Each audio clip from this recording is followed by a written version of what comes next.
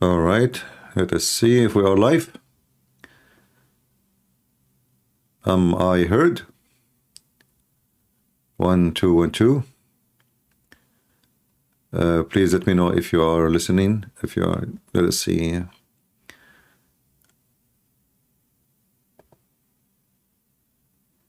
All right, okay. I think you guys can hear me now. Peace of the Lord to all of you. I hope my voice coming good and clear. Please invite your friends. And if you have a problem with the video, just refresh your page so you can, play it right. Today our topic is about politics. Even politics is not really our favorite, but we have to talk about it. And, there is things we see every day in life connected with politics. Like, you like it, you don't like it, it's not up to you. Through century, Christians been taught not to speak about politics, not to involve in politics. And that really have a very huge, bad impact on us. Because if you ignore the sewage, doesn't mean the sewage is not there.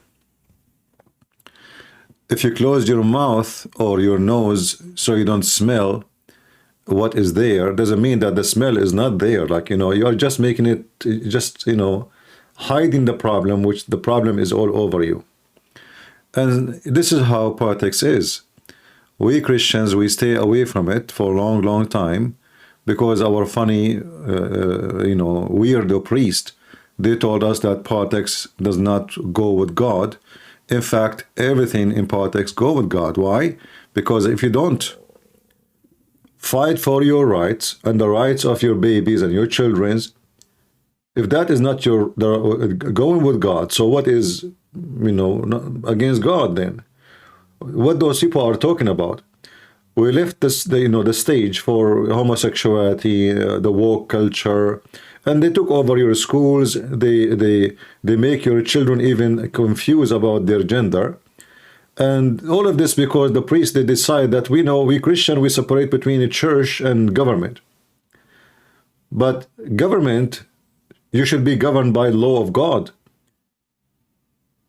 How we can separate between them? If the separation is just to prevent someone to take over the country using the name of God, I understand. But we don't separate really our life with the government of God. And this is why today we struggle with politics and those who work in politics.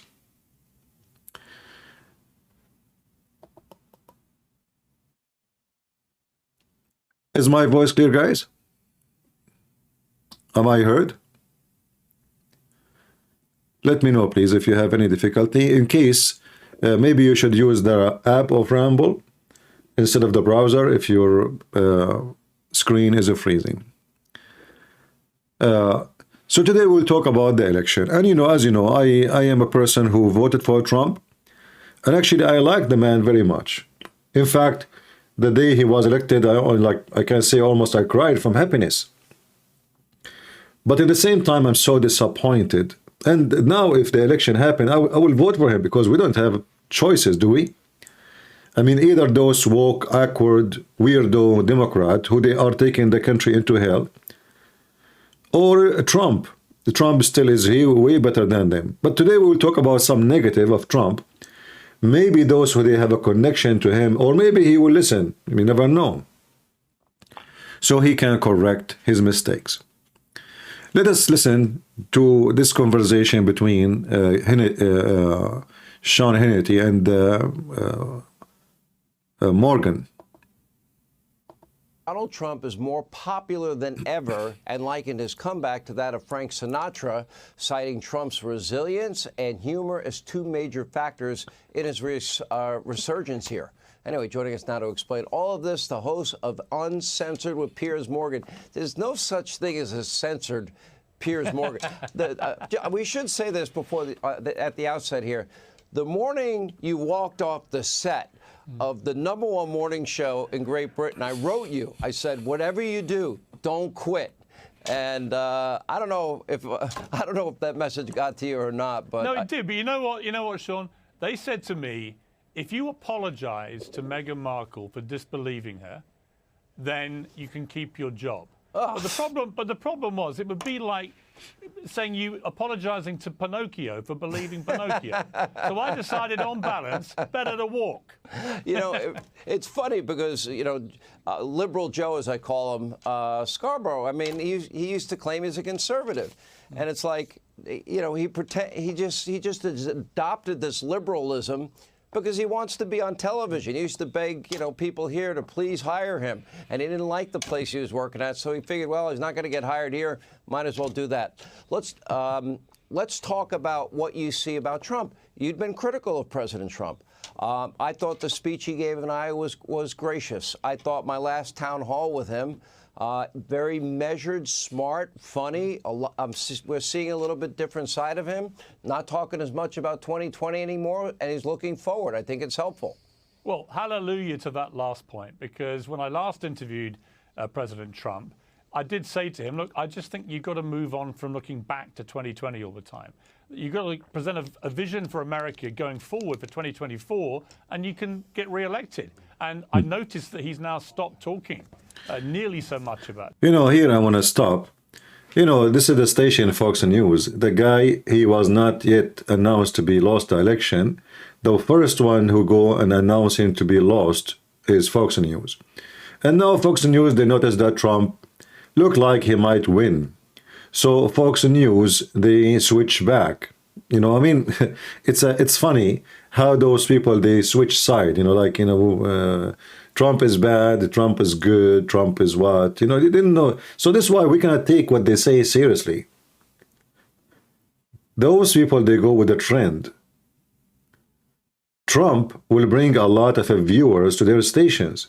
Even CNN, by the way, when Trump is not in the office, CNN view drop. Nobody want to watch Biden, even the one who vote for him. So we cannot take those stations for news. And now they will stop praising Trump. Okay, let us see. He is funny. That is not really what we want from a president. I mean, he can be funny as much he want, but that is not really what we electing a man for. 2020. He's talking about 2024, and he's showing all the best sides of Donald Trump, which you and I have always known have been there. He's shown the charm. He's shown the incredible resilience. He really is the comeback kid. I would have said a year ago there was no chance he would have done what he did in Iowa. He also is showing that humor, which seems to upset all the right people.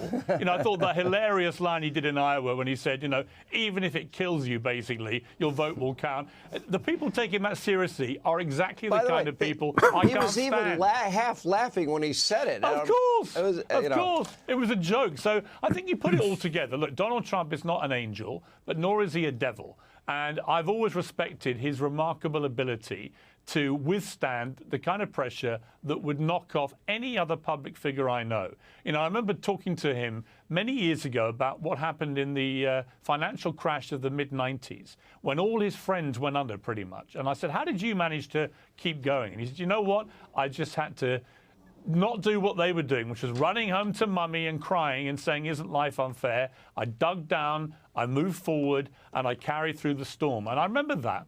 And I've watched him do it again this year when, as charge after charge after charge has come at him, he has got stronger and the polling for him has improved, because even Republicans that don't really like Donald Trump can see that there is a witch hunt element to all this, that the Democrats are trying to kill him off. Yeah, this is absolutely true. You know, the Democrat, it's like, you know, Democrat today is the same as a Middle Eastern. You know, me, myself, I'm coming from the Middle East. And, you know, the king or the prince or the ruler, if you speak against him, your family will disappear. They will accuse you of anything, you know, anything, like, you know, whatever they want, treason, anything, just to get rid of you. This is the same happening like in Russia. You know, anyone who speak against Putin, they accuse him that he is connected, like he has sent an email to the NATO, and the NATO is Washington Post. He is, you know, he's preparing for a coup against the elected president. So, you know, we know this garbage, and sadly, USA is not only getting there, it is there. I mean, they keep going after this guy, making case after case, non-stop. They have obsession,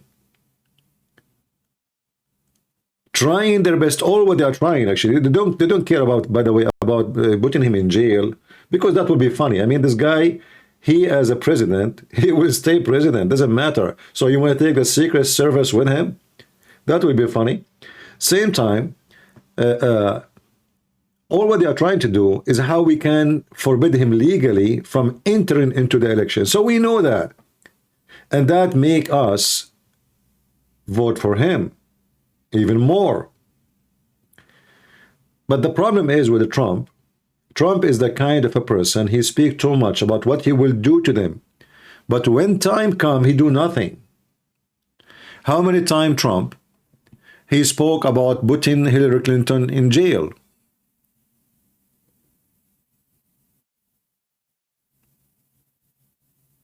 Correct? Did he put her in jail? Did he even make any legal movement against her? No. He did not do any right thing when he was in the government, when it's come to those things. Even the team he hired, none of them is good. The Justice Department, he keep attacking him, he betray him. Pence, he gave him a screwdriver. I mean, name one person who worked for Trump, he was good to Trump. So he failed even to select his own team. He could not find one loyal person. Maybe the only one was loyal to him is at the end, Pompeo, the ex-CIA director. All his team are betraying him. This man, he have a very bad choice when he choose people to work for him. In the other hand, you will see how loyal how loyal the team of Biden to Biden. I mean, they bite everybody, try to get close to Biden.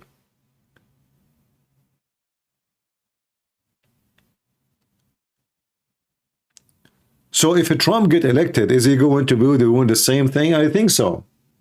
I think he still will choose the wrong people to be his right hand and assistants. And actually, the proof of that, he chose his daughter, a Barbie. She is a fashion girl, to be his special counsel. I mean, who is this girl? What is exactly her specialty in politics? She sells purses and shoes. And he hired his son-in-law. I mean, how in the world do you do such a stupid mistake? A man who later he rented his business, his property to Qatar, and we will talk about that. So Trump, he might represent like a hope for the Republican, or let us say conservative, but he is not conservative. He is just trying, the same as all of them, to present himself for the one, like, you know, like you're a salesman.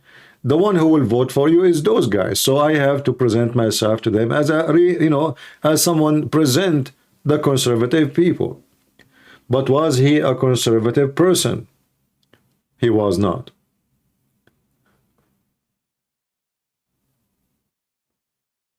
There is a groups, Gays for Trump. Trump, he invited him to the White House. They don't care. They are willing to compromise just to win election. You cannot be with and against in the same time.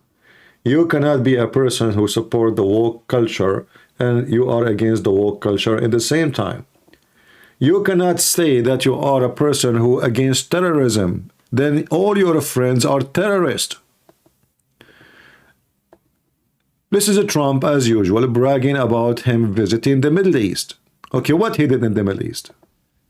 Military or even moral support. Moral support. The region, nations, where key players in the region agreed, more than 50 Arab and Muslim leaders, a unique meeting in the history of nations, where key players in the region agreed to stop supporting terrorism, whether it be financial, military, or even moral support. The nation of Qatar, unfortunately, has historically been a funder of terrorism at a very high level. Okay, so you know he go in TV and he speak about Qatar in a very high level, isn't it? Isn't it? This is clear, evident that the Prince of Qatar is a terrorist himself. Then a few days after, you will see Trump shaking hands with him and selling him a lot of weapon and favoring him. And not only that, later he forced Saudi Arabia to shake hands with them and take sanctions. At that time, Saudi Arabia and Emirates almost was going to go in war to remove the terrorist government of Qatar. It was the stupid Trump who protected them. And you need to answer for that. Why Trump was supporting Qatar? There's no answer except money. There's no answer. Especially both of them, both sides are terrorists. When Trump, he said first time, Islam hate us. I said, finally there is somebody who's saying the truth. So Trump, he say, I think Islam hate us, and then he's the same as Trump, he go and he protect the government of Qatar from the neighbors. And now because of Qatar, the genocide happened to the Jews in Israel.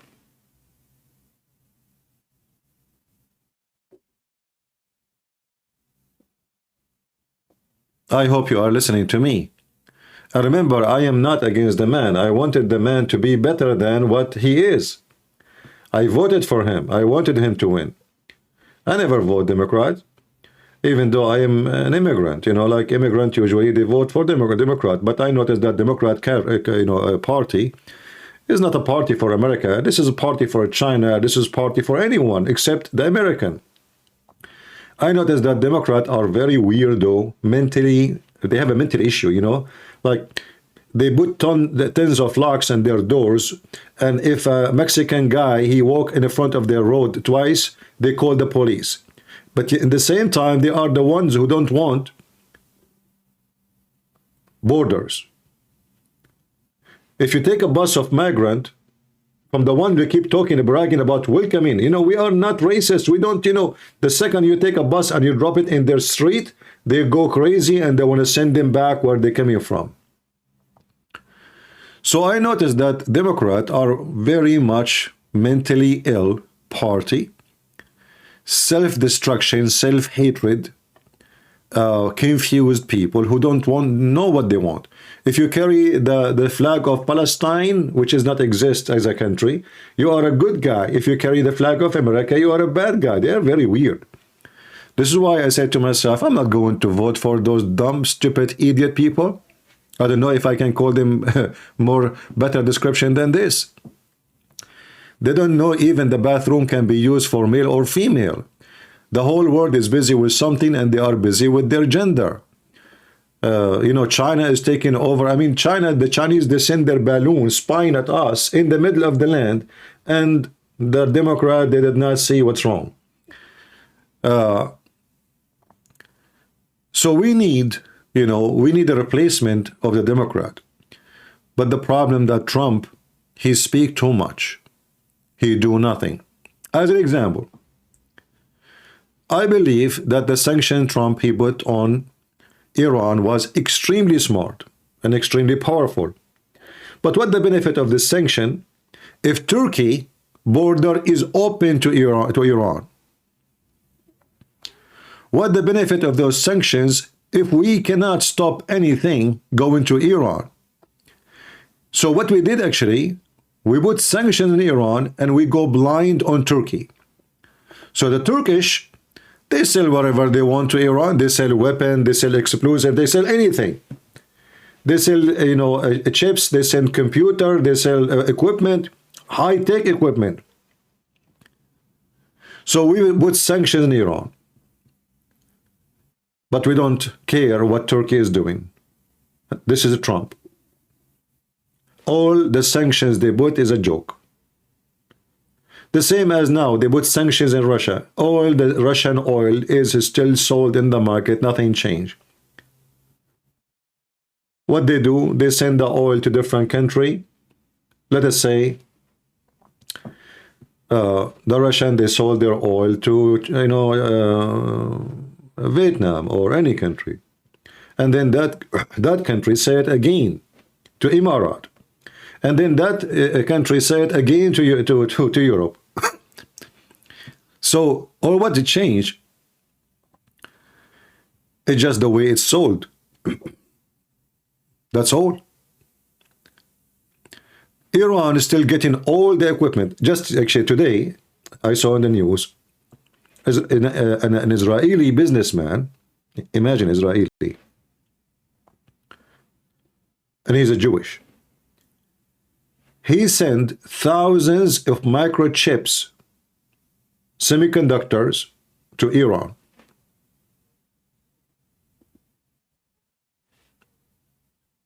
And let me check the news to be sure it's Iran or Russia, either one of them, just to be correct. For the sake of money, there's a lot of people, they are willing to sell their own private part.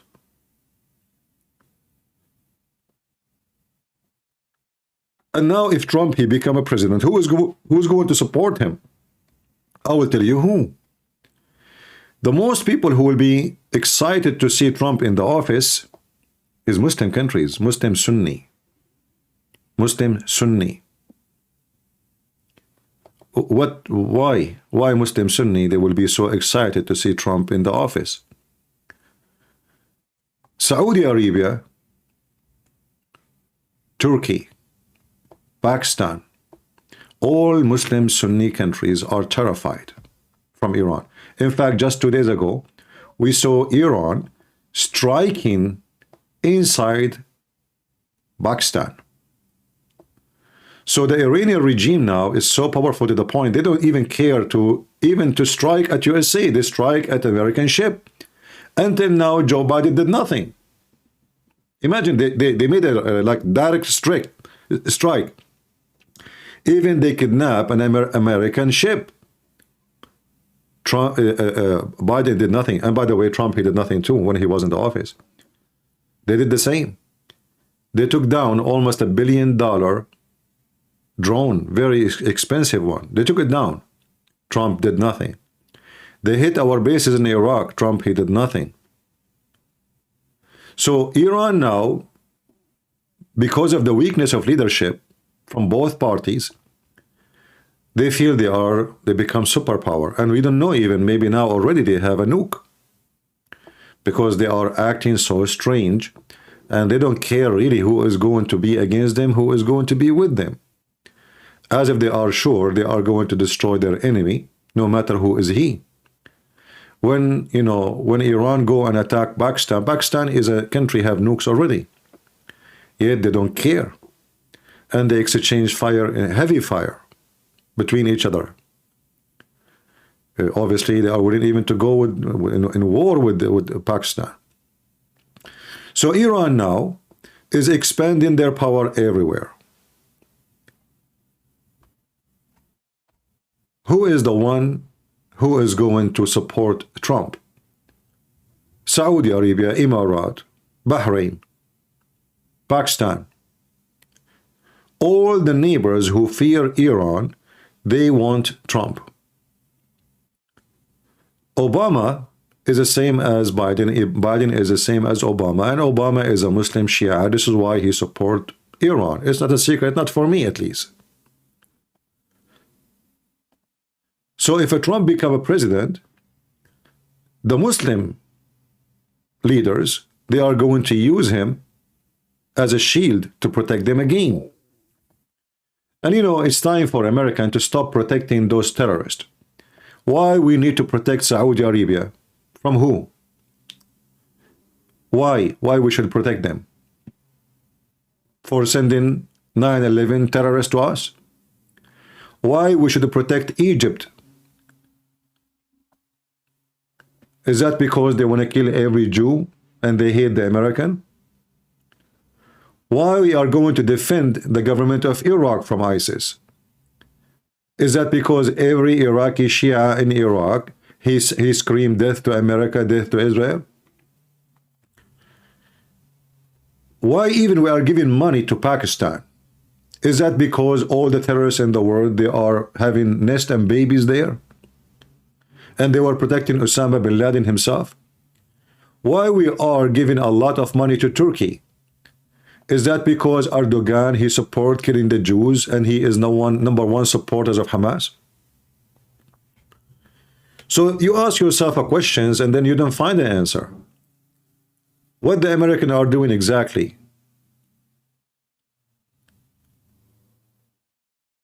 If the Americans stop playing police, what will happen? I will tell you what happened, or what will happen. Those terrorists will kill each other, and they will not come to us until they are exhausted, and then you can finish them easy. If Iran go at war with Saudi Arabia,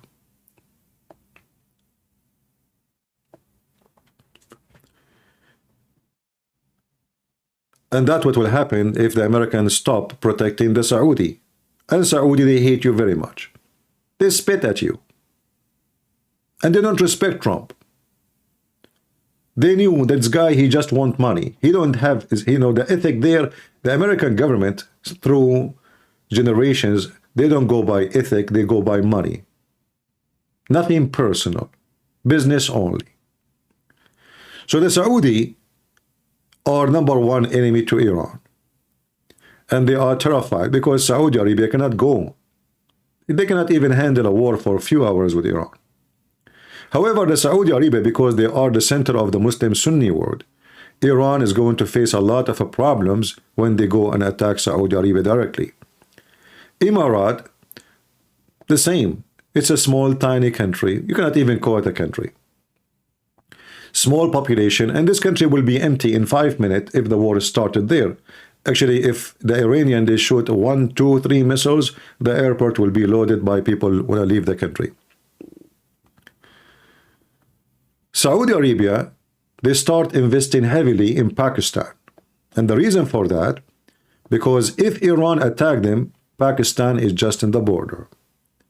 And Pakistan is a way better country to fight Iran. But there are no matches still. For Pakistani army is beyond, cave time. Even though they have nukes, but this is the only thing they have. The rest is really stupid and it's not. We cannot really consider it. The government can't even control their land. There is a group control, massive part of Pakistan. The police until now, they carry sticks in their hands. The army, they fight with a stick. I mean, it's just even they have nukes, but they are no match to go in war with anyone.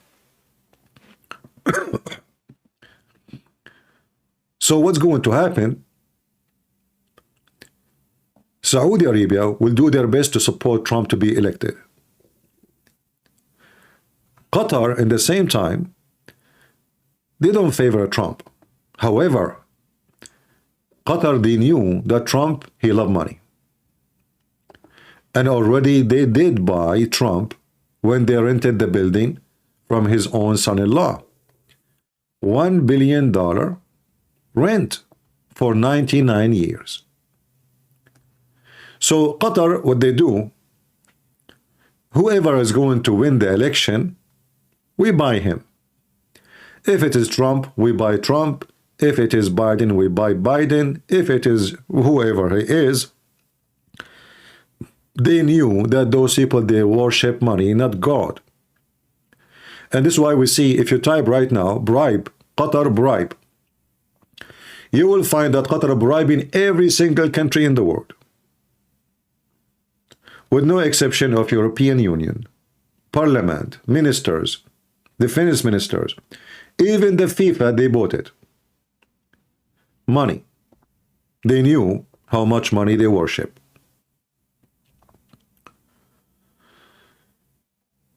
So the coming election is not going to be election for America. It's going to be election for the war between Iran and the enemies of Iran, which is the neighbors. So what we want from Trump? What really we want from Trump? It's just to make the gas price low? That's easy. Stop buying oil from abroad and use the oil we have. Very simple. You do not need to be genius.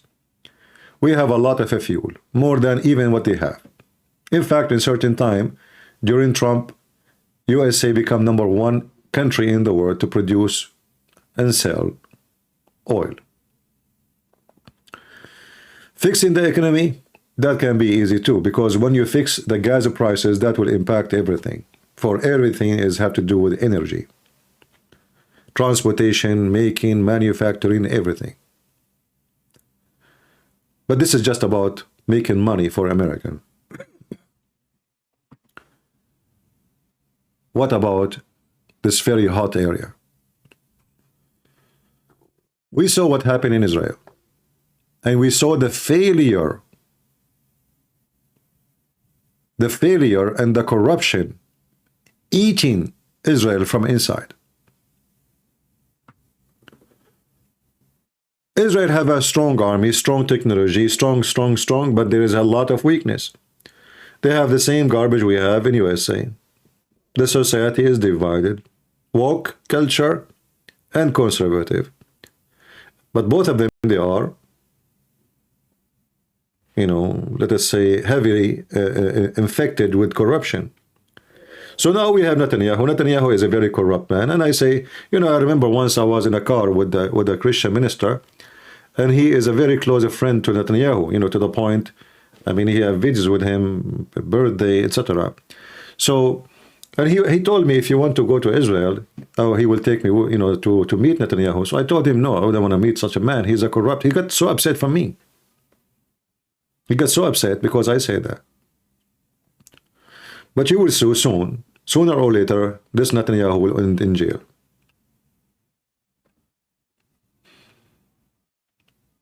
How those people can win war when their leader themselves are businessmen? I apologize. I'm coughing. I hope I will not have cold.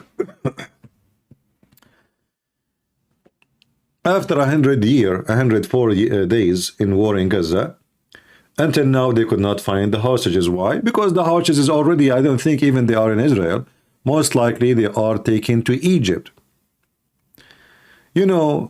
Sometimes you ask yourself, who is the dummy and who is the stupid here? And who is the smart? So, we say we want the hostages, and then we start attacking area which is not connected with the border. This is the border between Israel, Gaza, between Gaza and let me zoom in. Hold on.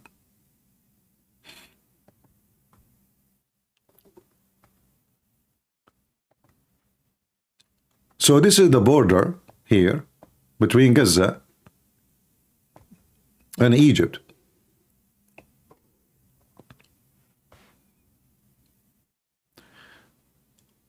And now Israel controlled massive part of so-called Gaza.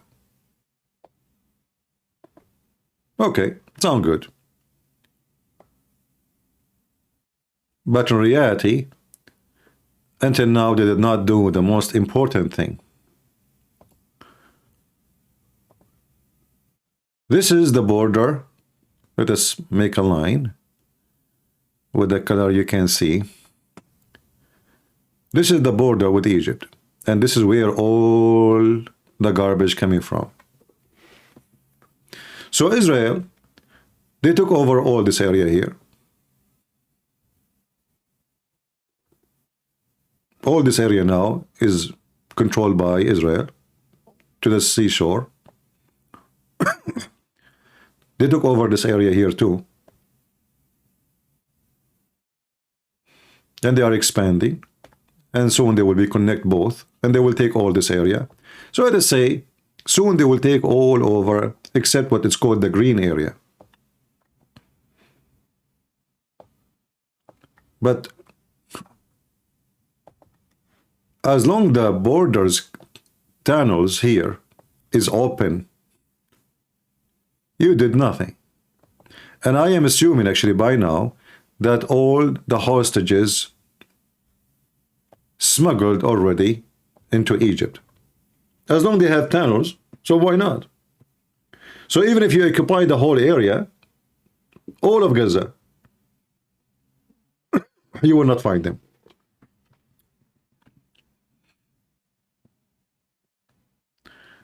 So things in Israel is messed up. Bad leadership in America, bad leadership in Europe. I don't know why I'm coughing. Let me see, maybe I should make some tea. Even Putin is asking the Americans stop attacking the Houthi. He's worried about the Houthi. Look at this dog. I mean, he have no dignity. So we are in a time where all leadership in the world is messed up, a bunch of garbage, from the east to the west. The Russian, they have the dog Putin, a hungry man who wanna call himself a Caesar. The West, they have the most awkward, weirdo ministers, government. They are busy about homosexuality and transgender and home. Bathroom, what is sign to put in the bathroom. Turkey is preparing themselves to invade Europe and to invade their neighbors and to eat the Greek land with no salt. Everybody preparing for everything except the Western people. They have no idea what is going on. All Muslim countries are arming themselves with heavy-duty weapon, with drones, militants, and the Western, they just give them money. They give them technology. They don't care about what's going on in the world. Not only that, their citizens, they strike in the street, free Palestine.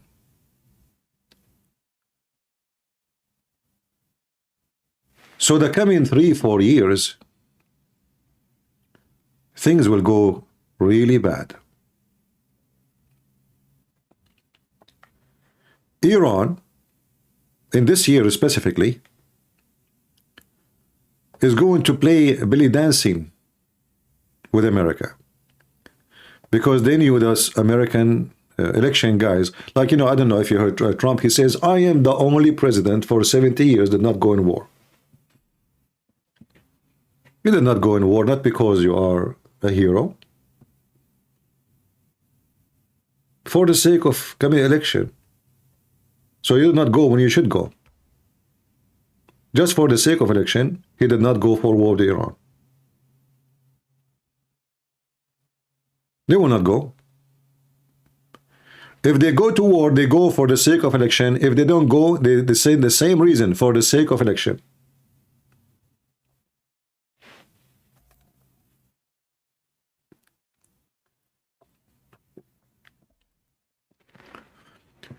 So their reasoning have nothing to do with wrong and right.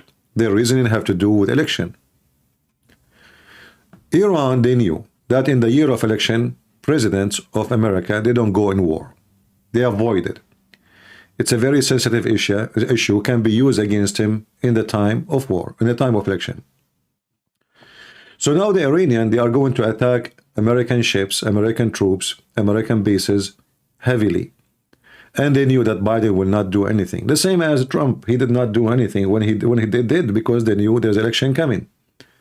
So this year, we will see Iran practicing stretching her muscles, kidnapping more ships in the Mediterranean or even in the Persian Gulf. They are even sending their warship to South America, and they are opening camps in South America, in Venezuela, in Honduras, Nicaragua. So the Iranian expanding very, very heavy. The American are shrinking very, very heavy. Qatar is spending a lot of money supporting terrorists who they are from their side, like Hamas, Al-Qaeda, the Muslim Brotherhood in Syria. Iran are using the same names for their agenda. and Qatar is just a middle play game. You know, like when things get hot, the Iranian, they send the Qatari to negotiate, cool down, please don't use weapon, etc. We can discuss it. The same as what's happening now in Israel. Qatar is the same as the hole in a pressure cook. To save the terrorist from overheat, Qatar always is the one to do the business. And they are qualified. Why? Because simply they have a lot of money, and money solve problems. All those people in politics, they are slaves of money. And as long in the West, they did not stop the right of anyone who go in politics to be elected, the ability to collect money from overseas, that will never stop. And there is many ways, by the way, to give those politicians money, make it not like a bribe, you know, like we make a contract with you, like, you know, when Biden, he was hired in Ukraine, you see, this is not a bribe. I mean, he gave him a job, right? The same when Qatar, they rented the building of Trump's son-in-law, $1 billion to rent a building, which you can buy 2 of it with the same price. And nobody pay rent for the coming 99 years. So Trump get elected, it will make economy better. He will do things, you know, we agree with it regarding homosexuality and the woke culture. But this will not be really his major concern. Trump have a bigger problem. He have zero ethic when it's come to money. And those countries have a lot of money. All what they need to do is to invest in Trump. And Trump will be their magic ring. And this is what Qatar did with him. Qatar, they forced Trump to force Saudi Arabia to take the sanctions away. Qatar forced Trump to force Emirat to take the sanctions against Qatar. Money. Money. So when Trump, he became a president, and then he became the guardian of Qatar. If not Trump did that, October 7 never happened. Because the Saudi government, they were planning seriously to attack. They can attack Qatar and they can replace the government in less than 2 hours. Qatar is just nothing. It's not even a country. It was Trump who prevented them.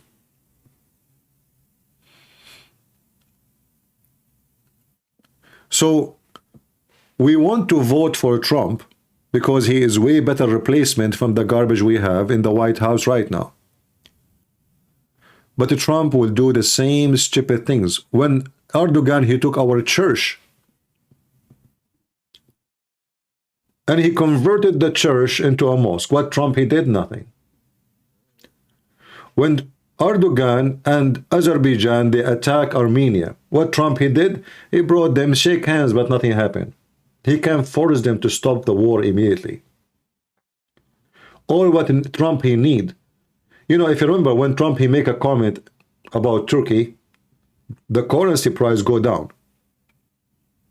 Just a comment.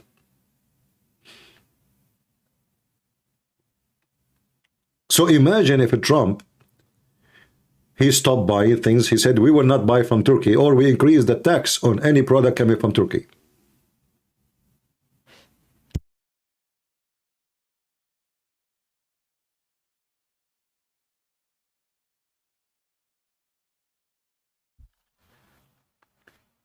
That can change a lot of things. Erdogan right now is all over Israel. The guy, he keep announcing even that the whole world should go at war with Israel. Until now, the American did not do anything to Turkey. Trump, he go blind in Turkey. Biden, he go blind in Turkey. Trump re-elected, he will go again blind in Turkey. He will go blind in Saudi Arabia. He will go blind in Iran. They will go blind on everybody. They will not go blind only if that will make them look more popular and get re-elected, or make them look successful.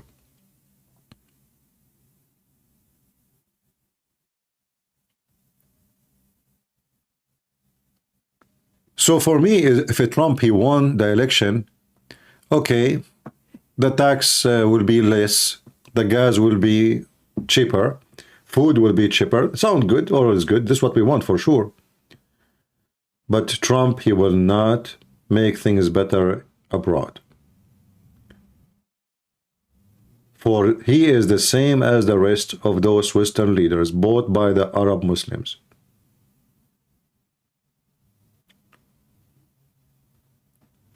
When Trump, he went and he made a speech, as we heard him, in Saudi Arabia, did he ask them to build one church? Okay, what about, you know what? As long you are civil and you are nice and you like American, okay, can we have a church?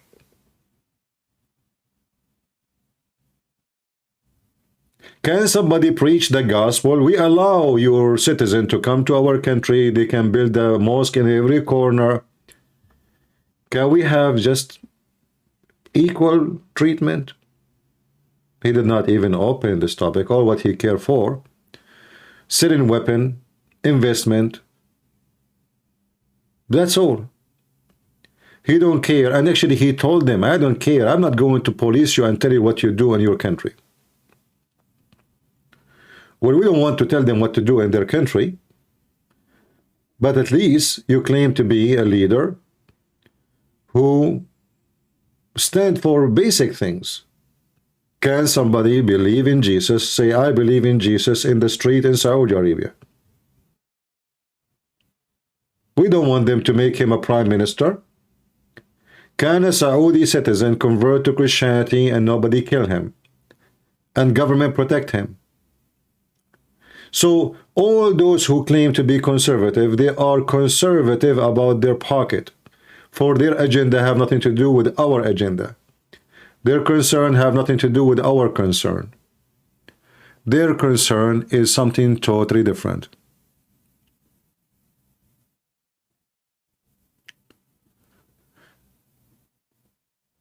So if we are going to vote for Trump, and obviously we have no choice but to vote for him if we are conservative, what about we make, let's say, we make some phone calls to congressmen, senators, or those who they are close to him, and explain that, you know what, okay, economy is good, you make economy is good, but there is something really important for us as a Christians.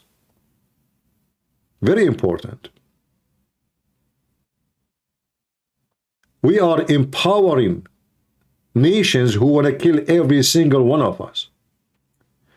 It doesn't matter if you go against Iran supporting Saudi Arabia, or you go against Saudi Arabia supporting Iran. Both, they hate us. Can you name for me one country? Just one. In the map you see, they don't want us to be finished and destroyed.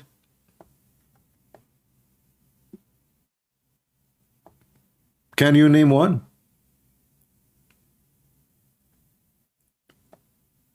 Go and listen to the speeches of the country of Kuwait. They want to kill every Jew. And Americans are no different for them. This is Kuwait. We send an army once to free them from Saddam Hussein. What about Emirat?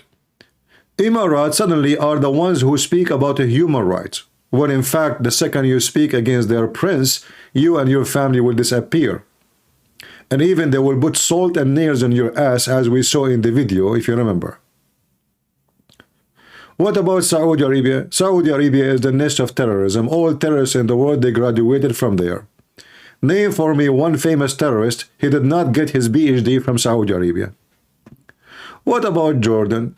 The king of Jordan, imagine, you believe it or not, he refused even to meet Joe Biden when he decided to come after October 7. Jordan, which we pay for their salary, and their army depend on us. The king of Jordan, which is nobody, he's just a Bedouin kid, he was made king by the British intelligence. He refused to meet with the president of the United States. Do you see how bad the situation is? Do you see it?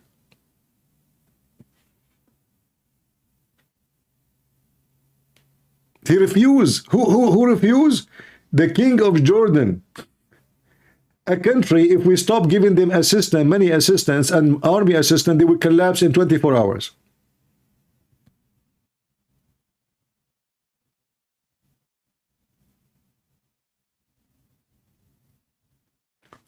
What about Egypt?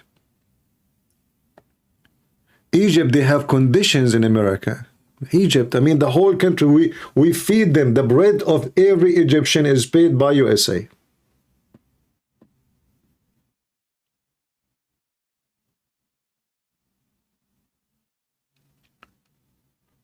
What about Turkey? And why even Turkey is part of the NATO? When those people, they never allow America to use any bases in any war. Do you know that? When the American went against Saddam Hussein, Erdogan, he said, no, you are not allowed to use our bases. When the American, they went in war in Syria, he said, you cannot use our bases. Anything will happen. NATO is not allowed to use their bases. So what is the purpose of having bases of the NATO in Turkey? Just to make money.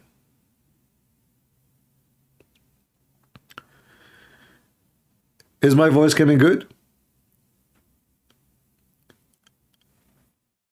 Libya used to have a president, his name is Al-Qaddafi, and then the Western, they decide to get rid of him. Good. He's an evil man. I cannot say he is a good man. But Obama was going to replace Al-Qaddafi with the Muslim Brotherhood, and we spoke about this before. So this coming year is going to be a very ugly year.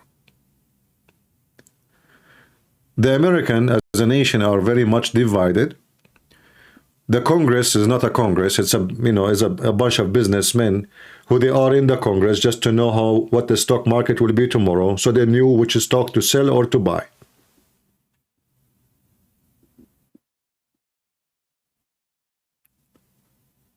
We have a president and his government. They are chasing their opponent using law just to lock him down. The same as in the Middle East. So we are back in the cave time. They speak of a freedom of speech, but the second you speak against them, they chase you. They will find anything to take you down. Let us check his tax. Let us check his history. Oh, maybe he said that. Maybe we can sue him here. Maybe we can sue them there.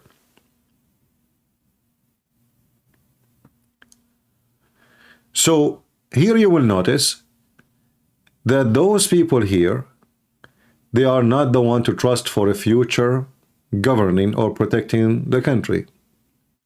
So what Trump will do if he becomes president? I have to say to you that Trump, he would do nothing good abroad. Nothing. He will put sanctions on Iran again. Okay, wonderful. But he will not care what Turkey is doing. So sanctions is useless. Because as long the borders between Iran and Turkey is open, your sanction is a joke. He put sanctions in Syria.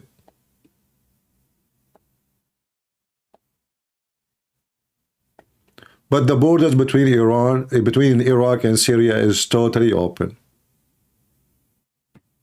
So your sanctions is a joke.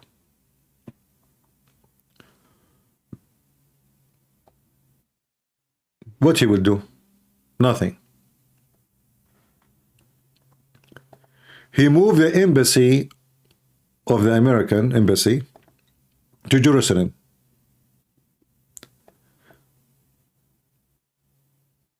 But he did not do anything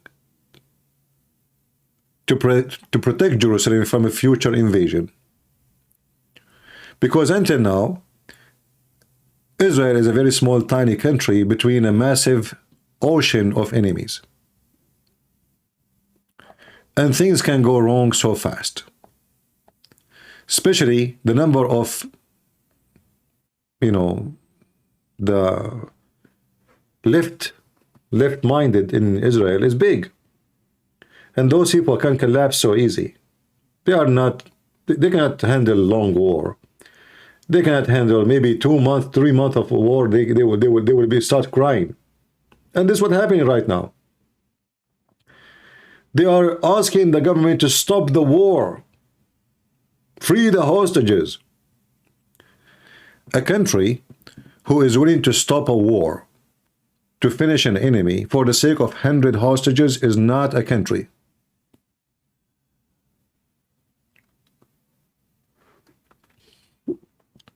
I don't know if you understand what I'm saying.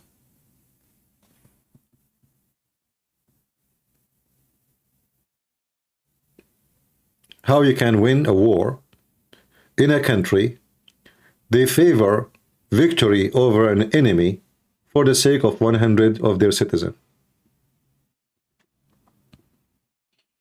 You cannot win war like this. So now we lost all those soldiers just to free 100 hostages? Well, we lost soldiers more than the hostages. So what was the benefit then from the war?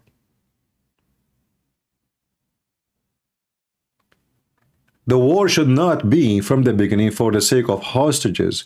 The war should be to eliminate the evil and the risk for a nation, not for a group of people.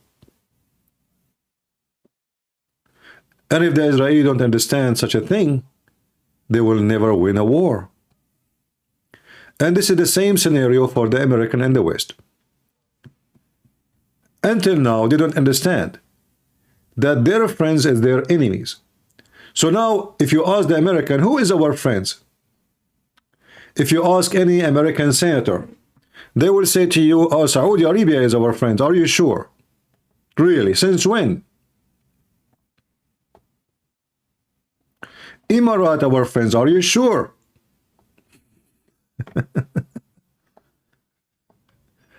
Iran is our enemy. Okay. But they are the same. All of them believe that you are a kafir, you are filthy, you are an infidel, and you should die. All of them in their schools, in their university, teach that you are evil and you must go.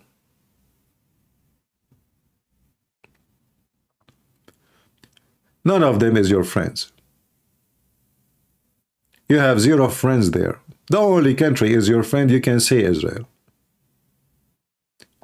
But now, the American didn't want to be friend to Israel. So soon we will have zero friends in the Middle East. Because now the Democrat, they are so smart. They want to stop selling weapons. I mean, imagine, what his name, Sanders? What his name? This senator from Weirdo. And imagine that he is a Jew. And I found, by the way, the most enemy to the Jewish nation is those who call themselves Jews. I'm serious. During Hitler, there was a group of Jews who they sell information to the Gestapo to kill Jews. So they go, because they are Jews, people trust them, right? So they go to places, they ask where people are hiding, they get information, and then they get paid to point their finger where those Jews are hiding so they can be slaughtered. In America is the same. There's Jews who they point their finger at Israel, so Israel will be slaughtered and they will make some progress of possession, job, money, etc.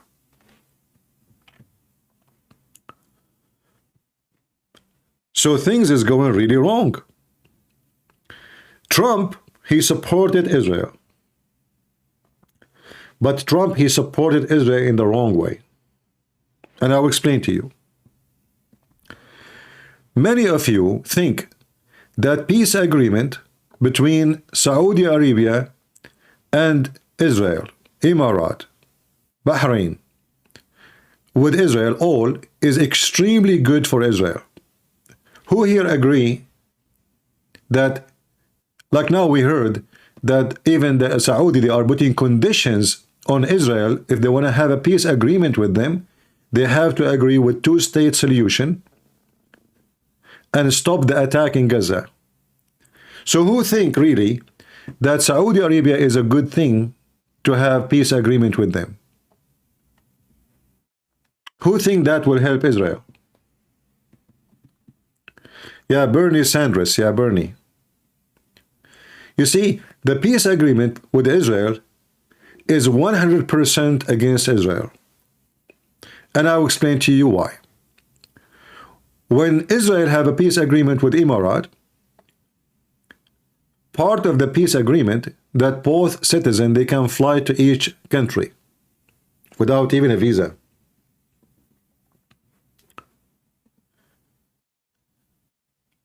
And now Israel is selling technology, high-tech technology to Emirates.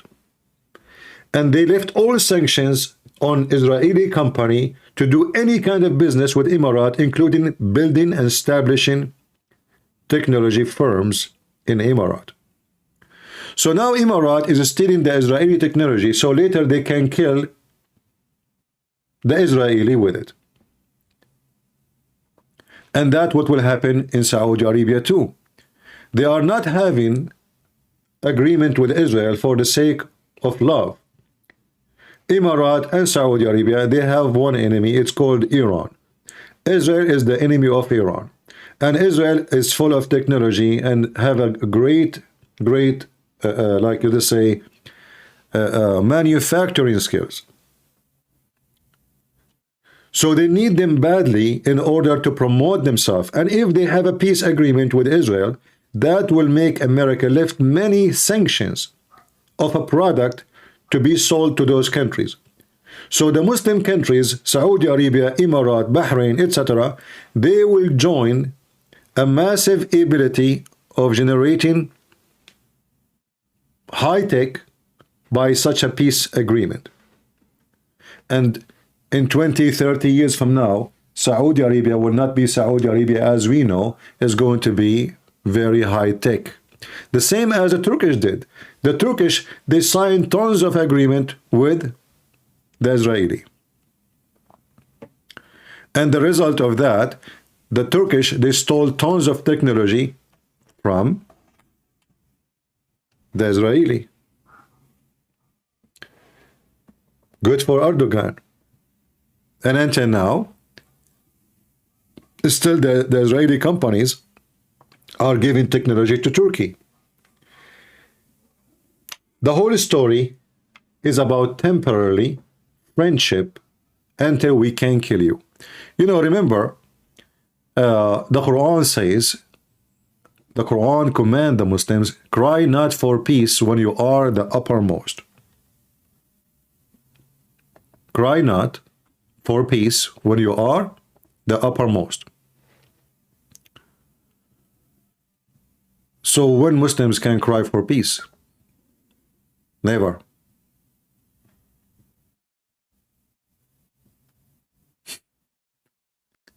Which means if they are going to sign peace with you, a peace agreement, it's just temporarily until they become the uppermost. Right?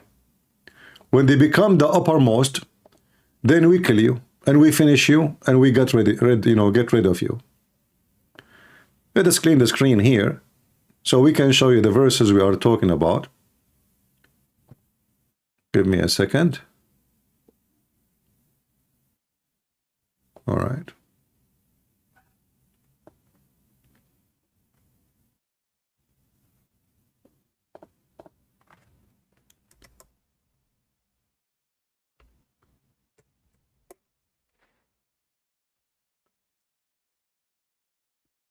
You will hear soon from me something very strange. Something maybe you will not understand. Not because you aren't smart, absolutely not, but because you don't have expertise in this religion and the mentality of those people.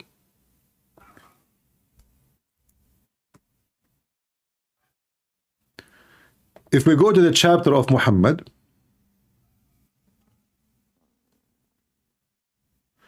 you will see, I mean, this website, I don't know what's wrong with it, it's messed up. Give me a second.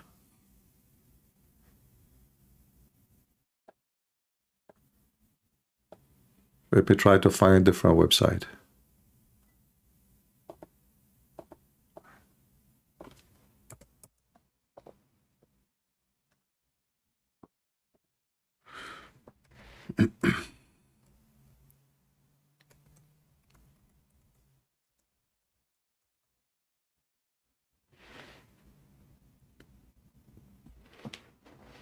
Okay.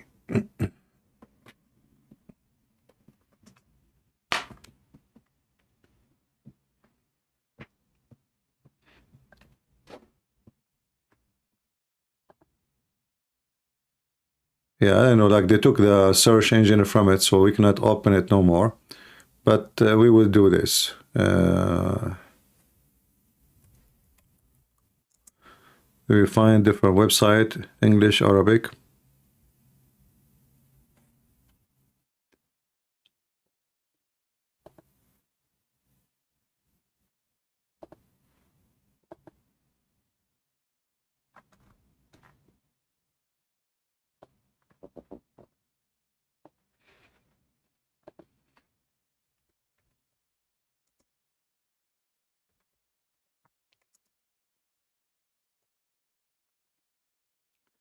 All right, let's see this one.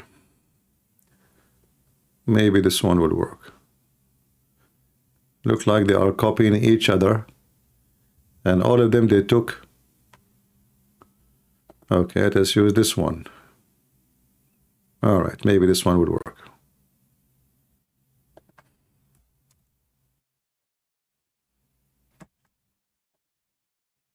Because we need to show it to you in Arabic and in English. Let us see here. We the translation. Okay. All right.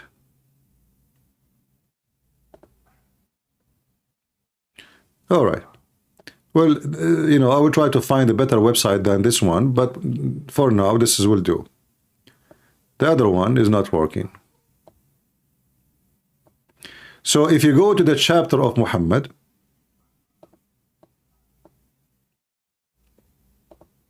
verse number 35,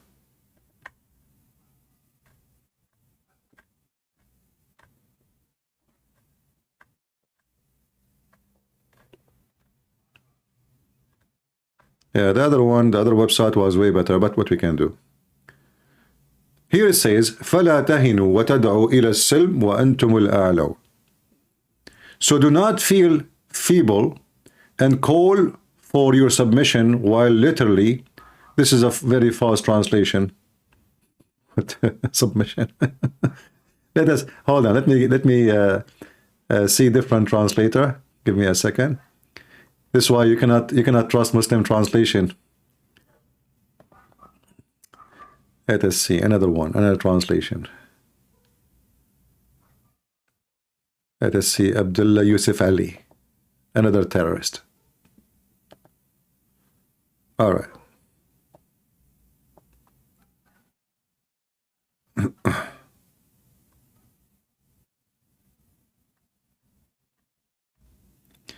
But not weary and faint hatred, crying for peace, when ye should be uppermost. For Allah is with you, and He will never put you in lose. So when the Muslims, they go and sign for peace, they are doing something against Allah teaching. However, in the Quran, there's a solution for that. It's in front of you. You can go faint hatred, crying for peace, if you cannot be the uppermost. So if a Muhammadan, he knew that he have an enemy and this enemy can defeat him easy, So what he do? He signed for peace temporarily. He fooled the enemy that I want peace, I don't want to go on war with you. Let us, you know, shake hands, sign papers. And then we wait until one day we can defeat them and then we attack them. Are you with me?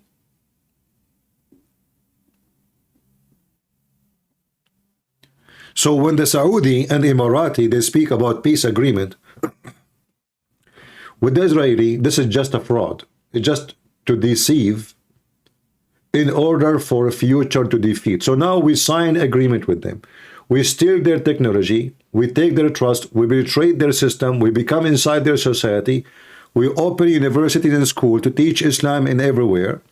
And at the same time, those Jews, they come to our country, most of them, they are hippies, most of them, they don't have God, most of them, they are atheists, many of them, they don't care. And we can rework them out because they are so easy to play with. They are hippies. Just tell them peace. You know, when we saw the peace festival next to Gaza, who was there? Who was in the peace festival next to Gaza? Not the conservative Jews.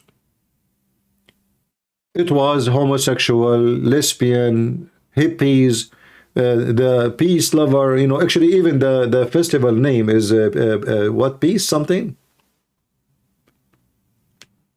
So those people, they have a dream, they are dreamers. They have a shallow mind, and they don't understand that their enemy is a wolf and he want to eat them alive.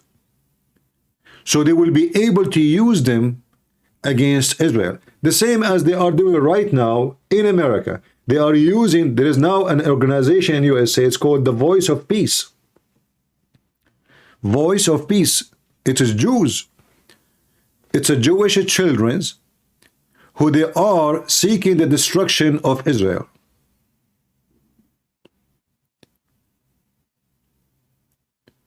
So what the Muslims' agenda is with their money, we can fight and defeat, not necessarily by going by straightforward war. We can use their children's to fight them and destroy them. If you remember, we played a video before about the KGB agenda. Anyone remember? Let me see if I can find it.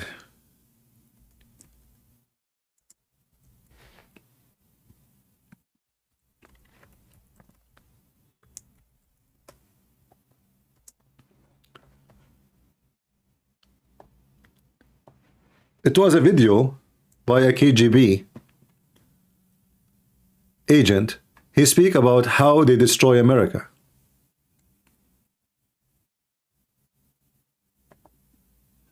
Well, you Let me spoke see. several. Here we go. Let me show you this video. And you tell me what's happening right now. Isn't it this is exactly what they say they want to do?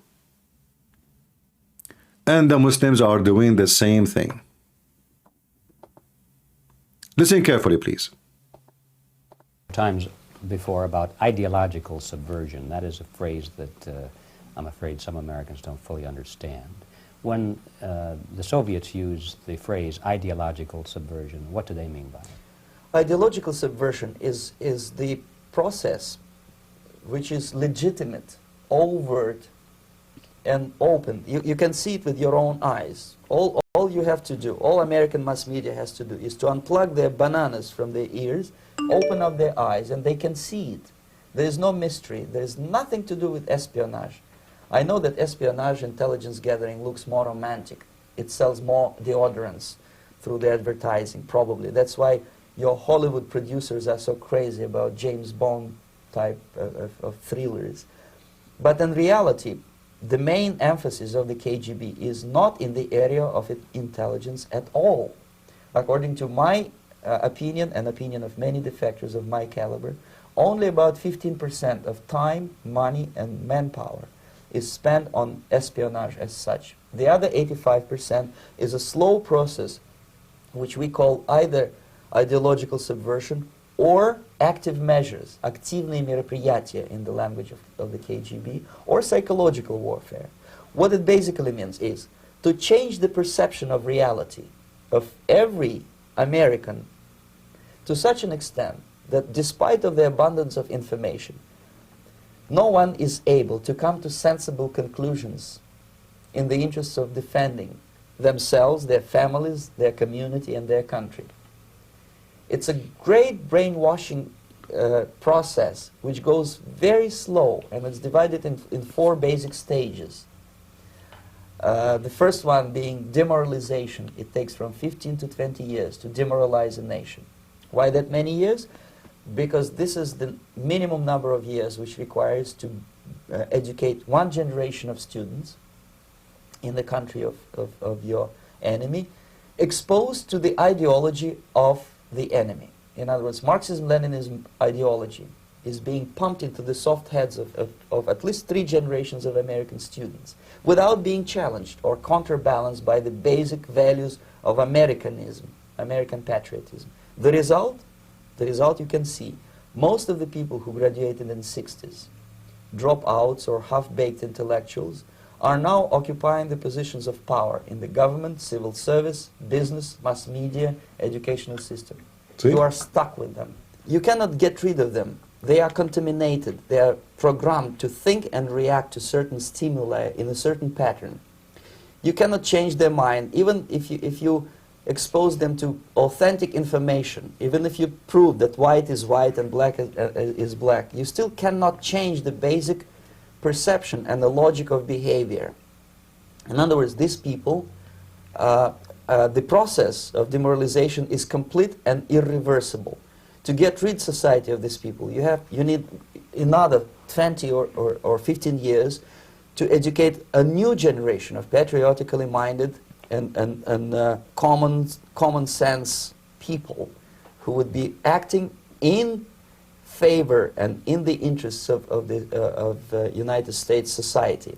And yet these people who've been programmed and, as you say, in place and Yes. who are favorable to an opening with the Soviet concept, these are the very people who would be marked for extermination in this country? Most of them, yes. Simply because the psychological shock when they will see in future what the beautiful society of equality and social justice means in practice, obviously they will revolt. They will be very unhappy, frustrated people. And you know, you can watch the video, and then he will say to you, even if you bring a person, you show him things in front of his eyes, still he will not believe it. So brainwash process is a tactic of enemies. They use against nation. It's real. It's not a conspiracy, somebody making up story. And the American, they fell into that trap through years and years, and now we see the result. So maybe the Soviet Union is destroyed, but the brainwashed made by the Soviet Union to the stupid American, it is living right now. It is conquering America. Right now you bring a liberal and you tell him, listen, what was the price of gas in the time of Trump? And what was the price of gas in the time of Biden? There's only $3 different. Still, he don't understand why Biden is bad. You tell him, I used to buy a loaf of bread from Walmart for $1. Now it is $2. Still, he don't understand why Biden is bad. You say to him, your security is bad. Crimes increase, border is open. Medicine is expensive. Housing is extremely high. Still, he don't understand why Biden is bad. And this is what this KGB talking about. That you make those people think in different way. They have an illusion. And this is what's happening right now in Israel and in America. Both, they live in an illusion that we can have peace with our neighbors. And this is what the American, they convince the Israeli, the stupid Israeli, I have to say it, that listen, first of all, let us sign peace agreement with the Palestinians. They have their state, you have your state, you will live in peace, palm tree, Hawaii, dance in the beach, kisses and hugs, and you live in harmony.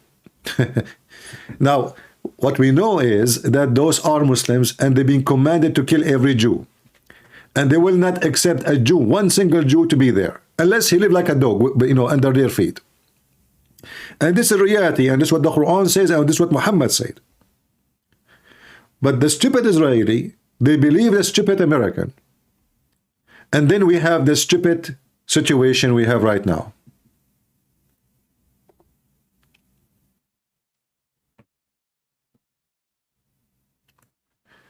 So the Israeli, they are so stupid to the point. They think they can have peace agreement with their neighbors. So they start giving land. They gave Egypt the whole territory of Sinai, which is bigger than Israel itself, many times. The Egyptian until now, they dream of the day they will conquer Israel. And I'm talking about the Egyptian Muslims. They sign a peace agreement with Jordan.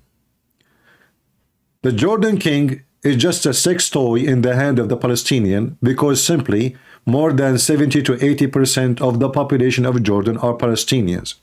So he have to say things to make them happy. He have to do things to make them happy. Otherwise, they can take him from his job as a king, and I love here, in one day.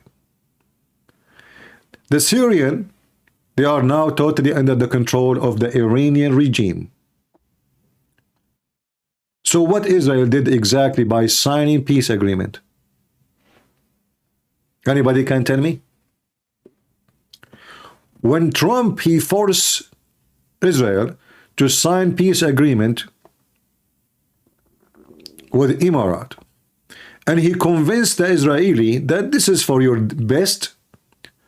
Why it's for their best? What Emirat have to do with Israel? Do you know how far Emirat is? They are not even in the borders. He made victory by making a country like Bahrain, it's not even in the size of your backyard, to sign an agreement with Israel. Who's Bahrain? King of Bahrain. He signed an agreement. Who is Bahrain? Can somebody tell me what is Bahrain? And then he go on TV bragging about a victory he did. So they are signing agreement with people who don't have borders with them. And if they agree for peace or not doesn't make any difference. Because peace is not between government. Peace is between nations. And as long all the nations around them, they hate the Jews, then this peace is a joke. The Quran made it clear. The Quran made it so clear. The most people who hate you, Allah said to the Muslims, is those who call themselves Jews. When Muhammad, he said, you are going to fight the Jews and you are going to kill them. Muhammad was not joking. And he was very serious.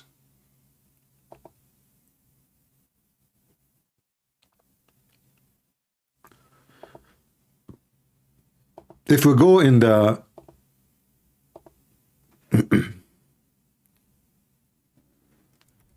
in the hadith,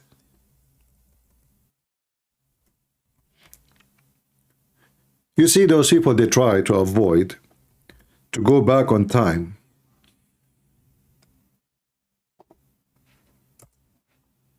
But if you don't go back on time, you cannot see the future.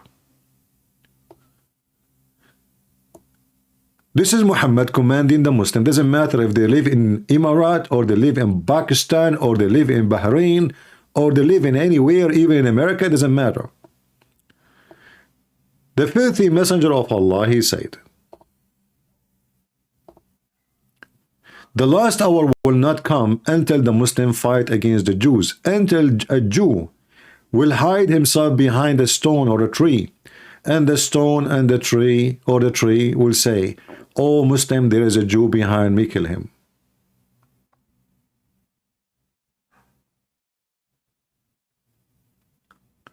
Guys, do you see what I'm talking about? So Trump, he will come to office and he will force Israel to sign more peace agreement with other countries, Muslim countries. That is not for the benefit of Israel, even though he think that he is doing Israel a big favor. It's like giving your key to your enemy. They will open their borders. People, they can fly to Israel from everywhere. Like now, if you are from Emirates, you can just buy a ticket. You do not need a visa. You go to Israel. So imagine the Saudi, they are all over Israel. And imagine those hippie Israeli going to Saudi Arabia. They will control them and they will brainwash them and they will use them to work against their own country. So the war is not for the benefit of Israel, because most of the children of Israel today, they are hippies.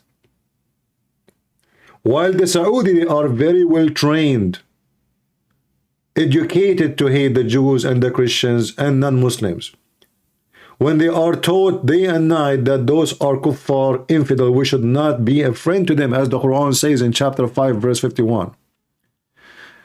The Jewish kids, they put a ring in their nose and a ring in their, eyebrows, 10 rings in their ear, 1 tattoo in her ass, and she go to Saudi Arabia and she make love to the Saudi. You tell me who is going to win this war. Are you with me? So Trump, he is going for election. Trump, he might win the election. But is Trump going to do the same stupid thing he did before? Is he really still think that Qatar is a good country, even after October 7? This is what I am worried about. Trump, all what he cares for is money. And those Muslims, they have a lot of it. And when I say a lot, I mean a lot. And they can buy your official. And obviously Trump is no exception. Already his son-in-law, he was bought by Qatar big time. The same as Biden's family are corrupt. So we say, okay, you know what? We vote for Trump. Trump will fix it. Trump is better. Trump is against corruption. But if you check it carefully, you will find that Trump is dumb. And he's an idiot. He might and he will be better for economy, for the state. The gas price will be lower. Most of the things you care for will be better. But he will do the biggest mistake when it's come to foreign policies. He will sponsor every evil power from the Muslim lands. He will empower them. He will sell them the most advanced weapon and technology. As long as they pay, he play.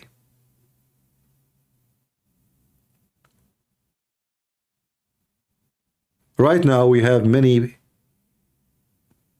many countries that they are laughing at the American, actually, like Iran. I mean, Iran, they even attack American ships. They don't care because simply they knew that this country they don't have a leadership.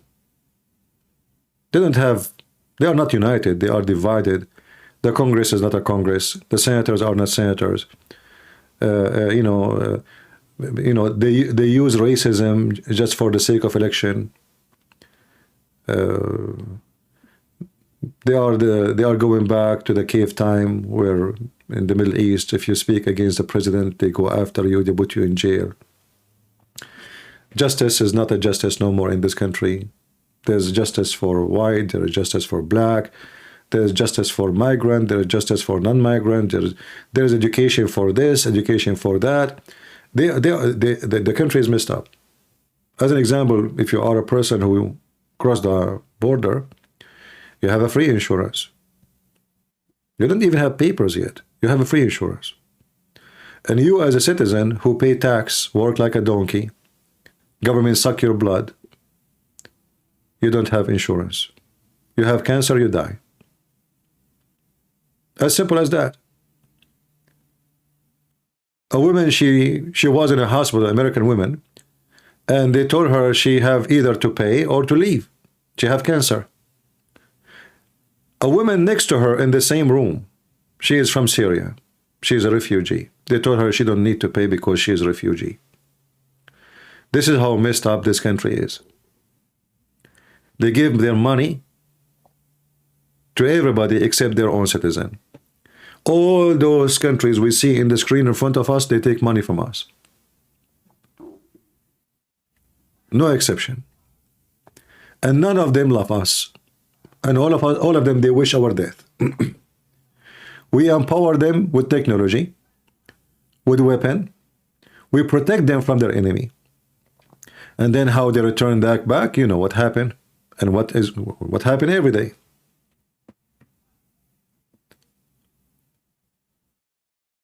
The Shia in Iraq, they kissed the ass of the American to come and get rid of Saddam Hussein. The American, they went and get rid of Saddam Hussein. The Shia in Iraq, now they want to get rid of American, and their master is Iran. And the same for everywhere you go. American, they never do a good job anywhere. They go to Afghanistan to get rid of Osama bin Laden, but Osama bin Laden is not in Afghanistan no more. And why you need to stay for 20 years? What about you stay there not even a 0 day? Finish your enemy from the air, from air bases. Do what you need to do, and that's it. No, they went there, they stay there for 20 years. And what they do when they leave? They left tons of weapon. Afghanistan cannot imagine to purchase it, not even in 100 years from now. Welcome to America. And now all this weapon is sold, most of it, to Pakistan. So they can make something like it, manufacture the same.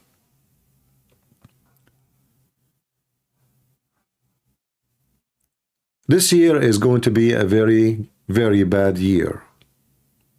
It's an election year. And those who they are in the office, they will go really aggressive. They will try to bite Trump as much they can. They are afraid of him to win. And I am afraid that if Trump wins, he will do the same stupid things he did when he was in the office. He will support Muslim countries. He will fool the Israeli, make them believe that peace is coming, and he will make things better for them. How? By forcing the Saudi to sign a peace agreement with Israel. And hold on, time will come, and let us hope he will win. But you will see, this is recorded today. Today is Saturday,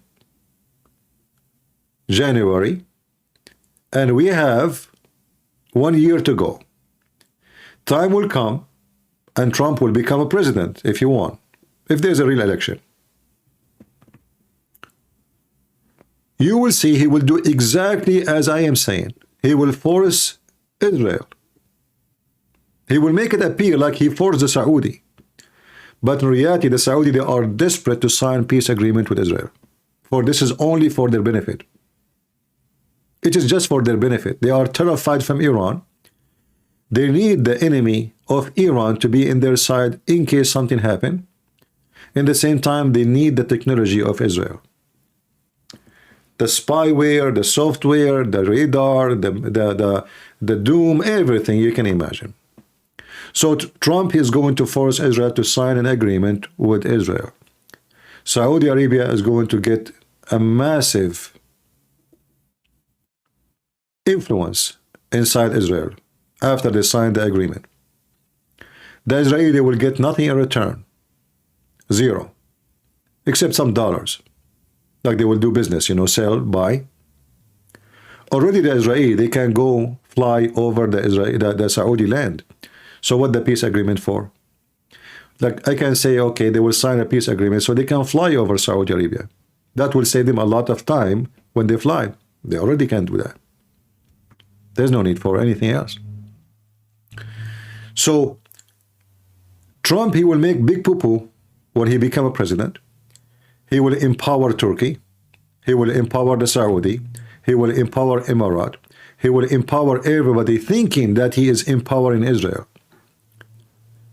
And time will come that all those countries that the American, they empower them, they will attack Israel. And the Israeli will be slaughtered like chicken. Because they've been taught by stupid leaders like Trump and whoever else that they can have peace with Islamic countries. Because they've been taught if we sign a peace of an agreement in paper to exchange benefit and money, that will make peace. This is all temporary. In an interview with the, actually, this is a Jazeera TV, I think. It was Jazeera TV. So they were asking the guy from Al-Qaeda about the American weapon they are using. The sheikh, he says, we buy weapon even from the devil. So we can kill the devil with it. Why not? We are willing to buy weapon from everybody. We even willing to make relationship with everybody as long that relationship will end for our benefit. And then we will find this, what Muhammad, he prophesied, and he is not prophet, as you know, but as long he commanded this can happen.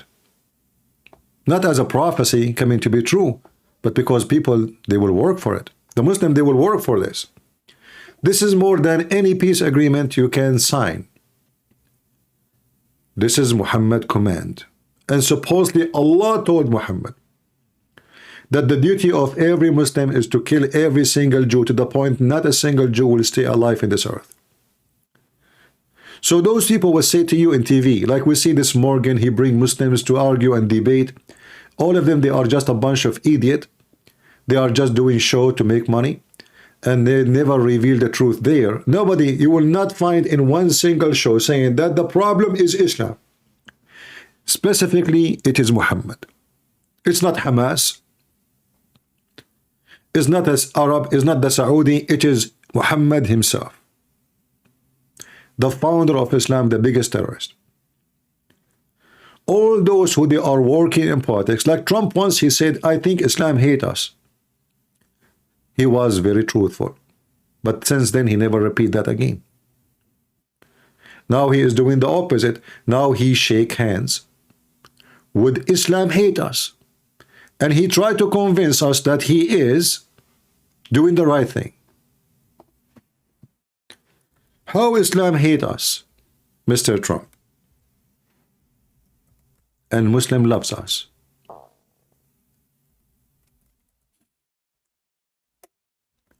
How Islam hate us, and you want to convince us that Qatar hate, love us.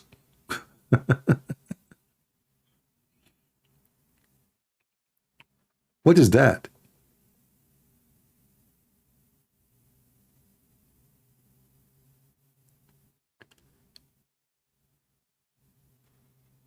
How in the world those people they function, and how in the world those people they try to convince us with things? And how in the world we believe what they say? How you say Islam hate us and then you give weapon to Islam? How you believe Islam hate us and you protect Qatar? How you say Qatar is supporting terrorists and then you make Qatar a special friend? And Biden, he did the same.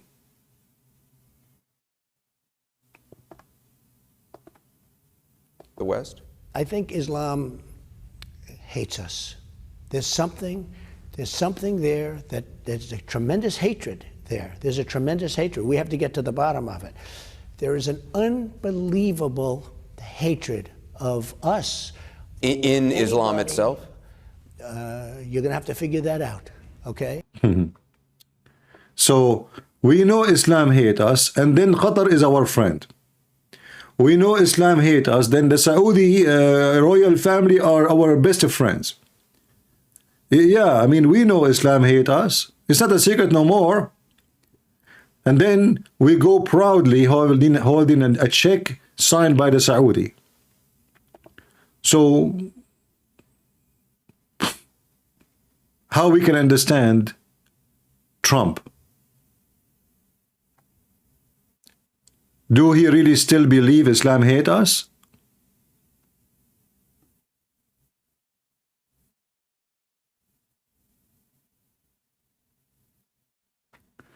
So Islam hate us, this is true. And if Islam hate us, then don't convince me that Muslim leaders, they are friends to us. Do we agree, people? He said the truth. Islam hate us. This is the truth. If you go right now to the Quran,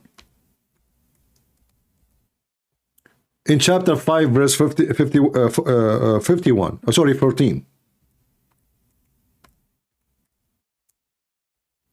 It says clearly that Allah will spread hatred and enmity between the Christians until the day of judgment.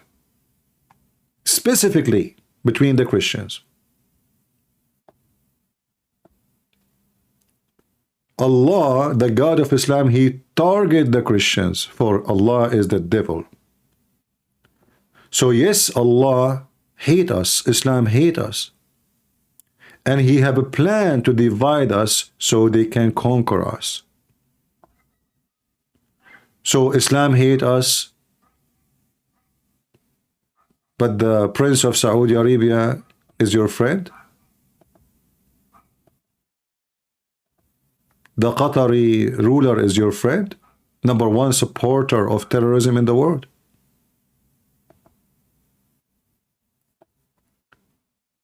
And this is why I am afraid that Donald Trump will do the same garbage he did when he was in the office. Whether it be financial, military, or even moral support. The nation of Qatar, unfortunately, has historically been a funder of terrorism. And then we go and we sit with them and we shake hands with them and we give them a hug and we give them a kiss and we give them weapon and we do everything to empower them. The nation of Qatar in high level supporting terrorism. What your hand is doing there?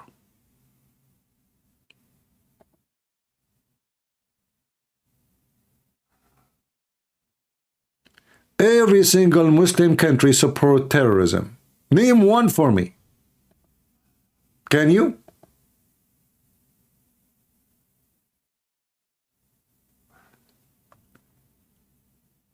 We wanted a president who said the truth.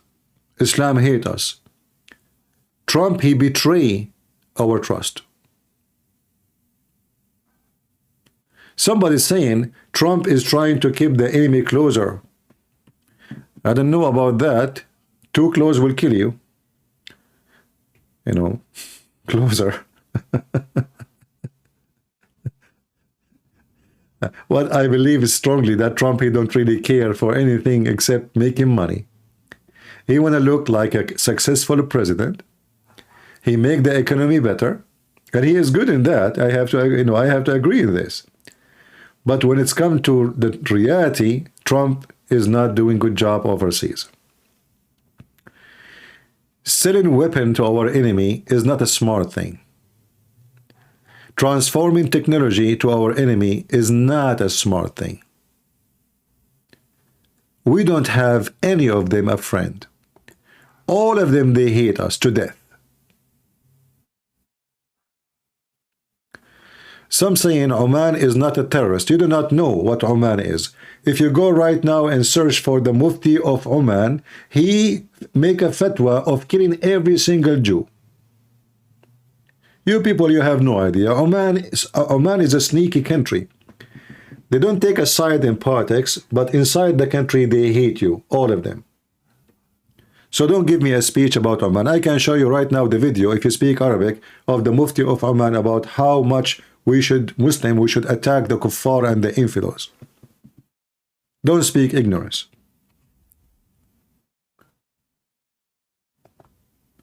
All of them are terrorists.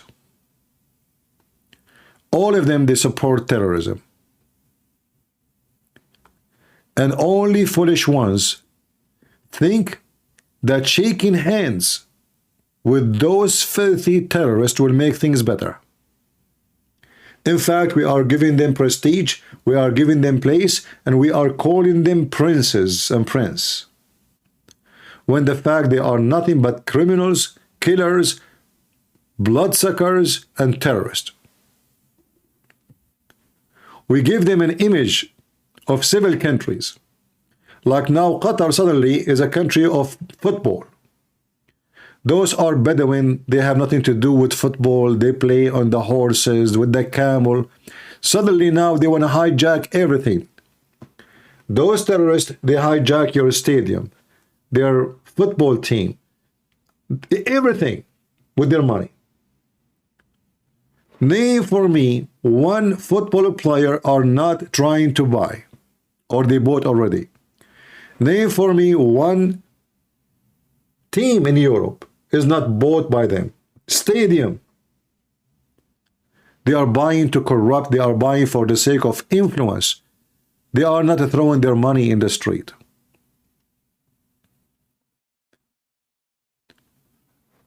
Many, they are afraid of China, but China at least, all what they care for is their interest. Islam have different story, my friend. China is way less dangerous compared to Islam. Islam want to take over your land, want to force you to eat, what not to eat, what to say, what not to say, what to drink, what not to drink. The Chinese, they don't care what you eat.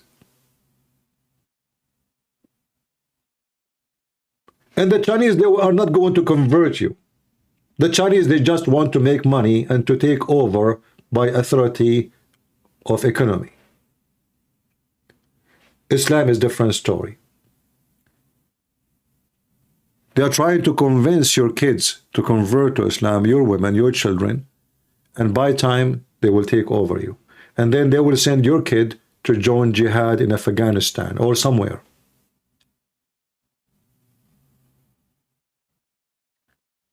If Donald Trump, he want to be a president, he should know that those are not our friends. Those are the snakes. And we should not put our hands in the mouth of the snake.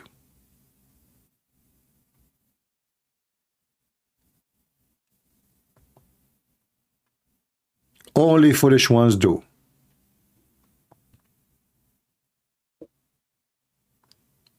So they knew that he want to make business. They knew he appreciate money very much. They knew he don't care if the Christians in those countries have any rights. You see, why we Christians in USA, we care for our rights as a Christians, but we don't care for the right of a Christian in Saudi Arabia. How come? How come you claim to be conservative Christian and you want to vote for Trump, but you don't ask him, hey, listen, so if you are a president, are you going to speak to the king of Saudi Arabia to open, few churches, maybe 10 churches at least? Like, can we do that? Or when you meet with the king of Saudi Arabia, you talk with him about how to build a manufacturer to make missiles for them. Only. So, are you a person who depends on the Christian to vote for you, but you do nothing for the Christians? And are we the Christians who care only for what Christians is about in America? We don't care for Christians around the world?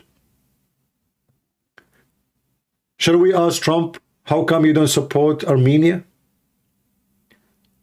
How come you did not ask yourself to make a pressure on Israel not to send weapons to Azerbaijan?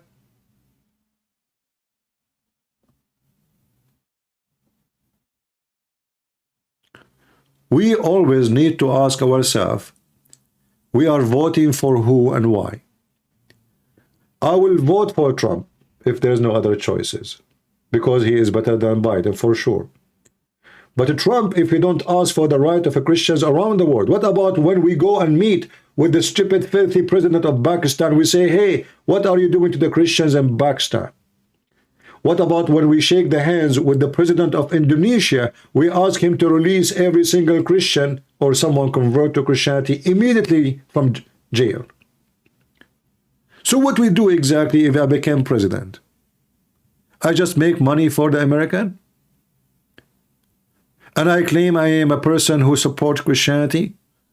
But then when I meet a president from other countries who they are discriminating Christians, I go blind in what they do and the crime they do against Christians? Do you see why I am so upset from Trump?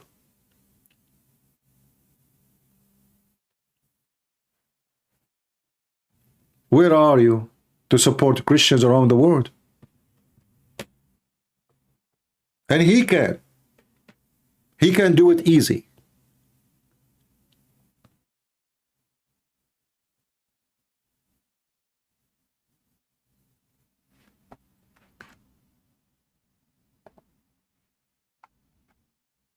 Let us see.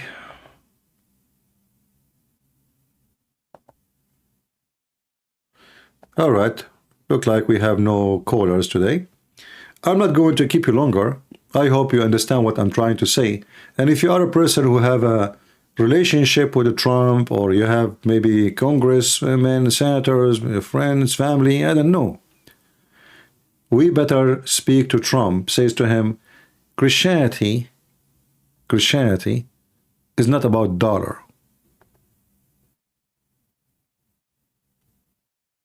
To be a successful president is not about how many hands you shake. If you are a person who defends the freedom, then don't shake hands with those who hate freedom. Tell them that shaking hands with me have a heavy price. You have to be equal. And to be equal with me, you have to believe that a human being, he can believe in the God he wish to believe in.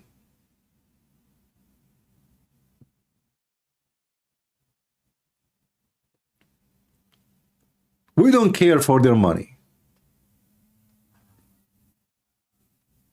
All of us, we are going to die sooner or later.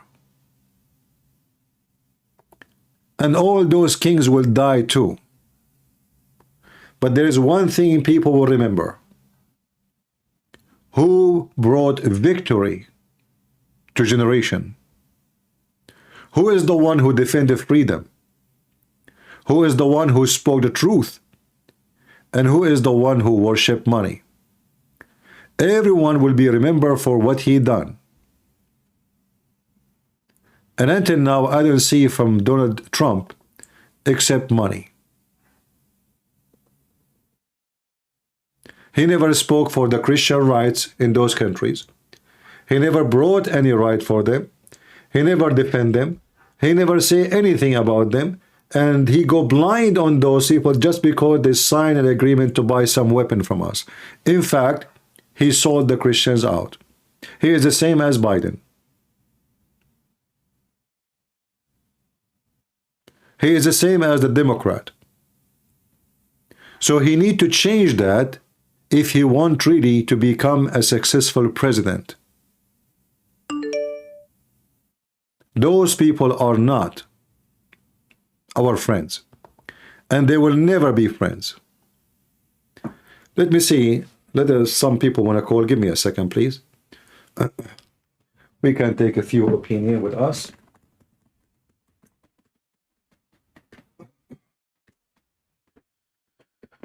All right, let us see.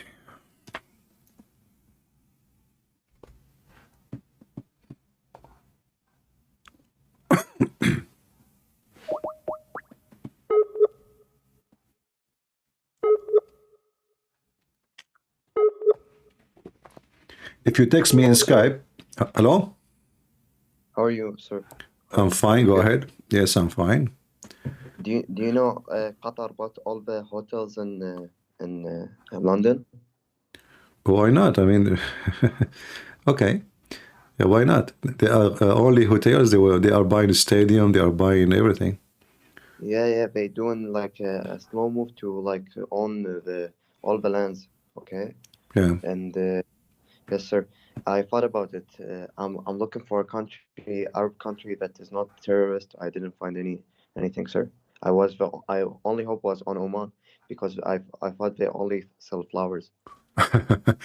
Well, Oman is simply Oman is a country of tribes, and they are from Islamic sect, which is between Shia and Sunni. However, they favor Iran over anyone else, and the reason they don't go in a side because simply they are no match to go in war with anyone.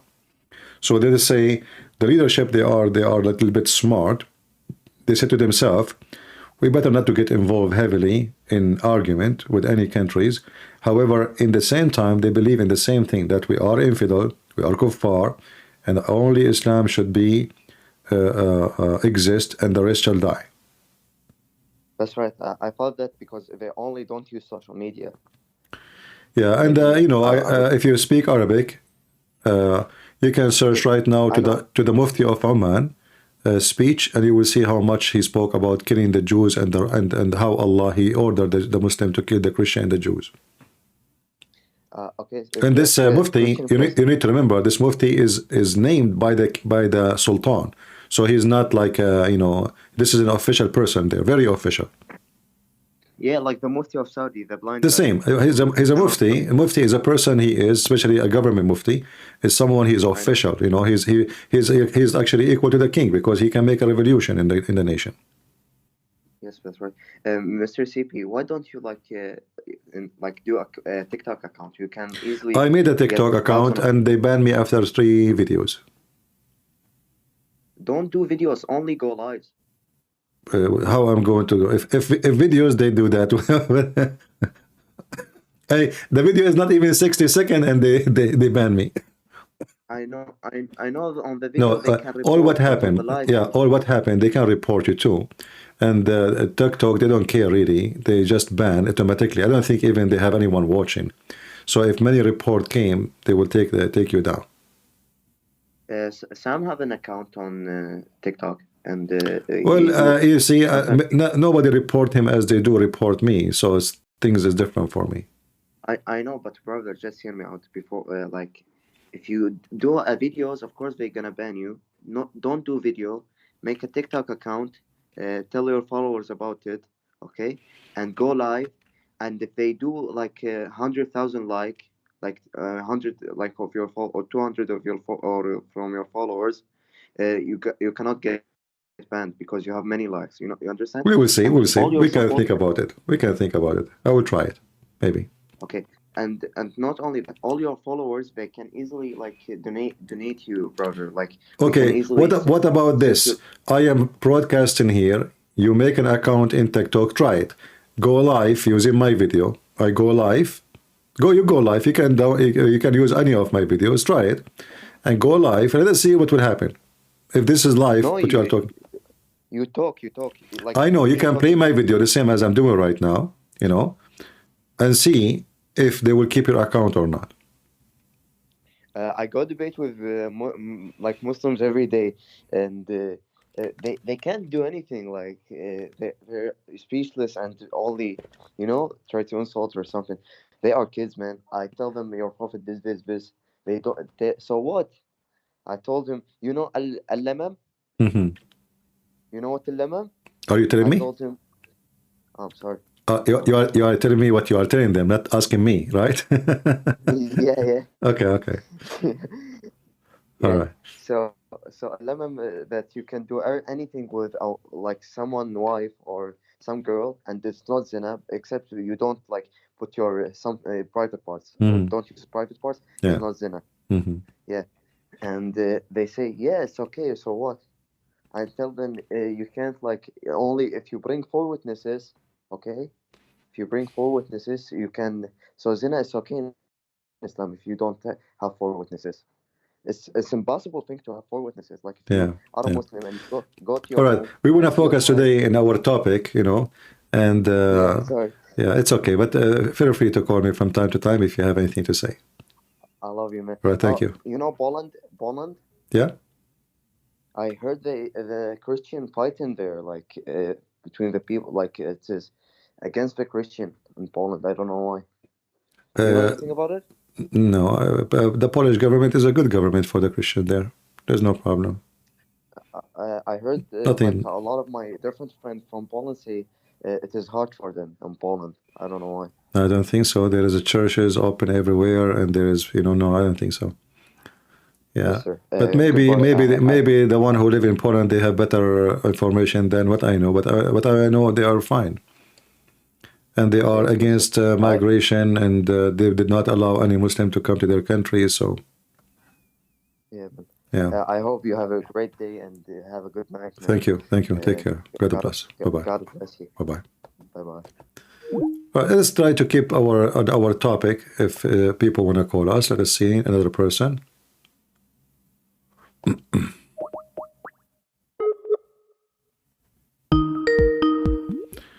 I will try to lower the ring of hello. Hello. Oh, hello, sir. How are you doing? Oh, yes, I'm fine. Thank you so much for responding to my request. I'm very grateful. My name is Bokani Kenneth. The last time I spoke to you was, I think it was last year. Okay. And it was during, I think, Easter. All right. Yeah, so I'm a young boy. I am African. All right. Specifically, I am from Southern Africa, Mhm. Zimbabwe, South Africa, and Lesotho. Yes. So, I've been hearing your channel about, Islam and, how Islam is destroying the planet and all those things. And I just wanted to, if you can allow me just to make a comment about these issues. All right. Yes. So thank you. So I've been reading articles, even right now and even in the past regarding how these Islamic countries are doing, and from the looks of it, I think you're right, because for example, I come from Zimbabwe, right? Mm-hmm. If you know anything, really, there is terrorism, Boko Haram, Al Shabaab, and all those ISIS related terrorist organizations which are terrorizing Christians, especially, or African traditional religious people in Africa. Mm-hmm. The only part which is not quite affected by terrorism is where I come from, in Zimbabwe, because luckily, thank God, we don't have like the Muslims. Like the population of Islam is 0.7%. Yeah. And yes, and I remember, I don't know if you know this politician who died. His name is called Mugabe, Robert Mugabe of Zimbabwe. Do you know him? Have you ever heard of him? Mm-hmm. Yeah, I heard of him. Oh yes. So I don't know if you know this, but he is one of those presidents who has always sanctioned all the time, because he didn't want his country to be infiltrated by these Western ideas of being weak and liberalism. Mm-hmm. And I got a quote here which he said I think 7 years ago, talking about how Zimbabwe, his country, is safe from Islam. This is what he said. This is from the Newsweek Herald. Mm-hmm. This is, by the way, an African website. He says, after stating the splits within the Christian church that do not lead to violence, Mugabe said, in the Islamic world, the belief is that more violence, which is exerted upon the population, they make you listen. In Africa, you also had a touch of the Muslim world in some countries, but in Southern Africa, thank God you do not have the experience of Islamic violence. So because of that, the Interreligious Freedom Report started to press charges as if he is a guy who is against freedom of religion. Yet he's saying that in Southern Africa, the real reason why, like in Southern Africa, the real reason why we don't have terrorism is because we don't have Muslims. is what he was basically Yeah, but saying. he's saying the truth. I mean, but you see, we know. There's no another secret that's in this world everything is upside down. Like now, I hear myself. If you can mute the video, please, from your side. Okay. Okay. Yeah. Sure, no problem. Like now, they are taking Israel into court for genocide when what happened is the opposite. It was genocide against the Israeli, but the one who's taken to the court for genocide is the Israeli. So we know that, how they are. Like, there's the other president, he said, he is against homosexual and he made a law for execution, etc. This is their country. In one hand, they say we should not tell people how to rule themselves. In the other hand, why America, they go against an African president for he made a law of execution of homosexual, but they don't go against the Saudi king or Yes. Qatar Yes. or Emirat Yes. or Bahrain, all of them, or Pakistan. How come we don't put sanctions on them? What we put sanctions over someone, he is an African, and because their country is poor, and because we do not need them, now we practice our missiles on them. But those who we shake hands with them, the rich oil countries, or Emirat, or Bahrain, or Qatar, or Iraq, or all of them, Egypt, all of them, they have an extreme punishment on homosexuality. So we know that they are hypocrites. We know we cannot trust them. We know that when they go against you, that means they are wrong and you are good. So, we know they go they support who and they go against who. They support you if you have money. They are against you if you don't. If they need your oil, if they need your money, then they go blind. You can do whatever you want, but if you don't, then suddenly they speak of a human right. Yeah, that's true. And especially what I've noticed is that when it comes to sanctions, and please confirm if I'm wrong, but when it comes to sanctions, the only countries which are sanctioned, let's say when in terms of, imposing laws on homosexuality, the only countries which are sanctioned, especially in Africa, are Christian countries. By the way, you mentioned Muslim countries, nobody sanctioned them. Exactly, that's what I'm saying. Because all of them, they are a bunch of hypocrites. Those Western countries, they go blind when they want. Like actually, not only that. Like as an example, if you are a person who,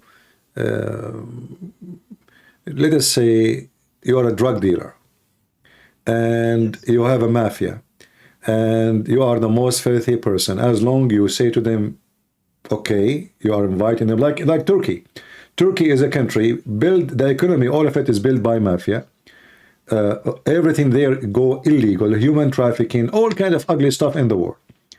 But no sanctions in Turkey, and everything is buy from Turkey, sell to Turkey, go to Turkey, tourism, and nobody question anything. But if you are Armenian, as an example, and you do something, suddenly everybody around you is against you because simply you are a small, tiny country, 10 million, you don't have oil, you don't have gas, nobody needs you, so why we will care for you? We know who they are. We know how they are. Yeah. Yes. Anyway, thank you, my friend, for calling, and we appreciate you. And good for your country, my friend. Yes, I come from Zimbabwe, and Zimbabwe is a may the Lord country. May the Lord bless this country. Maybe you made me think now of visiting Zimbabwe. Yes. All right. Yes, sir. Okay. Take care. God bless. Bye bye. Thank you so much. Bye bye. Yeah. Well, look like Zimbabwe. They they know what they are doing. Here we don't know what we are doing. We are not sure even our gender. Like, are we male or female? Like, what is a woman? In the year 2024, those stupid Americans do not know what is a woman. For sure, some of them, not all of them.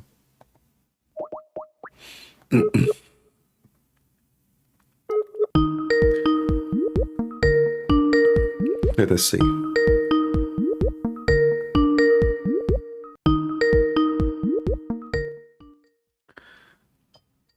I will try to mute Skype when I'm calling so you guys don't get annoyed with it.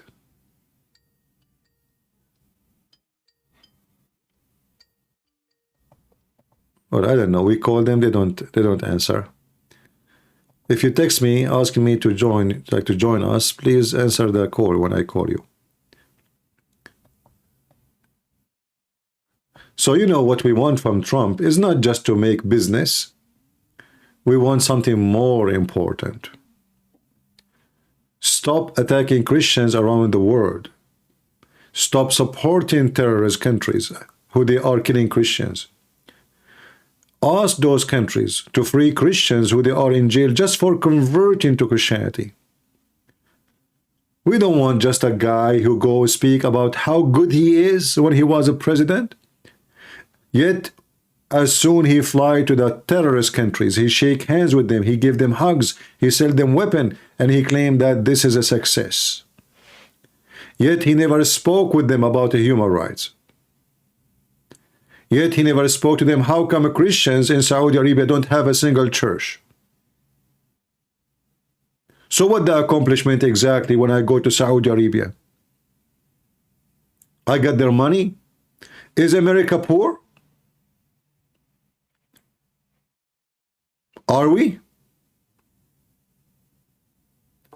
All the income of Saudi Arabia is not even equal to 1 day in the port of New York.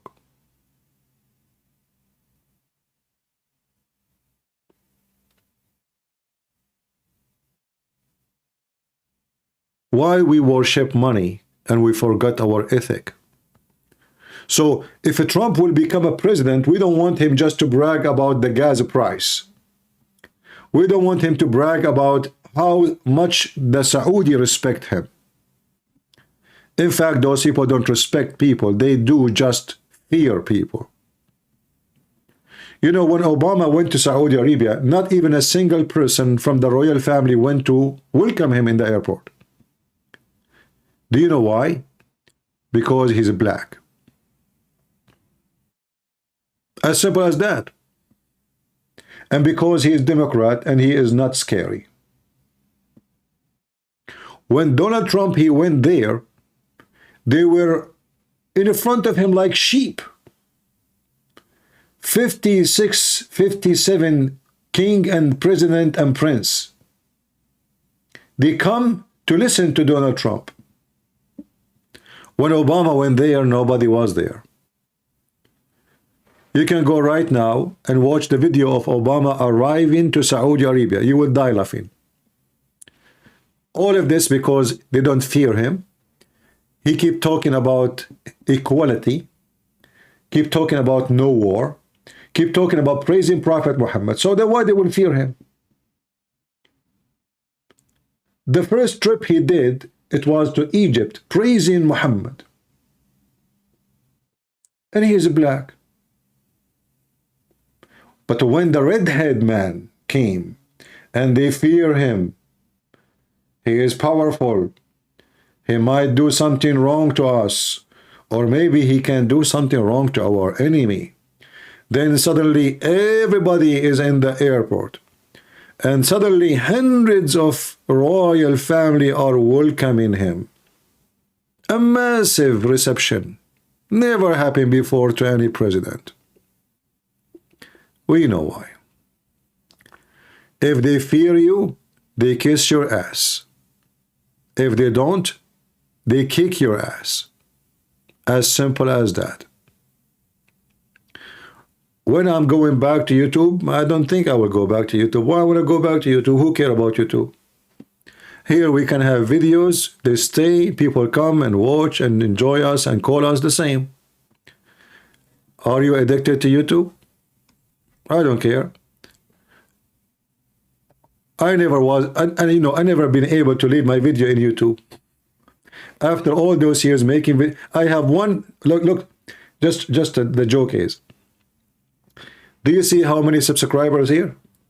1,900 subscribers. I will have views here more than YouTube. I have there 156,000. So YouTube, obviously, they are censoring my videos. I go live, nobody get notification. My video disappear, and then in the best scenario, if they did not strike me, they give me and like this is after reviewing your video, we found that it is not suitable for people under the age of etc. So they put us, you know, like a strike of age. Who care about you too? We are here. You wanna, if you care, you join us. 700 here, better than 10,000 there, and their number doesn't show. We are done with them. So, you know, I wanted to make this video. And remember, I voted for Trump. And actually, I want him to win. But in the same time, I want people who they are connected to him to listen to us. We don't just want a person who make economy better. This doesn't make America great again by making economy only better. America will be great again if we as American Christians care for Christians around the world. Not only for ourselves. If we care only for making America again great by just economy, then we are money worshippers. But if we care for making America great again by giving support for those who need support, for the weak, for the needy, for freedom of speech, freedom of belief, if we can use our power not only to make money, but to give chance for others to live and survive, that will make America great.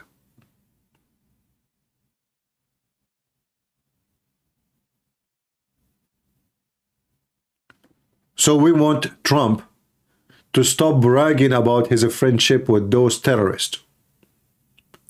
They don't like us, they don't love us, and they hate us, and you know it.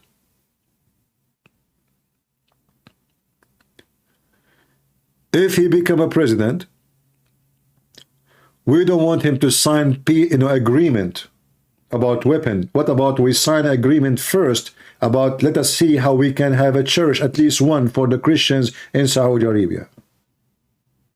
Which one is more important for someone who he claimed to be conservative? How come we are conservative in everything? Not important. If it is about Christians in different countries, we don't care.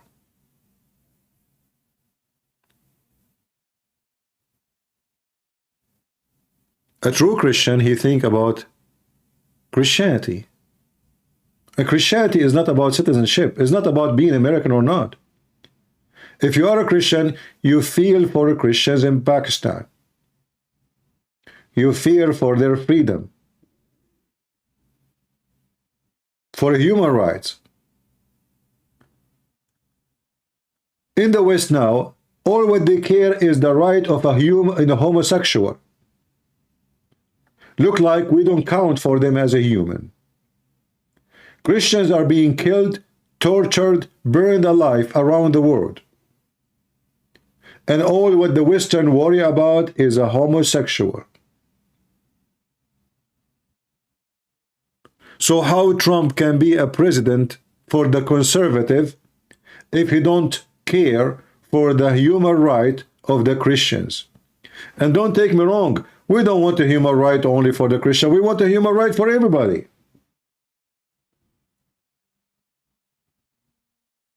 But sadly, those governments in the West today, they don't care for human rights. They care only for sexual rights. Sexuality become a religion for them. Penis and vagina is first interest. This is for them what is a human right. In Canada, as we speak, they are burning churches.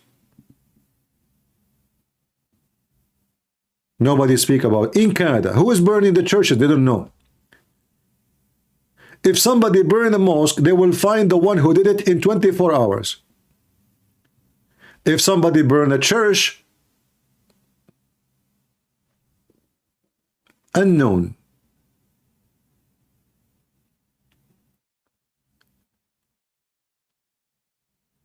We have enough hypocrisy. And now we have American kids who go in the street, they want to free Palestine. A country, if it exists, every single one of them wish to kill you all. In 9/11, those you called them Palestinian, they were dancing in the street. If you ask an American kid from those who support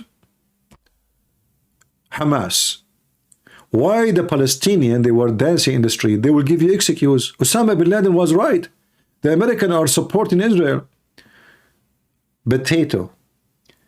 9/11 happened against civilians. 9/11 happened in New York.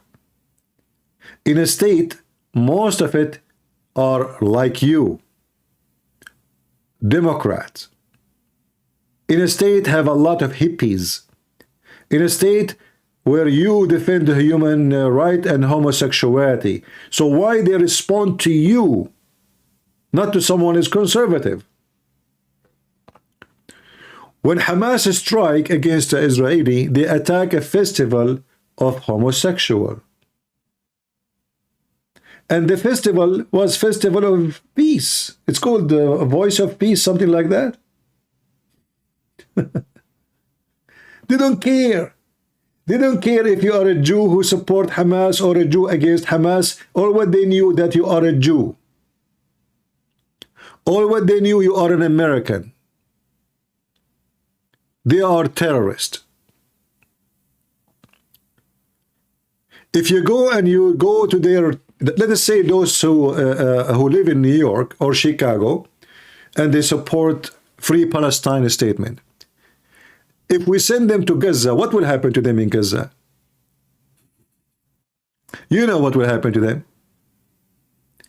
How they will treat you in Gaza. They will treat you like a dog. In the best scenario, like a dog. This is in case they did not kill you.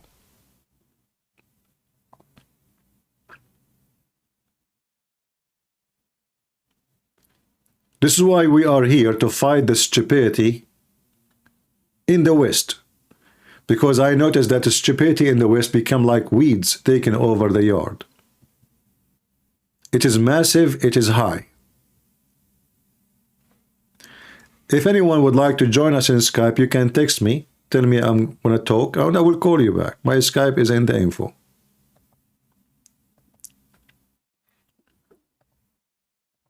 So, Trump, he will become a president. But I hope Trump, he will not shoot at the wrong enemy.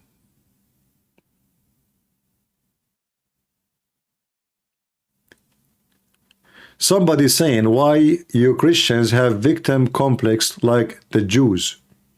I know, you tell me. If we go right now and search, who is the most discriminated religion in the world, you will find it is a Christianity. Is that a Christian complex?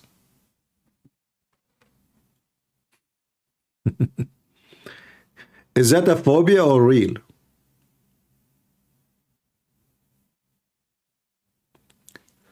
Why we don't elect priests? We are not seeking the priest to be elected. This is not what we are asking for. But if somebody speak claiming to be he is a Christian, then he should care for the Christians.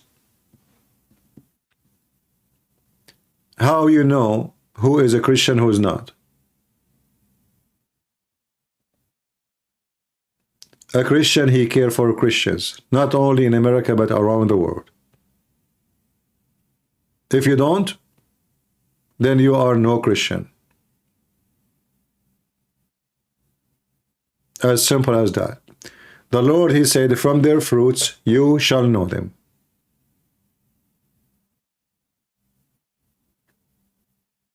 Not from their speeches.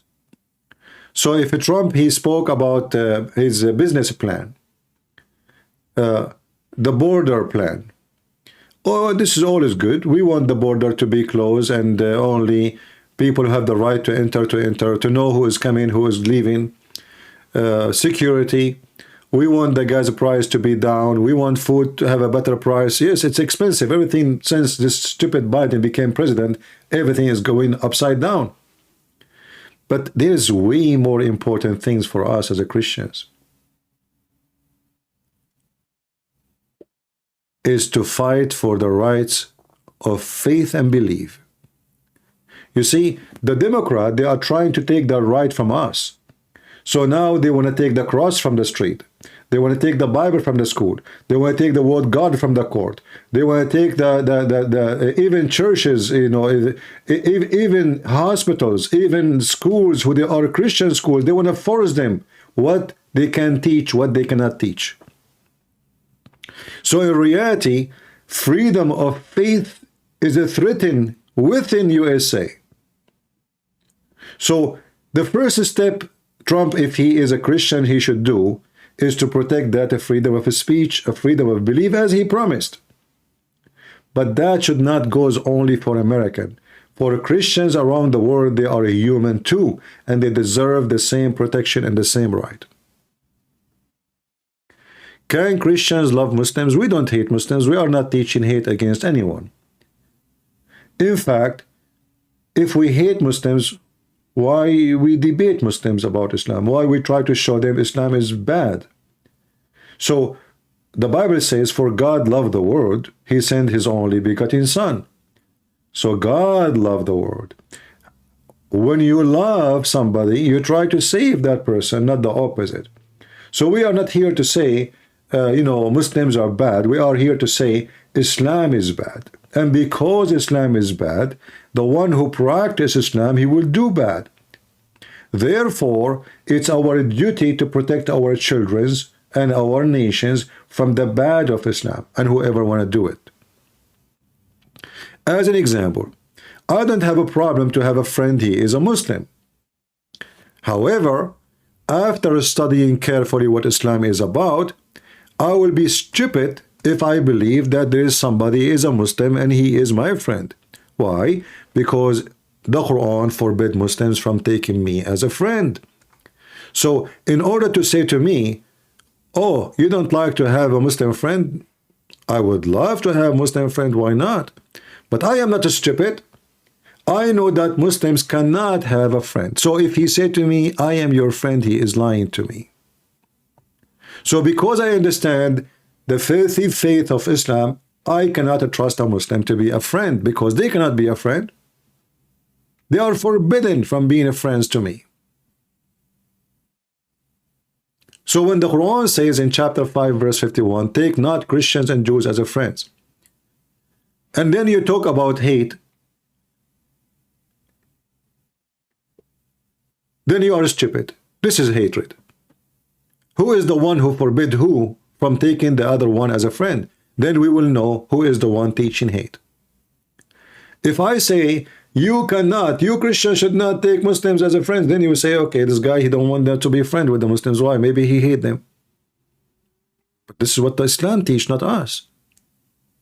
I don't have a problem to have a friend from anyone. Why not? I mean, you are a Hindu, you are a Buddhist, even if you are an atheist.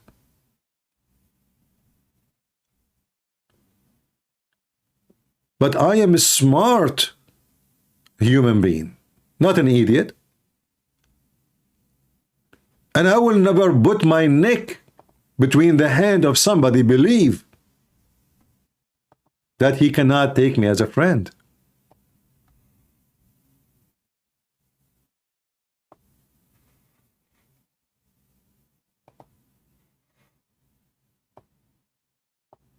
Look how ugly this picture is.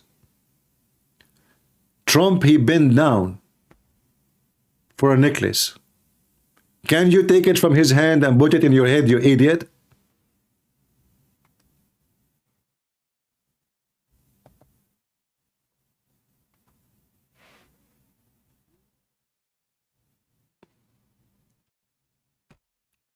Do we have any Muslim who would like to join us? In fact, Muslims, they cannot have a friend from anybody. Even Muslims, they cannot friend Muslims. You know, when I was a kid, like in high school, etc., I go to a Muslim, he's in my classroom, I visit him, he visits me. When I go to his house, his sisters, his mother, they sit with me, and they are almost, I mean, Muslim, when they inside the house, they almost wear nothing. They never cover their hair, they never cover their body. I go to their I go even to the bedrooms, imagine.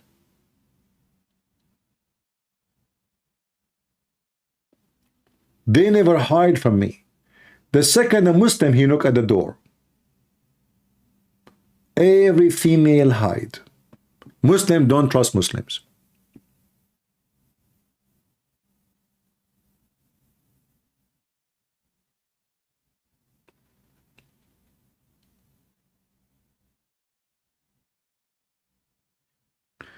CP does not know Arabic. Can you explain Surah 9:31?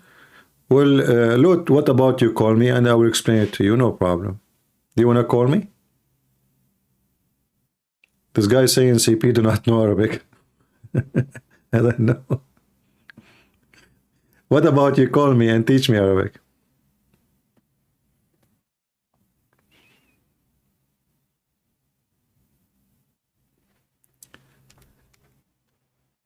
Do we have any Muhammadan?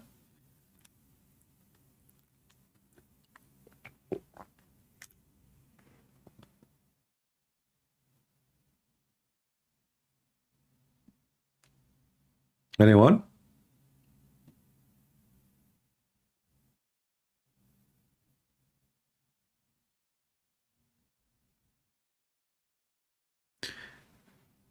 So we hope that Trump, if he won the election this time, and you know, I don't know how we will win the election, because if the Democrat, they were able to steal the election last time, oh, they will steal it right now.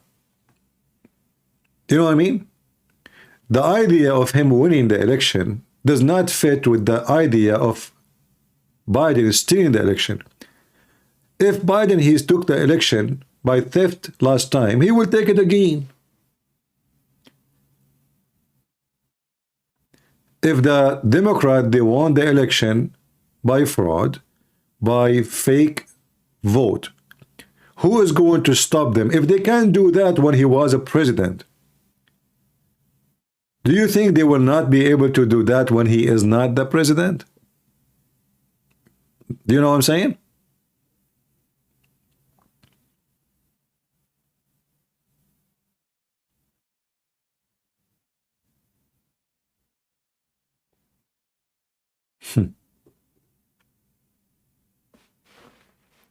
If really Biden, he took the election by fraud, then Trump, and then I ask myself, you know what?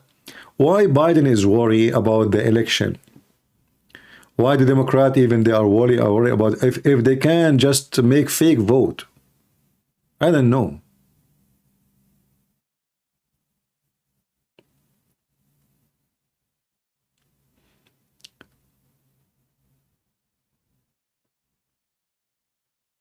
Do we have any Muhammadan?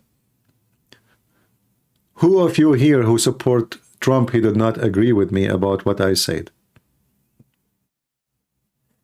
You don't have to agree with me, please. You know, in the comment section, leave your comment, and you can, you know, feel free to disagree and criticize what I said. I hope I'm wrong, you know, but usually I'm not. And you know, time will come, and Trump, he might win the election and become president again. I believe he will do the same stupid mistakes. He will hire the wrong foreign minister. He will hire the wrong justice minister. He will hire everybody wrong.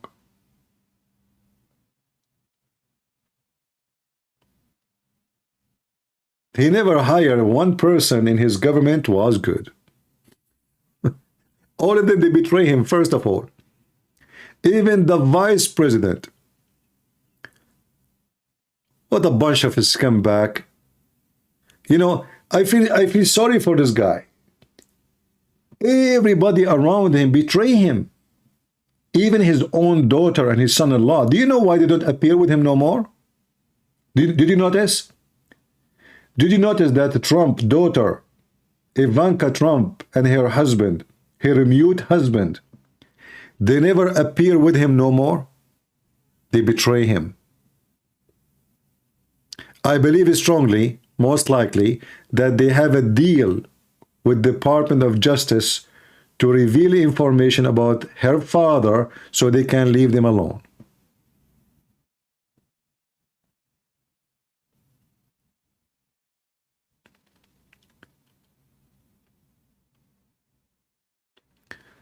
I believe he will create peace between our Christian brothers and sisters in Ukraine and Russia.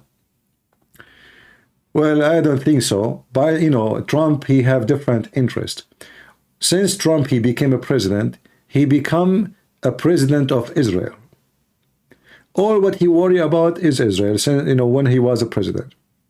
Anything else he don't care for. Even when he put sanctions on Iran, it was for the sake of Israel, not for the sake of America. So this guy somehow, because his son married to a Jew, his daughter married to a Jew, I mean, this guy, he just became almost a Jew. And all what he cared for is the Jewish atmosphere. So he started working for Israel full time. But when it's come to Christians, I don't think really he care much. I hope I'm wrong. We will see.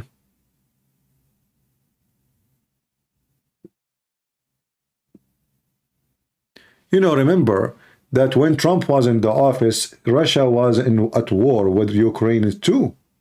Nothing changed. It was at war. The difference is the massive invasion, but they were in war. And Trump, he put conditions on Ukraine. If they want more weapon or support, they have to give him information about Hunter Biden. He don't care if the Ukrainian get killed or win. He care only how to win the election. He is the same as Biden, sadly. Who die, who live, who care? They want to win the election.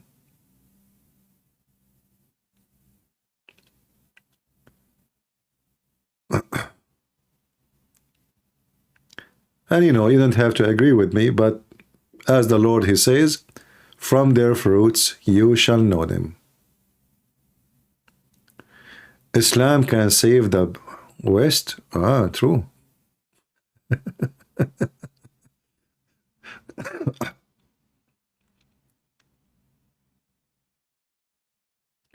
Somebody saying Jewish lobby is the only way to get elected, CP. I don't think so. As you see, the Jewish lobby is unable to do anything in America no more. How we can prove that? Don't you see what's happening against Israel? The Jewish lobby, they are not really Jewish lobby no more. There's Muslim lobby now, way more powerful. The money of Qatar, the money of Saudi Arabia, the money of Muslims from around the world.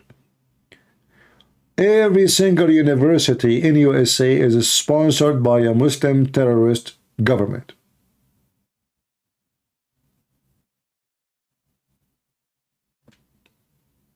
Go see what's going on.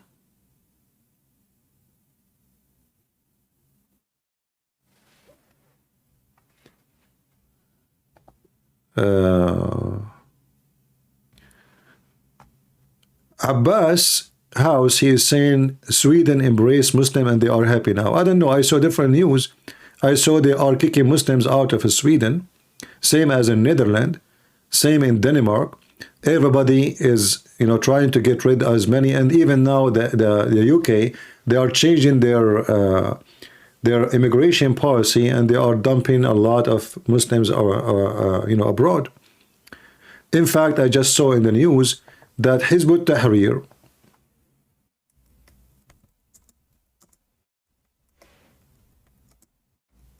is going to be banned.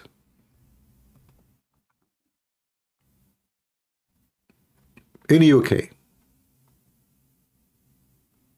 So, as you see, all of Europe, even in UK, which always was the most welcome place for terrorists from Muslim countries, now they are moving in different direction because they found out that they are being stupid.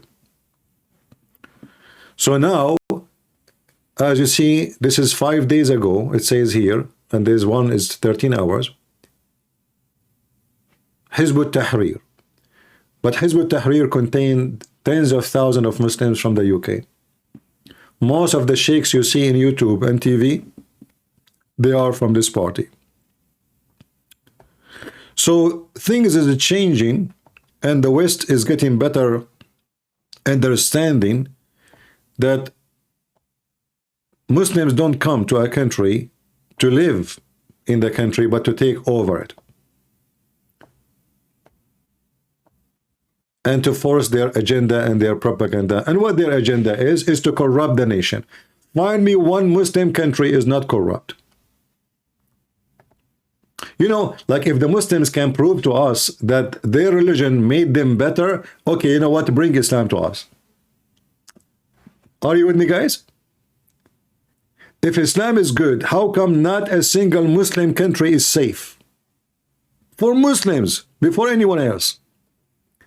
If Islam is good, how come not a single country is good?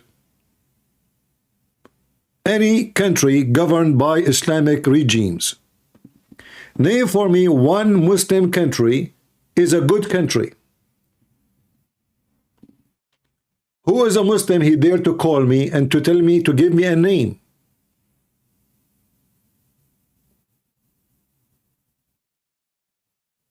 What do you think?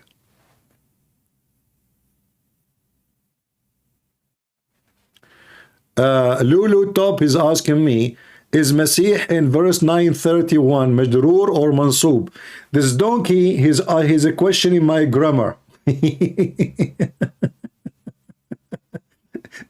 Go question the donkey of the one who wrote the Quran. Just to let you know, Potato, the Quran, when it was given to the Muhammad, there was no Mansoob and there's no Majroor. Those things is created by a Persian guy. The one who tried to correct the Quran and he messed it up. So you are a donkey again. Majroor or Mansoob? Potato. What about you call me? Let us talk about language. Lulu Top, as long you know Arabic and you know Mansoob, Majroor, Potato, what about you call me? And let us see. Call me and tell me in Arabic what do you want to say. Teach us Arabic, go. You want to call?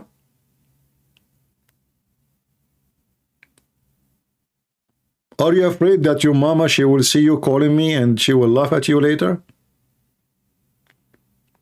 What are you afraid from? As long as you can prove what you are claiming, then just call me. You know, the one who wrote the Quran, obviously, he is an Armenian guy who have a broken Arabic. He did not know the difference between male and female. Call me and I will prove it to you. Just call me.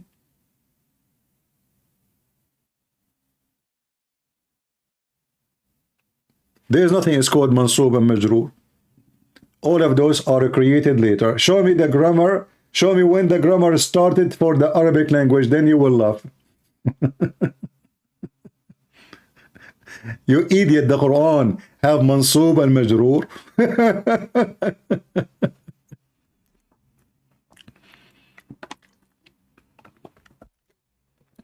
You know what people do not know, that the original Quran is not the same Quran we have today. It was really messed up horribly. So there's a guy, he is a Persian. He said to himself, how in the world anyone can understand such a stupid book this way? So I'm going to fix it. So he decided to create a grammar. And the funny, the one who created the Arabic grammar is not an Arab.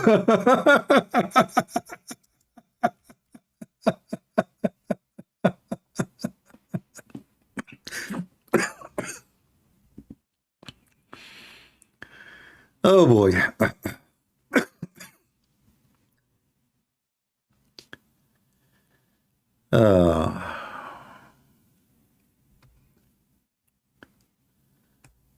Yeah. If you search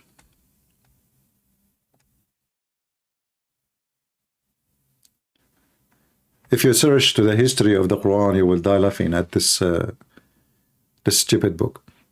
Anyway, you know what? We can switch from Trump to the Islam. Who is a Muslim would like to call us and show us is the Quran? Anyway, you want to prove to us that the Quran is from God. Arabic, science, you name it. Who want to do it? Who dare? You don't, right? Do you?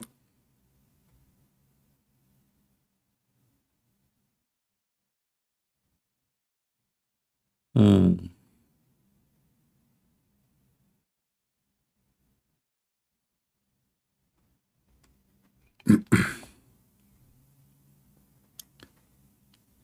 You know, when the Muslims they speak about the amazing Arabic Quran, and then we read the Quran, we will find that the Arab in the time of the amazing Muslim Quran, they were laughing at the Quran.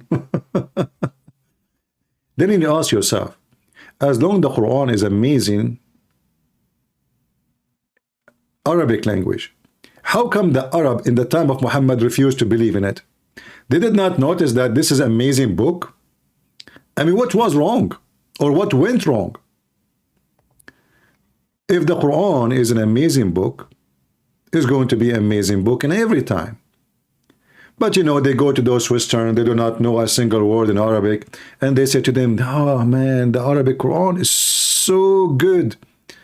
Well, call me and we will laugh in 2 minutes at the amazing Arabic Quran. Who dare? Who is a Muslim, he dare? You don't, do you?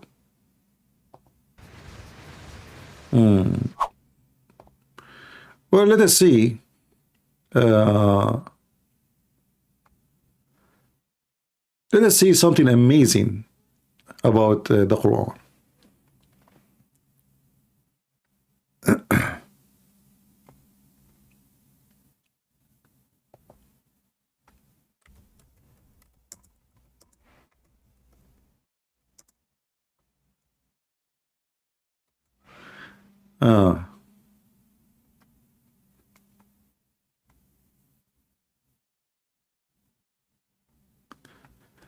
Let us see.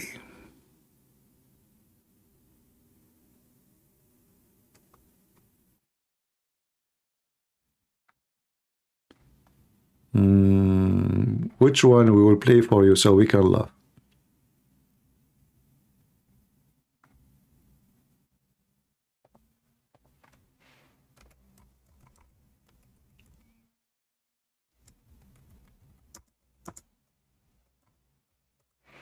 Because, you know, obviously the one who taught the Quran is so smart. He is the top of the line, actually.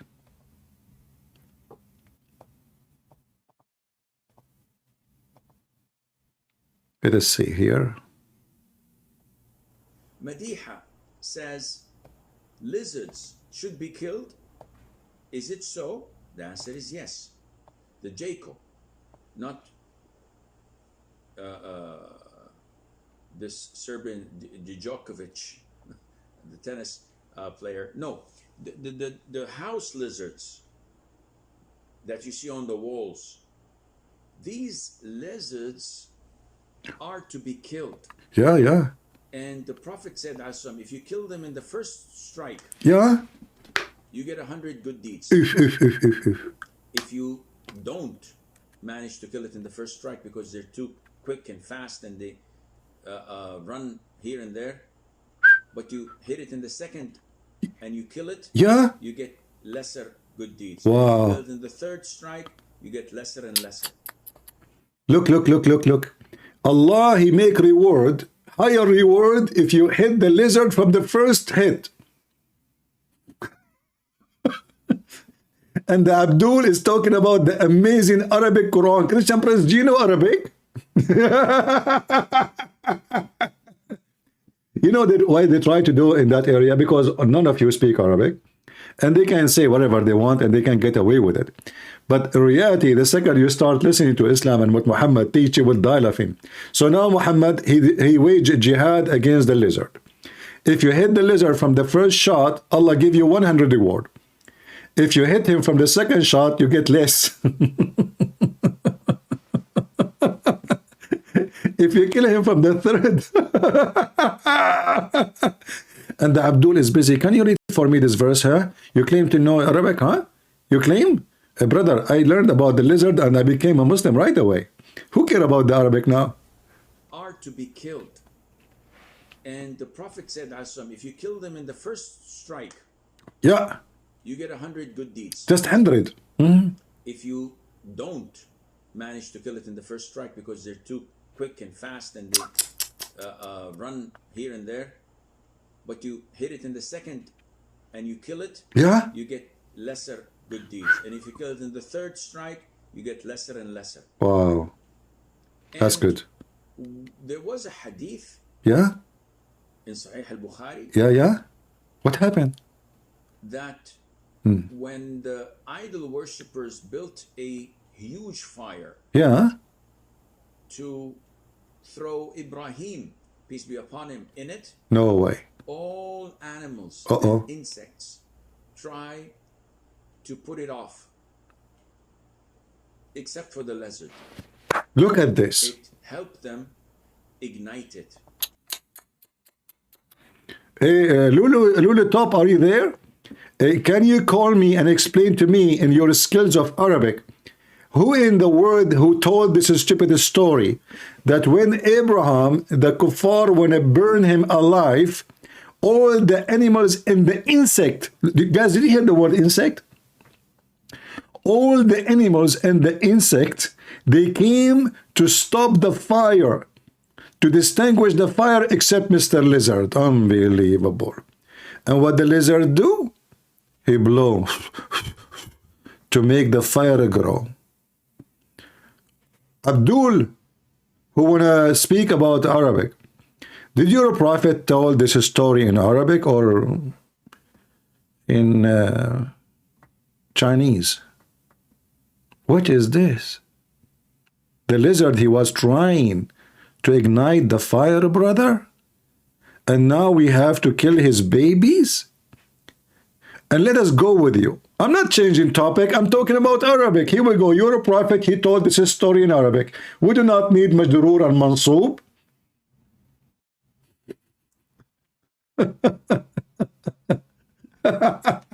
He's ashamed. You see, guys, why you are changing topic? I'm not.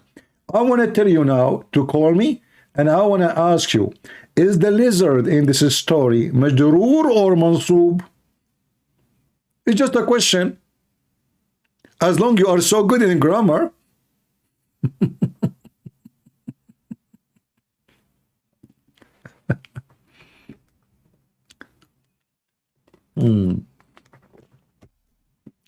So, guys, this is a true story, by the way, and Muhammad was there.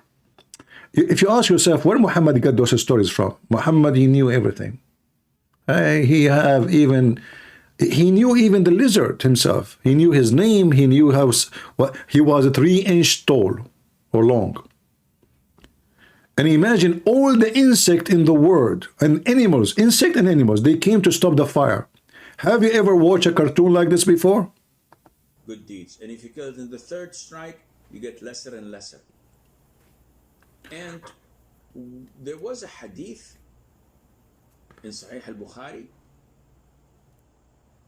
that when the idol worshippers built a huge fire to throw Ibrahim, peace be upon him, in it, all animals and insects try to put it off, except for the lizard. It helped them ignite it. What an evil creature. So our enmity and hatred to the lizard is religious, not because it's a repulsive insect.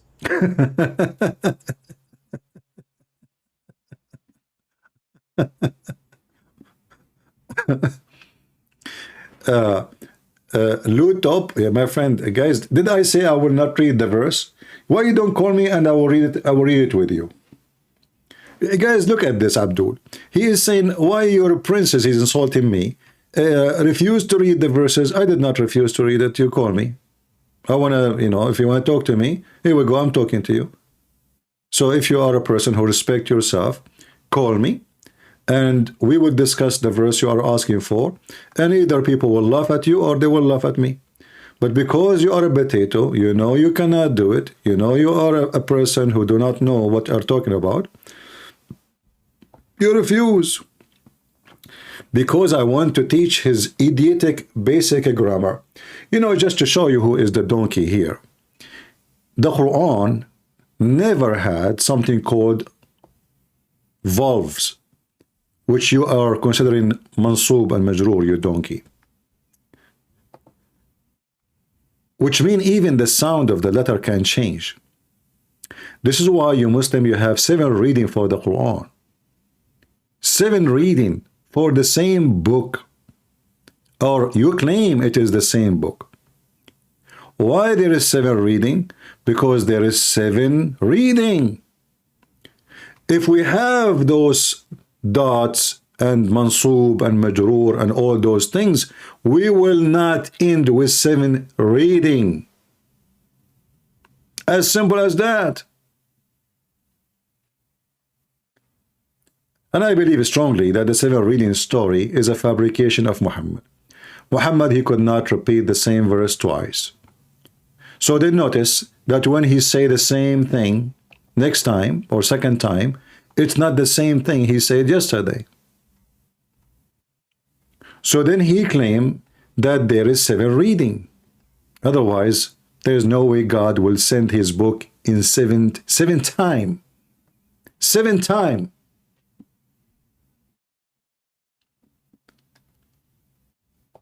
Any Abdul dare to call me?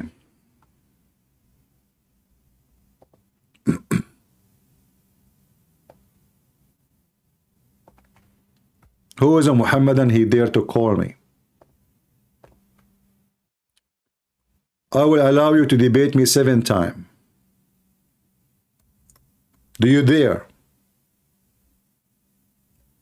You know, the funny is that the Muslims don't ask themselves, why Allah did not send 7 Torah to Moses, 7 Injil to Isa?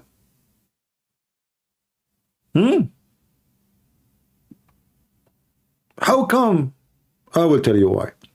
Based on my understanding, Muhammad and Allah, they knew that Muslims are so stupid. So they said to themselves, all the followers of Muhammad, they must be stupid donkeys. Very slow. Because there's no way somebody is smart will follow Muhammad. So we need to send them the book 7 times. Otherwise, I cannot find any reason for anyone to send his book 7 times, except 2 things, 2 reasons. The author is so stupid to the point he could not explain himself from the first writing, especially he's writing the same book again, 7 times. And the one is reading, he is so stupid too, to the point he cannot understand what the author is trying to say. So the author is stupid, he is bad in Arabic, so he said to himself, I wrote it first time, it's not working. Still they did not get me. Do you understand me? So let me write it for them again. Still they did not get it. So let me write it again. 3rd time, 4th time, 5th time, 6th time, etc.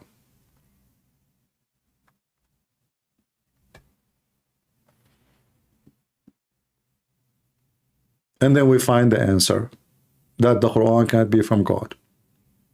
Because if a book is written by God, God do not need to rewrite his book 7 times in order somebody to explain or to understand. And after he wrote it 7 times, according to Muhammad, do the Muslims even understand the Quran? No.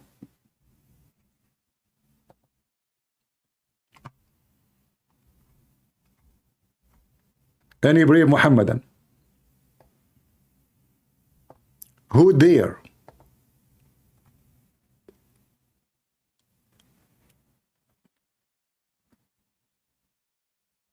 Any Muslim dare to call me?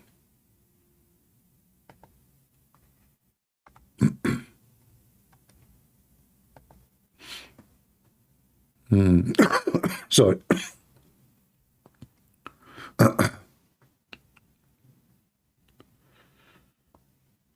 Okay.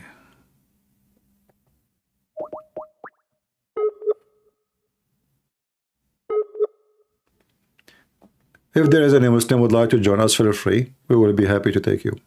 Hello? Hello? Yes, my friend, you are live on air. Okay, hi. Has Mohammed. Can you hear me? Yeah, I hear you. Your name is Muhammad? Yes. Okay. I'm actually Arab. Can you speak Arabic or should we talk English? We My can, English you know, is not so if there is some difficult statement you cannot say in English, you can say it in Arabic, and I will help you. But if some difficult you can translate if that's a problem for you. no problem. So, what do you want to say to us? Actually, I'm a little nervous because I wasn't in live or I wasn't with you to talk to you because about the truth. All right. What's the right to go to the what's that mean actually in English is that I wanted to know the truth, what you're talking about all the time. All right. That's why I'm calling. So, what do you want to say to us? I just want to ask what's about in Christianity is. I want to know the truth. That's why I'm calling. What? Tell me about Islam first before we go to Christianity. As long as you said you are a Muslim. Yeah, actually I'm Muslim. I was a Muslim. Now I wanted to search on the truth. Now I don't know about. Yeah, but before we talk about the truth, but don't you think, according to you as a Muslim, Islam is the truth supposedly? Islam is not the truth. I know. Oh, okay. So you are out of Islam already? Not actually 100%, but I'm already on the search on the truth. But Oh, okay. All right. So what is your question for me? Go ahead. Actually, then I saw many questions. Like I wanted to know that what you wanted to say about Islam is it because you said a lot that it's not a good religion or like it's not the right religion to the God. Well, you know, first of all, when we say God, the purpose of worshiping God, there is number one reason if he is a true or not, right? If he is not, if he's not true, there's no purpose of worshiping someone does not even exist. That would be stupid, right? So, little examination of the God of Islam, we will find that there is no way this God exists. He cannot even put things in order. Like, you know, he don't remember which one he created first: the trees, the mountains, or the stars. Islam tried to present itself as a religion to fix your life. But the second we look at Muslim life, those who follow Islam, we will find that Islam never fixed their life. As an example, Muhammad himself, his life was horrible. His wives was always unhappy from him. Even the Quran spoke about it. They have a strike against him. They got him cheating. He was not just with his son-in-law. He was not just with the Muslims. He beat the Muslim. He steal their money. He take their women. If his eyes fall into a woman, her husband must divorce her so the Prophet can boom her, you know. So Islam did not make their life better. Even Muhammad's family have been killed one by one, one after one by Muslims.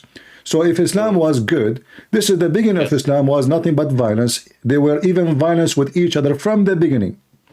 So we go now to Christianity. Jesus never owned a slave. Jesus never have a world war. Yeah, no, I never do. Not only that, because you can be okay. You don't have a war because maybe he don't have an army, right? But Jesus never promote war. Jesus never owned slaves, bought slaves. Never abuse his power, because you know, imagine if you are a person who can make somebody. I know so much thing about this because I have now a girlfriend, like she's a Christian girlfriend, and she's like told me she is not a Christian.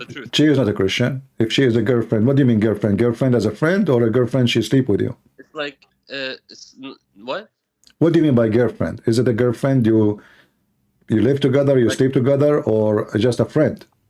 It's like a little complicated. I don't know what to talk about here. We can talk about later if in private. No. You see, a Christian girl, she cannot go sleep around, and she is no Christian if she is doing that. Okay, all right. Yeah, so, this is why I'm asking I just mean like it's the Christian girlfriend. All right. So, you can say then she is a friend. Anyway, so to know who is true God, who is not, we examine the fruit. The fruit of Jesus first is real. You know, the miracles of Jesus is real. Same time, Jesus never asked for any return for himself. In fact, everything he do is for free, no return. He don't go even ask for donation. He never go ask, hey, feed me. He never ask for. So he asked for nothing, and that we will, and then we will know who's Jesus. I actually learned about Jesus a little bit, not too much, but I know a little bit something. I know that Jesus is a good person. He was a good God, like for the people.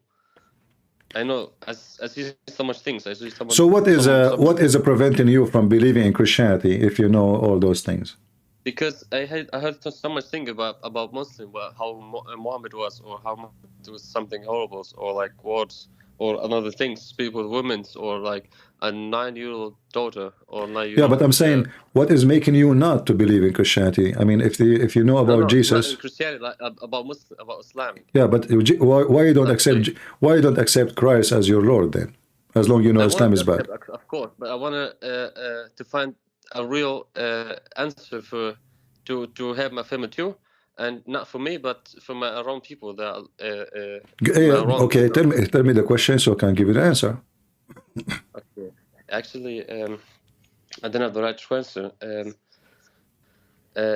That's the problem is I live in German and I cannot speak so much well English. We can talk a little bit Arabic if you're not. Okay, go ahead. Speak to me in Arabic. Go ahead. Okay, تمام. السؤال هو كان بدي بس أفهم أو أسأل السؤال لك بالضبط إنه بدي أعرف بس الحقيقة للطريق إلى الجنة أو الطريق إلى الطريق الصحيح يعني. All right, I will translate. Guys, he's asking me what is the right way to go to heaven. See, first of all, my friend, yes, we should not accept Jesus just because we want to go to heaven, because because that will make me, I'm just trying to get a benefit of something, not because I believe in him. So we as a Christian, we don't believe in Jesus just because we want to go to heaven. We believe in Jesus because he is the truth and he is our Savior and he loves us. And because he loves us, we return love by love. And because we are in love with him, we will live with him. So heaven is going to be the gift from God to you, which you don't deserve, because you believe in him. So the first step to do to be with the Messiah is to believe in the Messiah. Like there's no way I will say to you, you are welcome in my house, but you don't believe that it is me who own this house. So before you go to the heaven, you have to believe in the one who owned the heaven, the one who invited you to the heaven. So when you believe in the Messiah, this is the right way to be with the Messiah, and this is your salvation. Very simple. Yes, I know. It's truth. Yeah, you should talk about the truth, of course. Yeah. Yeah, because I was afraid a little because my family around, or my lovely people here around, because they are Muslims. I mean, you are my family Muslim. You know, when I do something like that, that's you turn to Christianity and you are was a Muslim, that's a little afraid for the person who do this like that. You know what I mean? I see. That's why I wanted to talk to you a little personally, because not afraid too much. Just like I wanted to take a right decision, you know. Yeah. For myself, of course. Well, you know, my friend, fear nobody, because your number one enemy is your fear. If I don't fear nobody, because simply you don't live twice. Same time, you will never be enjoying your life if you fear what people will say about you. It doesn't matter what you do. If you fear what people will say about you, if you wear this or that, and you will never be able to wear what you like to wear, or to say whatever you like to say, or even to eat what you like to eat. So fear is our enemy, and with Christ there is no fear, because if the Lord is with me, who could be against me?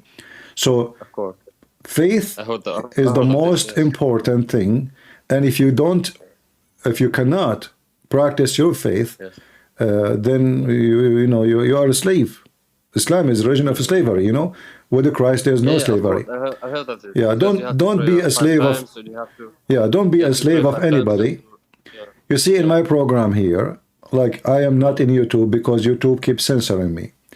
I don't sugarcoat things. I don't say things which is against I say things against the guideline of YouTube.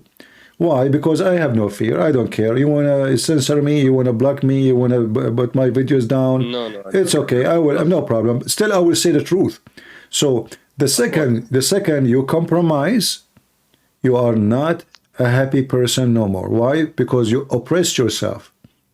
Nobody can oppress you. It's you who oppress yourself. Of course. Yes, that's my decision. Yeah, because simply, you see, when in the time of Christ, and after that, the Christian, they've been discriminated very bad, to the point they feed them to beasts. And if you look at the story, you will notice that the Christian being very much oppressed. They kill them. Yeah, they feed it. But in reality, the reality, Christian, they were not oppressed at that time. Why? Because still they did not leave their faith. You are oppressed when you deny the Messiah, you deny your faith because you fear. They fear nobody. So they could not oppress them. Even they are killing them, but they are not oppressed. They are happy. They die happy. You are oppressed only when you are compromising, when you bow down your head to the one who forced you to say or what not to say. We Christians, we say things as it is. Who like it, who don't, who care. Of course, yes. That's it. That's right. Yeah, you speak about the truth, of course. I see a lot of videos of you on YouTube channel, and that's make me a little, what's I mean, a little comfortable what you say about Christianity. Well, that's why I wanted to if you want to see Christianity for real, I advise you to read the Word of the Lord in the Bible, and then when you feel good about it, you accept the Messiah. Of course, I actually have the Bible on Arabic. All right. Because I'm living German. Yeah, there's one thing about this Arabic Bible is bad, is using the word Allah. It's not actually not inside so good, because I see so much words like I wanted to translate, but I don't know how to translate it. Yeah, there's a translation is not good, but it's okay. I mean, just skip that word and use the word Elohim or Rabbi. Yeah. I see actually a lot inside of the book from the Bible. And how to just believe this, Because well, my friend, then if you believe in what Jesus said and what Jesus did, then why you don't accept the Messiah right now?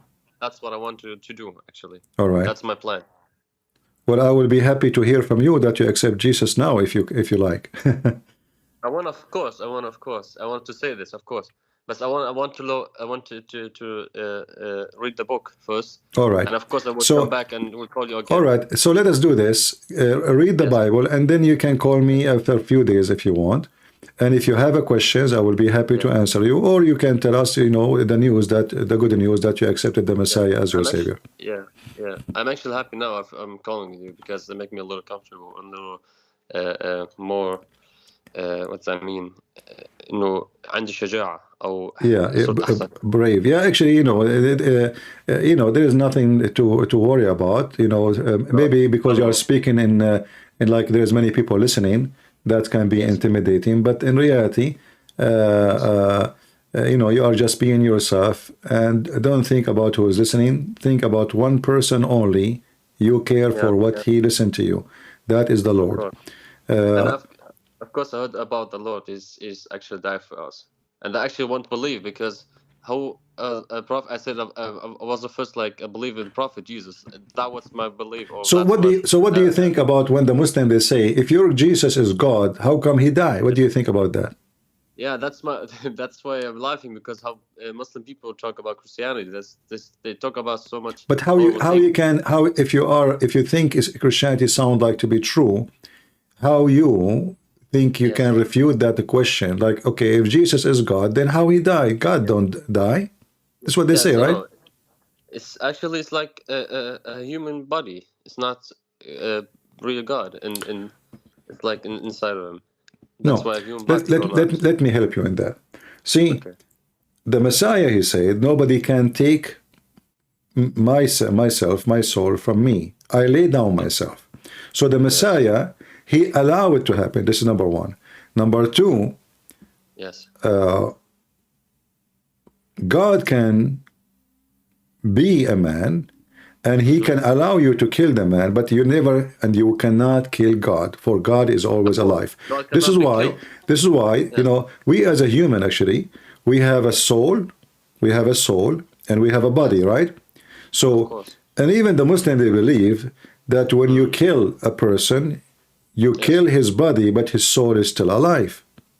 Of course, yeah, that's what they said, yes. So God in Christianity is a spirit before the flesh. God is a spirit. Can you actually mean what the spirit in Arabic mean?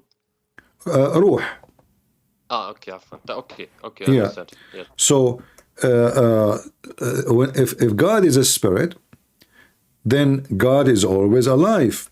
So before the Lord, he come to us in the flesh, he was exist, and the flesh existence have nothing to do with God existence. So the crucifixion, what it's done, it killed the flesh of a human being, but still God is alive, for the God is exist before the flesh. Of course, yes. All right? Of course, God existed before, And because God is a spirit anyway, and spirit is always alive, so God never died. Christ, he died in the cross as a flesh, and this is why he said, you can destroy this temple and I can rebuild it in 3 days. So the death of the Messiah actually proved that the Messiah is God. Why? Because everybody go to death, he never come back. But for God is the Messiah, you kill him, he have power over death. Even the Quran teach that Jesus, he resurrect people from death, correct? Yes. Okay, so if he can resurrect people from death, he cannot resurrect himself. The one who have power over death, he have always power over death.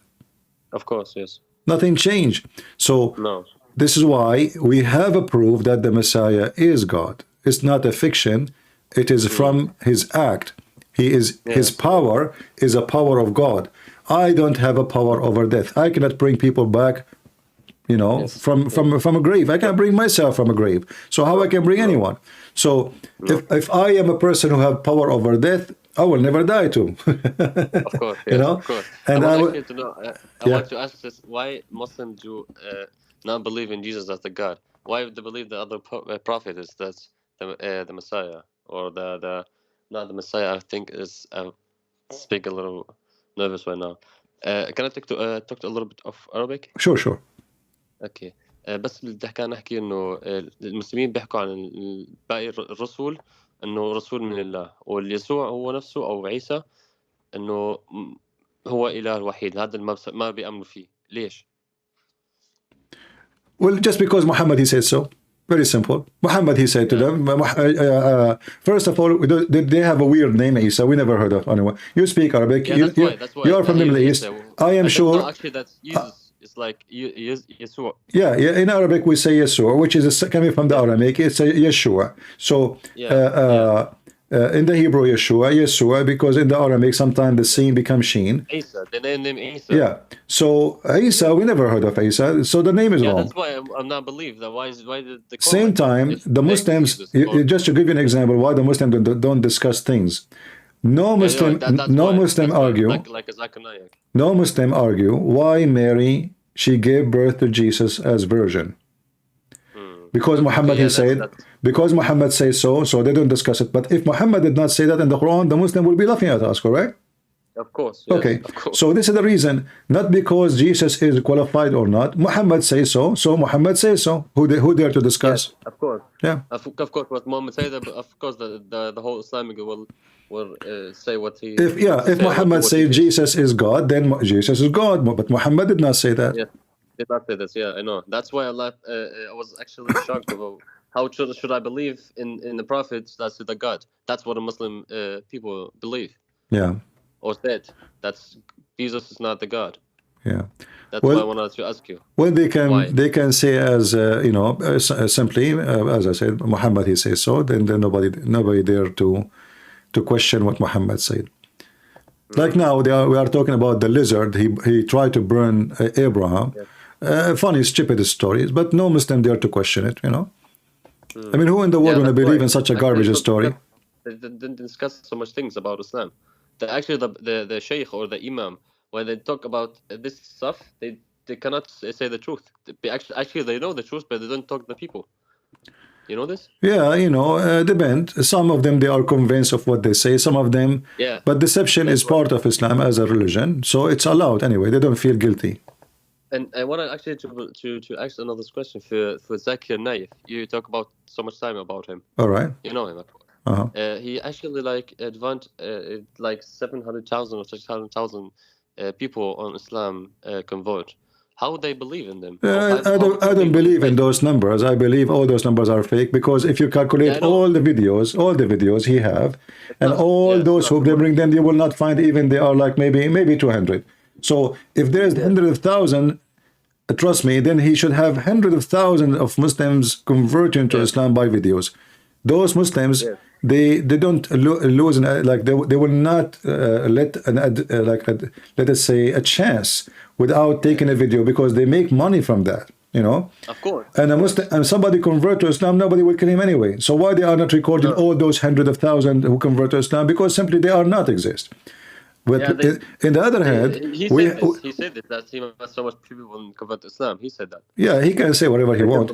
But we have even videos of them themselves saying that a lot of Muslims are leaving Islam. Yes. So I want actually to laugh about my religion, how I born like a Muslim, and how I became a young man like a Muslim teaching, and now I hear about so much things that about Islam like that, and actually I wanted to laugh, or actually I wanted to cry, because I want to learn about something. It's not the God meaning. Yeah, Islam is not godly, but it's not your fault. You are born of a Muslim family, so what you can do? That's right. You know, actually, you know this stuff. Yeah, but it's okay. I mean, now you are trying to get out. Yeah, and we hope. Course. And I think already you are out, because I can tell you are not convinced in Islam anymore. No. Actually, when you talk, you all videos about how to speak about Islam and how the Islam is. Actually, I was shocked for the first time. Yeah. And that's why I'm now searching on the real truth. That's why I want to call you. That's why I want to know the truth from you, because you know so much things about Quran, you know so much things about Hadith, and so much thing you have learned about so much things. That's why I wanted to call, because you know more than me, of course. Yeah. And that's why I'm now feeling comfortable for the calling, and that's making me, of course, more happy. That's of course. I'm happy to have you, my friend. I will give you a few days, maybe, so you can read more of the Bible. If you have any questions, call me back, and I will be happy to hear from you. What do you think? All right. Of course, I'm happy. All right. Thank you for calling me, and thank you for your friend who asked you to call me. Thank you, and thank for you that you call me. All right. Bye-bye. Take care. Okay. See you next time. Bye-bye. Let us pray for this young Muslim man. Obviously, he is out of Islam. He is not convinced with it. And let us hope he will become a Christian soon.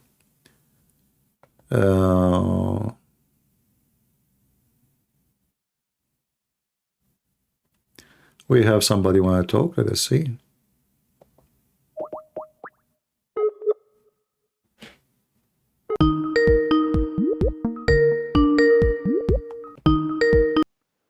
Hello? Hello? You are live on air. Who is with me? Oh, hi. It's an honor to speak to you. I'm nobody. Why it's an honor? No, you are. All right. You're a godly man. Oh, no, see, godly man is a big word. I don't fit with it. I'm not even little tiny servant in God word. So let us, I don't like those titles, because I feel guilty when people, they say to me, I don't like to be praised. I'm nobody. So what do you want to say to our sister? I understand. I grew up in the Middle East, in Iraq. And when we were young, we were 5 sisters. And my mom, people would say, they're beautiful, you have beautiful, and she would stop them. She would say, don't say that. I don't want them to focus, on there, because we were children. I mean, all children are beautiful. So, but my mom was, I can see that. I'm nervous. Oh my gosh. Actually, my mom, she used to think about me that I'm very handsome. I don't know why, but I guess because she is my mom. She think, yeah. But obviously, she's wrong anyway. Yeah, exactly. Exactly. She is saying to me, she's confirming that. She said the monkey in the eye of his mom is a deer. Yeah. All right. That's what my mom used to say. Yeah. Yeah. Correct. Correct. Yeah. That's what they say. All right. Yeah. So, Yeah, so you are Christian? Yes, I am. All right. I was born into a Christian family, but we were not actually in the churches. We were doing kind of like gatherings because we were more going by the Bible. Okay. We're not Catholic. I'm Assyrian. All right. But the Assyrian churches were kind of different, the way they taught the Word of God. So my family were missionaries. All right. They became missionaries trained by American missionaries. So, I mean, it's a long story. They were arrested at some point because of, they had missionaries from India coming to train. It's a long story. But anyways, I'm glad to be in America because I feel, even though you're right, like we can see our freedom is being chipped on. Like we had more freedom when I moved into United States. It was better. I think every year I can feel the difference. I look back, especially 10 years ago, 15 years ago, I see the difference for sure. Well, freedom doesn't, people don't earn freedom unless they fight for it. That's why we are here fighting for our freedom. You don't own something if you don't fight for it. If you don't protect your house, somebody will take it. If you leave your car outside unlocked, somebody will drive it. If you put your money in the street, somebody will grab it. So this is how life is. You have always to defend what belongs to you. And if you don't complain if the weed take over your garden because simply you did not attend your garden. That's true. The normal thing to happen, the weed is to take over if there is no garden person taking care of the garden. The weed, you see, in order to grow in your yard, some potato, tomato, whatever vegetables, it takes a lot of work, a lot of care. But if you leave it for a few weeks, weeds do not need anything. They will take over. So that's true. Liberalism, atheism, Islamism is weeds. And because there's no benefit of it, they grow widely. And they harm the yard. They don't make the yard more beautiful. You will not find a single place where the majority is atheist or Muslims or liberals is a good place. They destroy it. You go to the communist, you will find the communist what they did. You go to the liberals, go as an example, Philadelphia in USA, a city 97% of it is atheist. The mayor, the police, everybody there is an atheist, is a liberal. The whole city is messed up. Drugs, people dying in the street. It's like a zombie towns. So with Christ, we can attend our garden and we can make it beautiful. Christ leave the garden is full of weed. And this is not a speech. This is what reality proof. It's so true. Yeah, I agree with you. Yeah. And it's a thing, like it's something we have to do, just like a prayer. You can't pray once a week because we can skip. Sometimes I'm guilty of that. Like I'm busy today, or I pray driving. You pray, but it's not like that one-on-one. Really. Yeah, you see, a prayer. It's like that. Yeah. You see, I'm a person who believes in more than just a prayer, because a prayer is an act of a believer, but work is an act of belief. So if you are a person who is a believer, then where is your belief? So work is your prayer, more than just a prayer. So you have to speak out, you have to teach your kids, you have to voice your opinion, share your opinion, so you can make a difference. This is how you attend your garden. Attending the garden, we gave the example of the garden, but we don't have a garden for real now. The garden is our neighborhood, family, etc. So when somebody says something stupid, it's your duty to voice yourself as a believer, and your believer as a believer is your belief. That is your action. So you talk, you work, you promote, you preach, you teach. That is an act of a believer, not a person just to pray. Like, what is the benefit if I go now to my kitchen and say, okay, God, make all the world Christians? Hold on. You know, this is not how it works. You have to go and invite them. You have to explain to them they are human like you. So this is why God, he sent us messages as a human so we can deliver it to human. Even the Lord himself, he come to us as a human, so human can receive it from God in the image of a human. For we have impact on each other. We are social creatures. We are not wolves who live in the wood, each one alone. So a true believer is the one who speaks the truth, and the truth will set us all free. Anything else, sister? I mean to that. I mean, yeah, I was just saying, like, faith without work. You reminded me of that verse. Exactly. That's what the Bible says. Scripture says, faith without work is dead. Yeah. So what you said is very, very true. Absolutely. So thank you so much for all you do, CP. I haven't been following you for long, but I don't know how I missed, like seeing you on YouTube. Because I'm so because I'm so short, you know. Yeah. No. I'm short. It's short people should see short people. I'm only 5'3", but that's very cute. I love your sense of humor. I think this is what I believe. God has the best sense of humor because, sometimes you go through life and you're down and you don't know why, and then I think of God and then I start like he reminds me, your spirit, the Holy Spirit lives in us. So I start like laughing about something, I don't know, like it comes from, I say that must be God because I needed that, laugh. But I love your sense of humor. Well, I'm Definitely happy. God bless you with wisdom, but all glory to God, of course. I mean to all that. Glory to God. Well, I'm happy to have you, sister. I feel free to call us from time to time. Thank you so much. And invite God your bless. friends to join us too. I will. All Thank right. you. Okay. God bless you. Take care. Bye-bye. God bless you. Bye-bye. Bye-bye. Yeah, I think people, maybe they miss me in YouTube. They don't notice me, maybe because I don't make videos like showing my face, etc. People, they see a video like there's a screen, text, etc. So they don't click in it, maybe. Yeah. For sure, if you put yourself in camera, you will become, but this is what I'm avoiding. I don't want publicity. That's not my seek. Do we have any Muhammadan want to say anything? Anyone?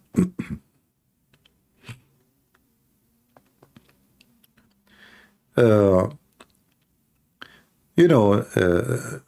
purpose of anything we do is either for our benefit or for the benefit of someone. There's no other options.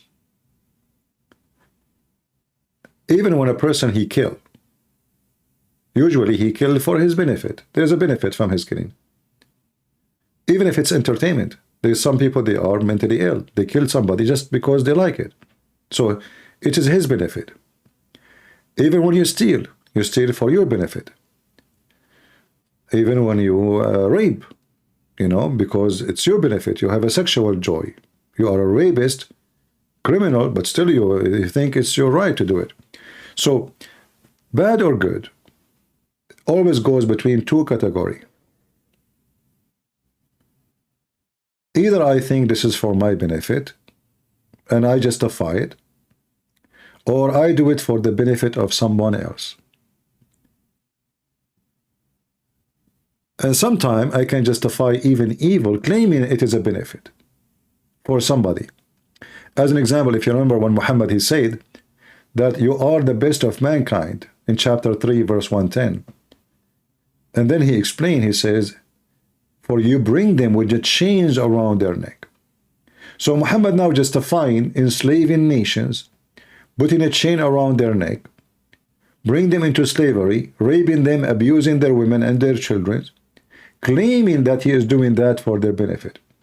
And this is when evil reach a high level, advanced level of control of mind, to the point make you believe that you rape a woman for her benefit, you kill a man for his benefit, you burn a house for the benefit of those who own the house. So this is what a human being can do to himself when he is either thinking of himself selfishly and thinking about hurting others in a selfish way too, thinking that he's claiming that he is doing benefit for them, but in reality, both way is just for one reason: satisfaction of someone very filthy selfish. Do we have any Muhammadan would like to join us, or even Christian would like to call?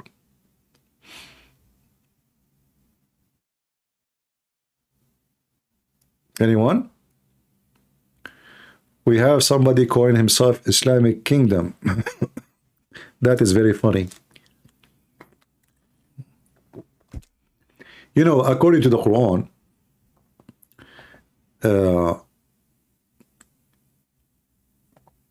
you know, the Quran is a very funny, weird book. And as long as you mention the word kingdom, according to the Quran, if Allah wanted to destroy a town, He command the kings of the town, or the rich of the towns, or the nobles,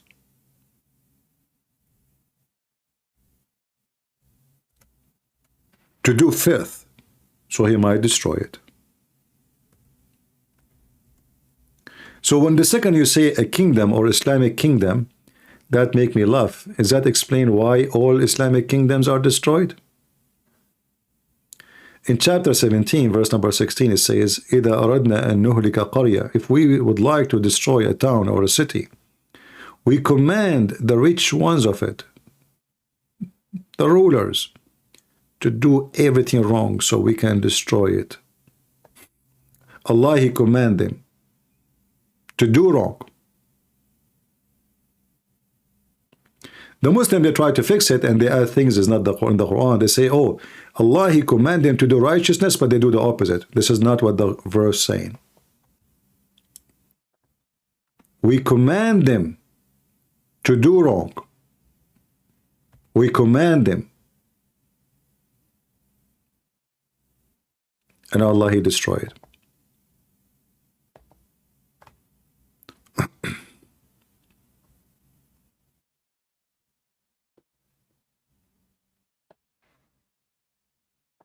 And this is in chapter 17, verse number 16.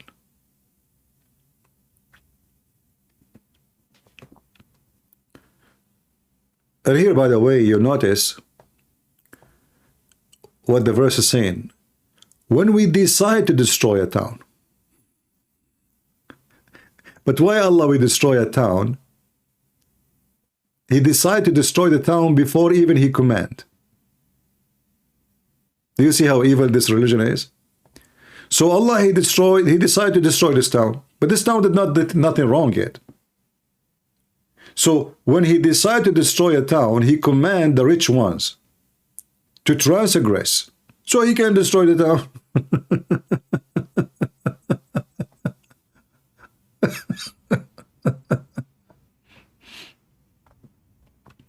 And by the way, in the picture we have the Prince of Emirat, which he's not a prince really. I mean, there you find alcohol, striptease, nightclubs, you name it. How come Allah is not destroying it?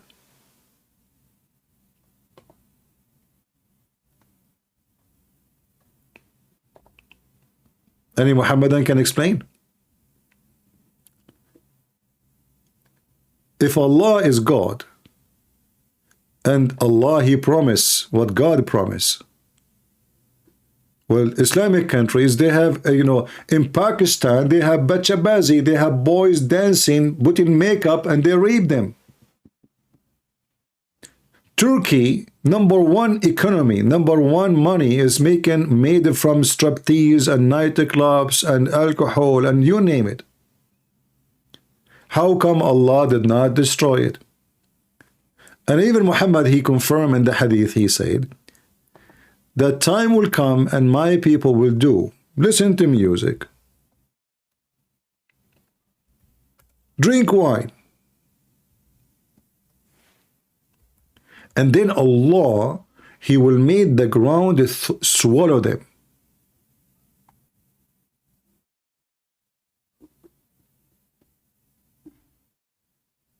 But we don't see that happening anywhere.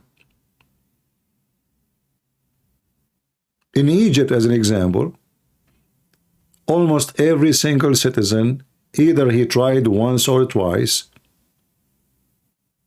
or he is addicted to drugs and alcohol. Smoking, don't even mention it.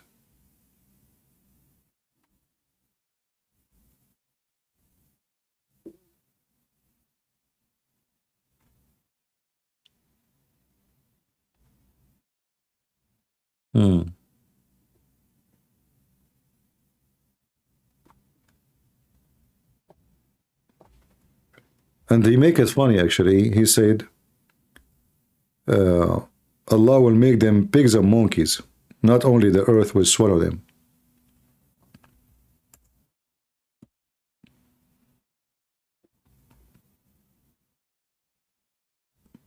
But there is anyone? Allah made them monkey or pig for drinking wine and listening to music? Since Muhammad, he made this false threat?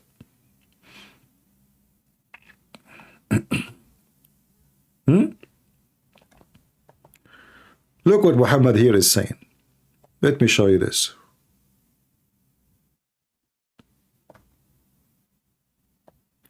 And this is all will lead us that Muhammad obviously is a false prophet. People among my nation, they will drink wine, calling it by another name, Pepsi Cola maybe, and a musical instrument will be played for them, and singing girls will sing for them. Allah will cause the earth to swallow them up and will turn them into monkeys and pigs. Now, name for me one Muslim countries don't have alcohol, singing girls, and they are playing a musical instrument. Just name one. And then here we can question if Muhammad really is a prophet or not. Either this is a true threat from a true God, or this man, Muhammad, is fabricating a threat.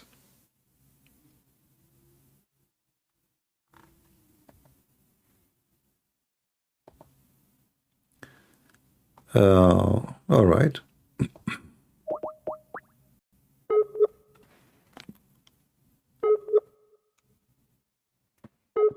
We're trying to call somebody.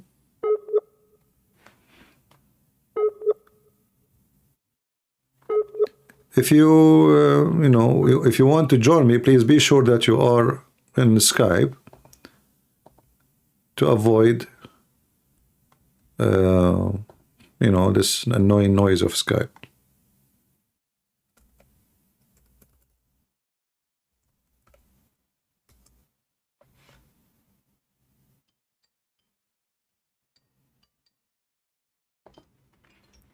Hello? Hello?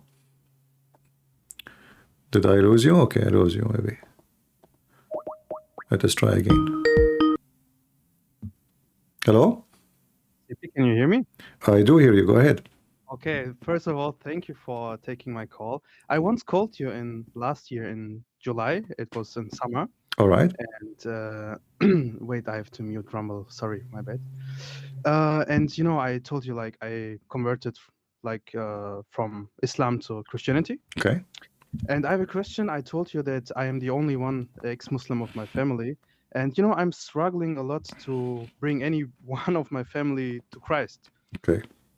I don't know what to do, actually, CP.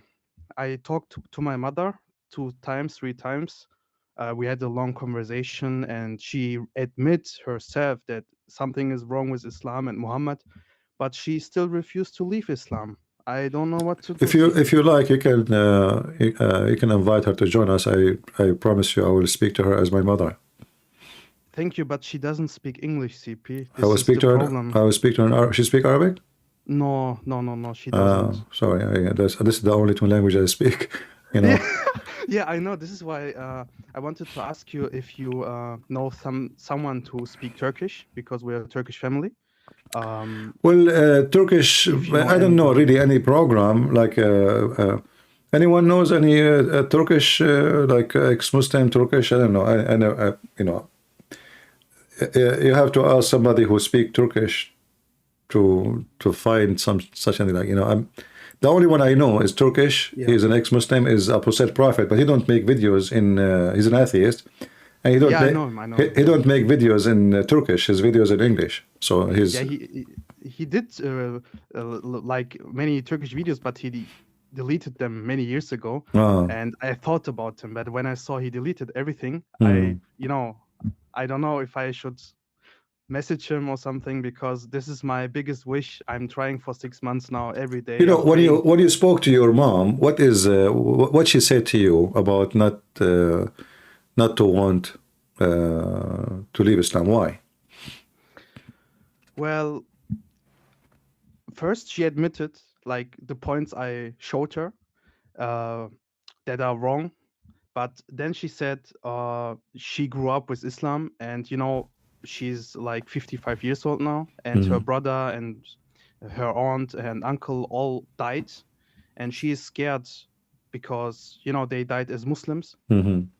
And I don't know, she can't accept. But tell her, like, aren't you afraid that you go, if you think Islam have something wrong already, but aren't you afraid to go to hell because Islam is wrong anyway? So what the point? And you can mention to her, I don't know what is her education. What do you mean by education? Does she have? Did she go to university? Did she have degrees or? Oh no, she didn't attend university. Yeah. Because when they came to Germany, I'm from Germany. All right. She like my grandpa didn't want her to educate herself. Yeah, I want you to ask her this question. Yeah. It's simple, and that will work with her as a mother, as a lady. Ask her, if a child he died and he is an infant and he is a Muslim child, shall he go to heaven or to hell? The answer she will say to you, to heaven, right? Then you can show her what Muhammad said, that he might go to hell, and that will make her see clearly that Islam is not about justice, because why a child might go to hell? So Islam is wrong in the essence of it, because we go to hell because of sin, not because not committing sin. So if we go to hell because of committing sin or not committing sin doesn't matter, then Islam is not from God, because God is about justice. Exactly. The Bible says the wage of sin is death. Yeah. So there's no death for someone he did not do sin. And death here is about being away from the mercy of God. That is death. It's not about just dying. It's about, you will be out of mercy of God. So speak to her as a mother, as a lady, as a female. Ask her if a child, an infant, show her a picture on the internet, a child. Say, if this baby, and he is a Muslim baby from Muslim family. In fact, Muhammad, he said all babies are born Muslims anyway, right? Yeah. So if he die, where should go? And right away she will say to you, oh, he will go to heaven. And then you can show her that Muhammad, he said the opposite, it might be happening. So that will make her maybe think. And you can let me know later what she answer you. Yeah, I will try. I'm trying for 6 months now, and she actually admitted like there is something wrong with Islam. I showed her many things. She is already out of Islam, CP, but she cannot just the last step. She cannot leave. And the last time I talked to her was like 3 weeks ago. I think she is maybe afraid to lose her friends, and Yes. Because let me say something. Because when I left Islam and I told her first of my family that I found Christ, she was very shocked. Like, what are you doing? Are you possessed by the devil? Even my sister told me like I'm possessed by the devil. This was very hard for me, and the rest of the family is avoiding me. They are not willing to speak to me anymore. I I don't know don't care. what's going on. Yeah, so I think she's scared to lose the bonds of the family to the people, right? You know, I will tell you something about family. There is family you are born into, you never choose. You never chose your sister, did you? Yeah, you are You right. never choose even your mother. Even your mother should not choose you. You know? True. So this family, it can be considered as a family only if I don't feel a stranger between them. Yeah. If I go to a house, and this house, I'm a guest there, but I don't feel as a stranger, this is a family house. But if I'm born in a house and I feel always as a stranger in that house, I don't have a family in that house. So family never been about blood. Family is about where you are being beloved, where you are welcome, where people care for you. And you will find a bigger family in the world, bigger than your sister and your brother. If you are a person who open his arm to have other families will be there for you. Family never was. You see, even when they come to the Messiah, they say your mother and your brothers they want to talk to you. They said, those are my brothers and sisters and my mothers. So your mother is important, but she should know that family is bigger than just people they are born in my atmosphere. In fact, most of family, especially in the Middle East or Islamic countries, they gossip against each other. Sisters hate each other. Brothers, they harm each other. So you will find that the family in the Middle East or Islamic countries are very, very evil. I mean, it's not even a family. In fact, 90% of harm happen to you from people you call them family in the Middle East. Exactly. So what family? Family is not really what they have. They have a tradition of a fake family. When they see each other, they hug each other, they kiss each other, they welcome each other very, hot welcoming. The second you turn your back, they rip you apart. Yeah, they gossip. We have a very broken family. Like, I cannot tell everything. But, all, not only your family, your friend, all Middle East and Muslim countries are the same. Yeah. In the appearance, the picture for Ramadan and lunch and dinner, but just sit between them and see what they talk about. Yeah. Yeah, when I was a kid, we went to weddings, right? And Turkish weddings are very big, like 500, 600 people. And I'm just a kid. I'm sitting there, and they gossip each other. Look her dress. Look her. Oh yeah. What the hell? This is nothing. This is nothing. They go even like more for evil stuff. In the same time, they are the one who like give you a big kiss, a big hug, and they, you see, this is an illness actually in the Middle East in general, not only between Muslims, even many Christians, they are under the influence of Muslims. So they will see a guy, hey, where you been? We missed you, man. How you doing? Etc. And like this what happened to me actually. Once I was in a restaurant invited by 3 or 4 people I just met. I don't know them, but they invite me, come have dinner with us. So I came.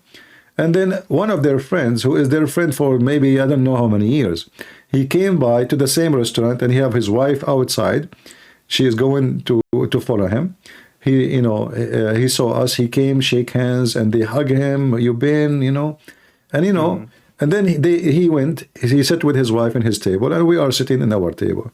And they start talking about him, about his wife, and then the first thing I said to myself, if this is their friend for the last, God knows, 15 years, they are talking about him this way, what they will say about me, who just met me yesterday, Yeah, I know. This is something that happened to me very much. I'm like now 28 years old now, 28. And, the older I get, the more I realize that people don't know love. They don't know God. Yeah. This is why, I have no friends, CP. I'm totally honest with you. I lost every friend. I lost like my family. Like I have nobody but Jesus. And this is something they don't know love. You know them for 16 years. They betray you. They don't message you back. They gossip behind you. I don't know what's happening with people today. Yeah. You see, the most important thing is to friend yourself. not to have a friends. Because if you cannot find the friendly life within you, there's no friend. Well, what a friend? You know, if you cannot find peace within you, there's no friend, and there's nobody can satisfy your friendship. So the first friend is you to be friendly with yourself, honest, you know, a person in society who don't want to harm people, who love people, and you don't want to gossip, and you don't want to enjoy, you know, you don't enjoy their garbage. And secondly, the word of friend is not exist no more between those people because they are selfish. They don't friend you for no return. Always when they friend somebody, they want something in return. Exactly. If you are rich, they friend you. If you are poor, they don't know you. If you are a rich person, even if you are the cousin of the cousin of the cousin of the cousin of the neighbor, they call you cousin. But if you are their brother from their family and you are poor, oh, who? Oh no, we are busy today. Sorry, we cannot have you here. You know. Yeah, so we know them. We know them. We grow up there, and we know their culture. It's very awkward, very backward. Everything wrong in the world is there. I mean, I cannot name a disease can infect a social life. It's not in those land. This is why me myself, I don't have a friends too. I don't even associate myself with them, and I don't want to be part of them because simply they are bad. You know, you cannot live to live between those. You have to be like them. Exactly. Yeah. So let us make it simple. To live between lizard, you have to be a lizard, not a, not a butterfly. They will eat you. Exactly. Yeah, this is something that happened to me because I was too kind. You know, CP, I don't want to harm anybody. Look, I'm too kind. You know, I'm always forgiving them, but they abuse this. I don't know what to do anymore. Like this is why you know every friendship is like going to it ended, right? And I'm by myself for many months now, but I'm enjoying myself, you know. But the words you said, it's very true. I grew up with Muslims. I had Muslim friends, and every family of them CP is like you described. It's broken. Every Muslim family is broken. Yeah. Well, this is the important thing. If you are, you know, enjoying yourself as a person, it's not about how many people you know, how many people around you. It's about if you feel lonely or not. Feeling lonely simply is you are not being satisfied, you know, by whoever around you. So you can be lonely even if you live in a house have 1,000 people, and you can be lonely because you live alone. But you can be still feeling not lonely and not alone if you are a Christian who have God in his heart. For if God is with me, who could be against me? And I will never be alone. This is why for me it doesn't affect me if I have people around me or not, because I don't feel alone really. Never feel alone. Yeah. Yeah, this is how I feel too. Like before I met Christ or he saved me. You know, I had 3 encounters with Christ, but this is another story.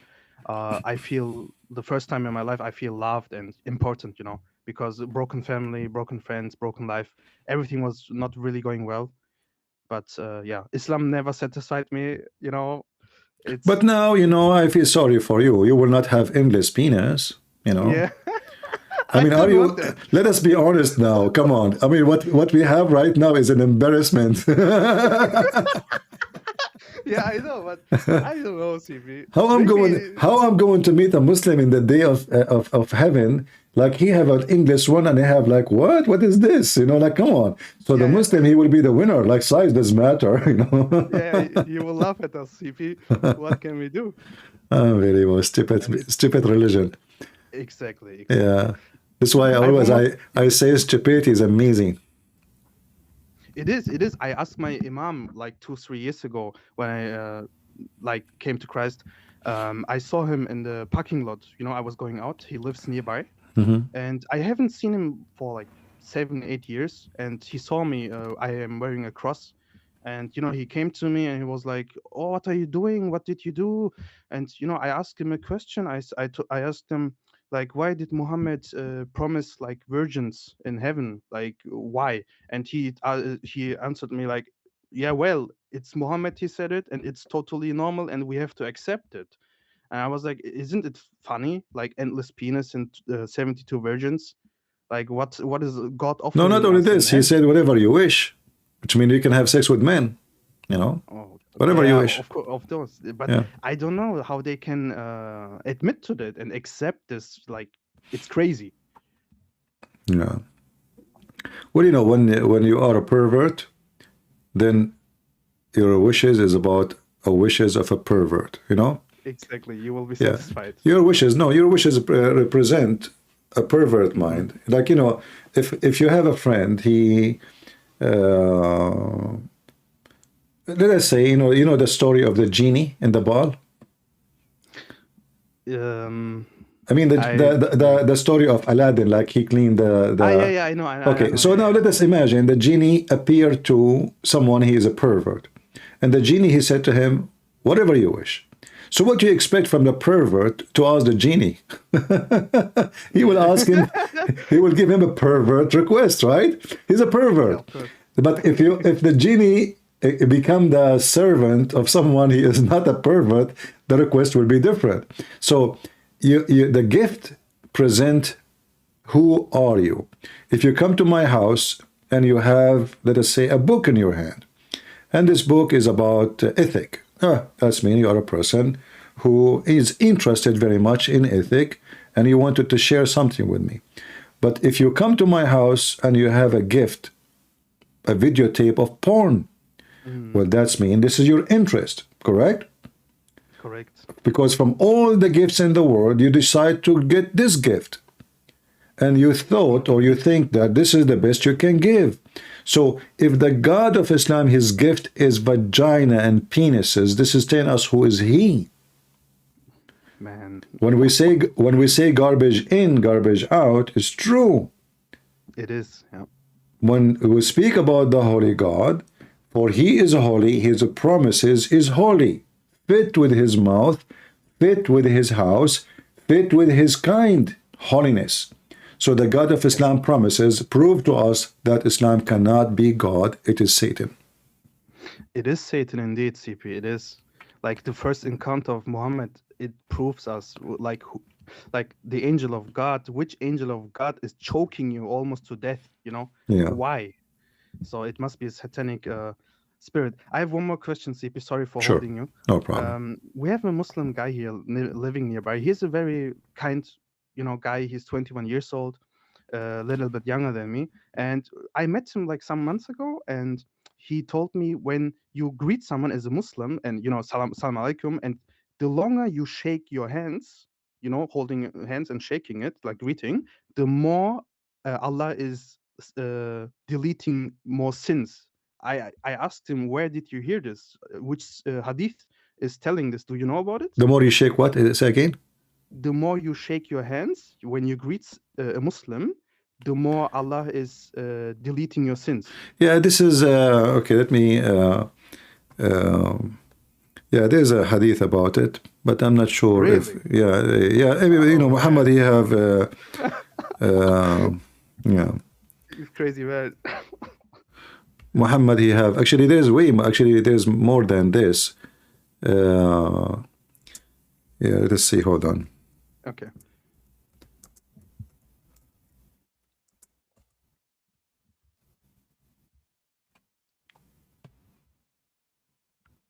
Like even there is, it's if you there's hadith about moving your hand when you are doing a speech. I mean, Muhammad, he go on everything, like a crazy man, but I don't think this hadith, I don't really, I'm trying to remember, I don't think it is something like something strong. It just I would try to find it. Okay, because they fabricate many things. CB, I was a Muslim too, right? So, and our scholars, imams, they tell you the most crazy things. Like when you eat this, Allah loves you. When you do this, Allah loves you. It's so stupid. Yeah, but all of those things is just to make you a slave again. Like, Exactly. If I kill a lizard, as an example, from the first hit, Allah love me more. So what, what is that, Yeah. Yeah. I heard about it. I was in the live stream. Yeah. I don't know what the hell. Yeah, and you know, and Islam is focused in silly stuff. Like, can I use my both hand to shake the hand of somebody? I mean, who care about, you know, what are you talking about? Like once I was watching an Islamic program. I wish at that time I have a recording because it was fun. A Muslim girl, she called the sheikh, and obviously she is a whore. You know, she is not because she's speaking in a very, you know, like she's trying to tempt. She said, "Assalamu alaikum, salam. I'm very beautiful, and my sister told me when I take off my clothes, the fish in the fish tank, they start shaking, and the sheikh starts shaking too. You know, like, and the other one, he took the water, he started drinking. Okay, sister." Al-Ayazu Billah, sister, there is a genie inside those fish and they are looking at your pure, pure, beautiful body. So, sister, please don't take off your clothes in the front of the fish tank. But she said, but this is the only room I have, what I can do. And I'm very beautiful. And then he said to her, okay, sister, they tried to find a solution, you know, to catch each other. And then he said, the other one, he says, okay, sister, can you put a blanket in the top of the fish tank? Yeah, cover it up. How fish can look, man. Oh, it's so scary. according to the sheikh, the fish have a genie, and when they see her getting naked, they start masturbating, they start shaking, you know.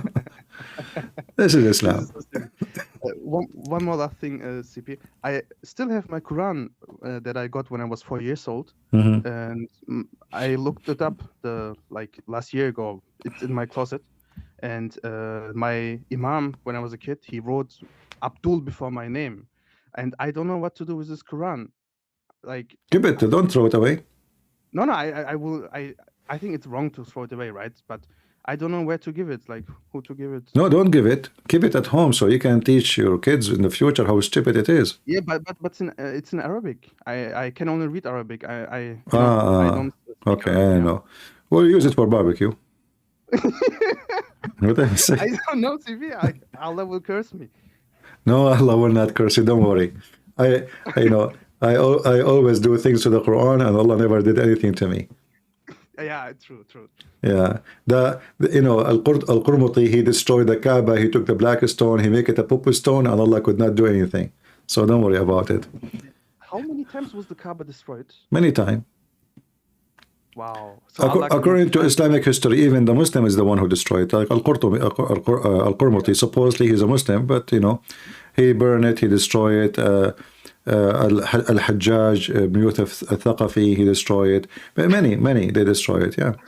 Okay, that's crazy. Yeah. All right, my friend, thank you for calling. And feel free, if you want to bring any of your family to speak to me, I will be happy to talk to them. I will try, CP. Thank you a lot. Thank you. Take care. Bye-bye. Bye-bye. See, you know, here we go. You see, those are Muslims, right? They are ex-Muslims. Beautiful people, right? Do you see when a person who leaves Islam, they change? Very friendly, very fun to talk to them, very, you know. The second you are a Muslim, you are angry, you are upset, you are full of hatred. The second you leave Islam, look how, you know, how nice the conversation. How many of you would like to have this gentleman as a friend? I'm sure all of you.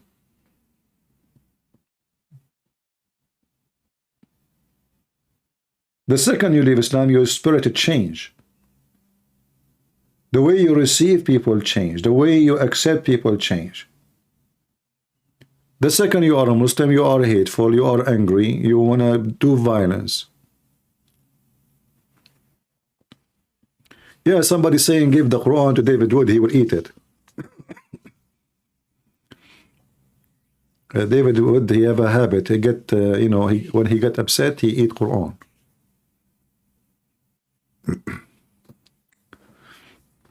All right, we have any other caller?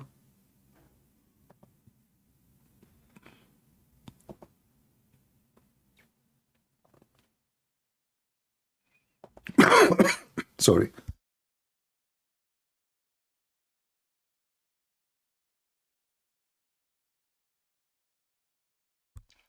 I need to clear my throat. I don't have cold, but like something, you know, it's too cold these days. All right.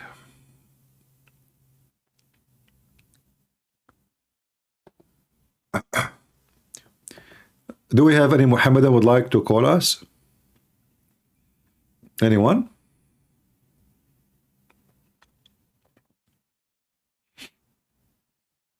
Nobody? Muslims can call, Christians can call. See, we changed the way to take our program that Christians can call. I think this is better. So, you know, Christian will not be feel oppressed by me, for many of them, they like to talk. And I think it's good, you know, give us little to know some Christians around the world, especially ex-Muslims. Yeah, you can call. I just said you can call. Christians, Muslims can call. But just be sure you have something to say to us.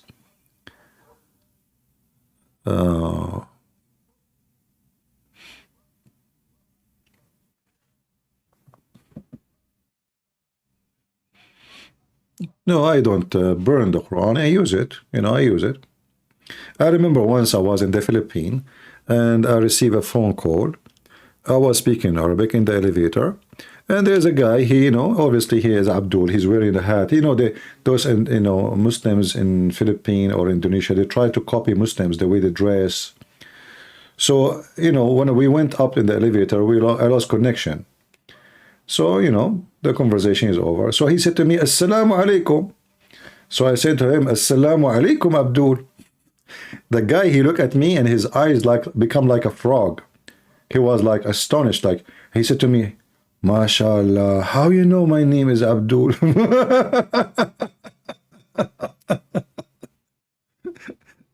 You should see, you know. MashaAllah, how you know my name is Abdul?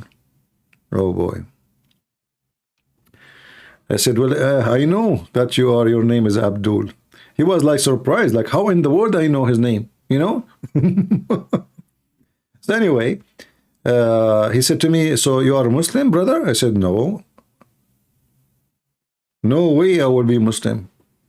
So anyway, he was surprised because a person who speaks Arabic is not Muslim. Yet I know his name is Abdul. So he said, why you are saying that? I said, do you want me to show you?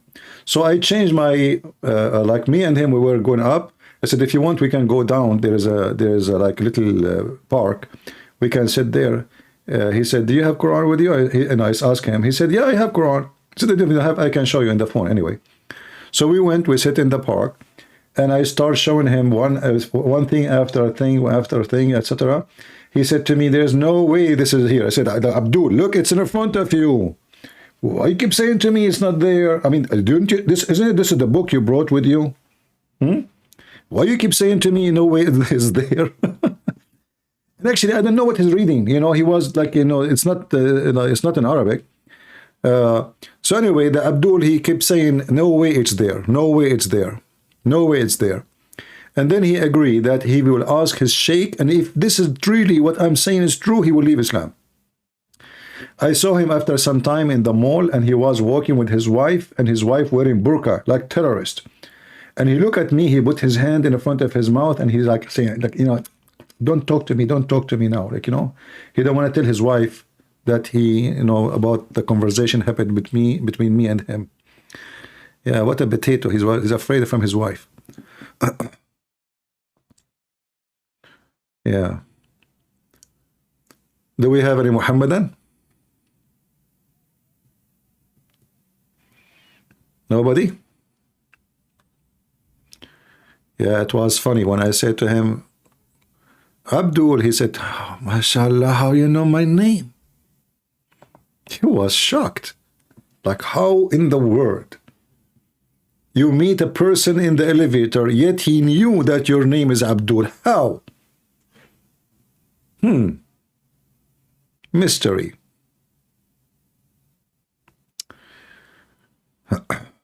Yeah. All right. Well, look like we are out of callers for today. And anyone have a question?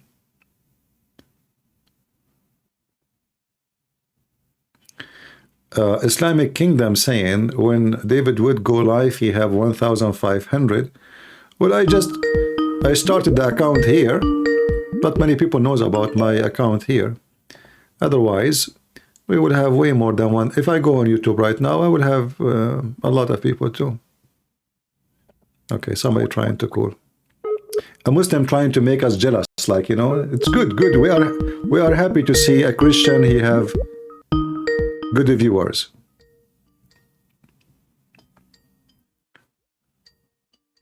Are calling.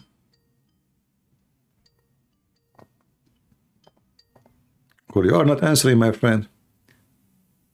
You know, one of the funny things, Muslims, they try to divide us. Like, how come this guy, he have 1,500? If I go live in YouTube right now, I will have 2,000. But who care? I'm happy for every single Christian to bring Muslims to listen so they can see Islam is stupid. I wish David Wood, he would have 10,000, 10 million viewers on his life. Say Ameen, brother. Just say Ameen. Hello? I hear you. Go ahead. You're live on air.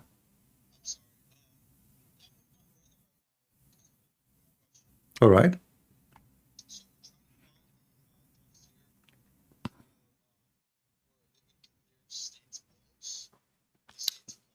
Uh-huh. All right. That's all?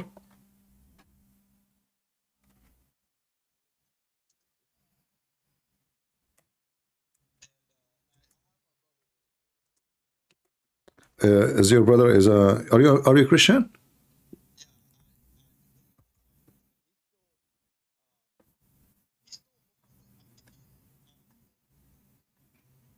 Okay. Well, there is many actually.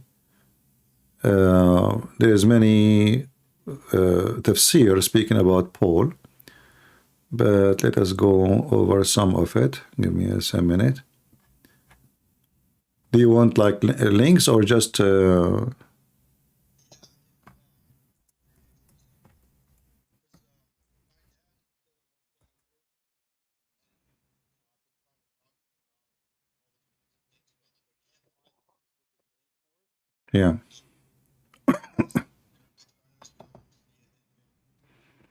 All right, that's not hard.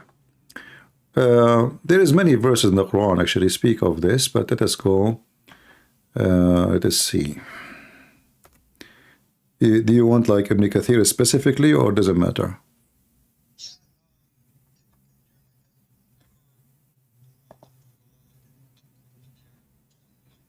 All right.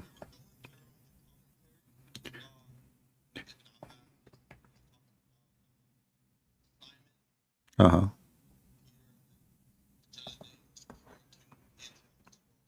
All right.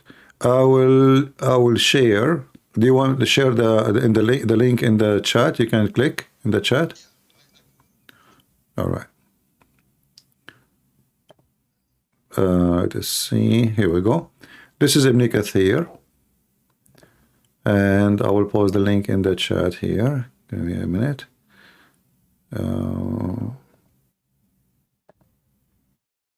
You can click. So this is Tafsir Ibn Kathir. You can use Google Translation. However, if you go to Google to Ibn Kathir in English, you will find the same thing. But this is Ibn Kathir, the book of Al-Bidayah and Al-Nihaya, volume number 2, page number 11. Yeah, and here it says, وكذا قال ابن جريج عن وهب ابن سليمان عن It says here كان اسم الرسولين الأولين شمعون ويوحنا واسم الثالث بولس والقرية انطاكية. Yeah, but there he will say, and this is ضعيف, you know, this is ضعيف. However,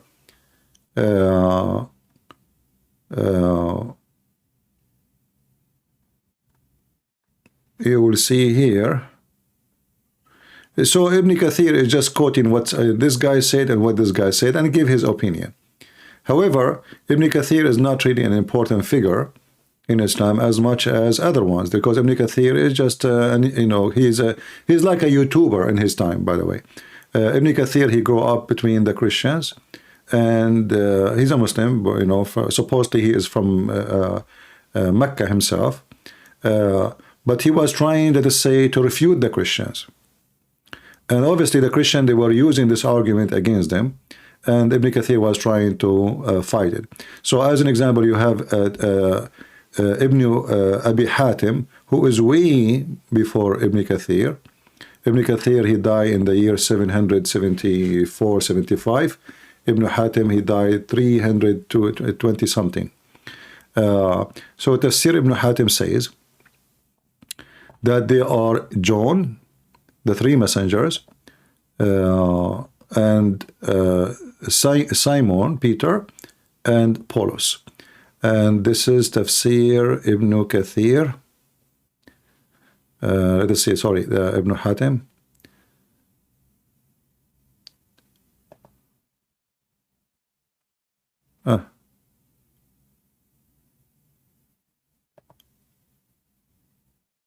All right. Actually, I just found a link quoting the same quote. I was searching for Ibn Hatim, but this one is showing many tafsir for the same verse. And here you will see Al-Baghawi.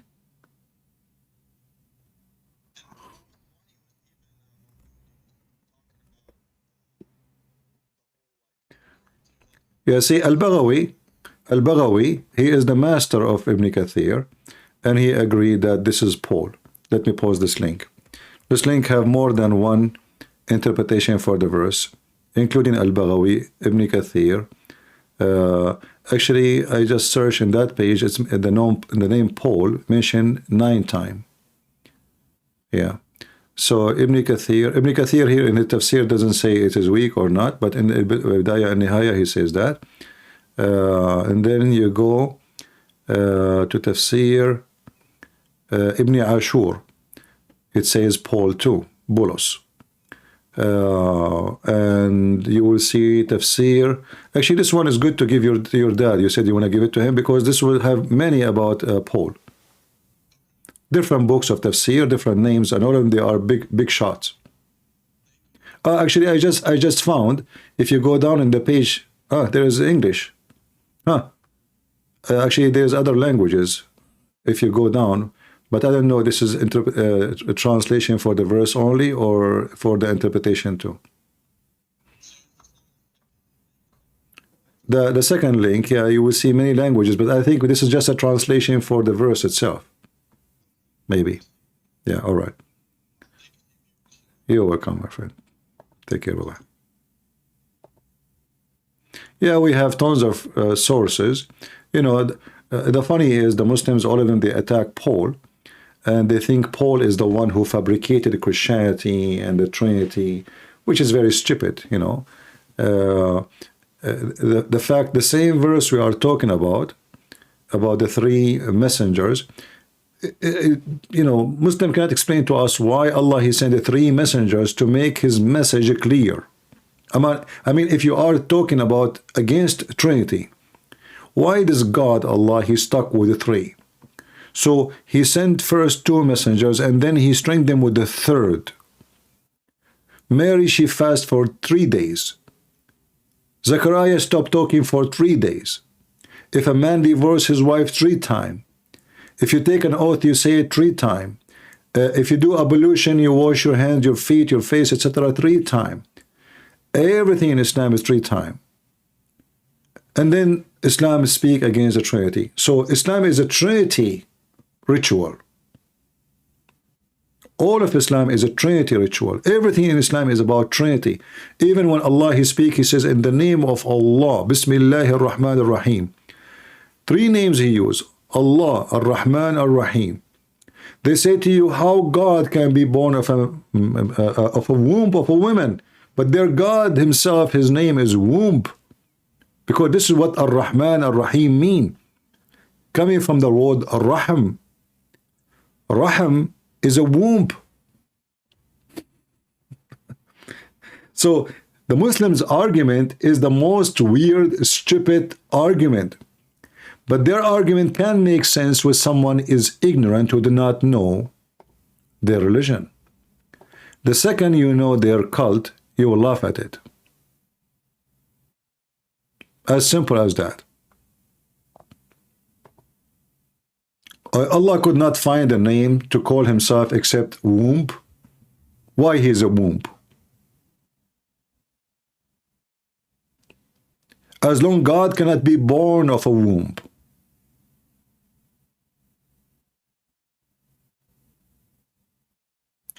Why the two names of the three names of Allah is connected to the word womb?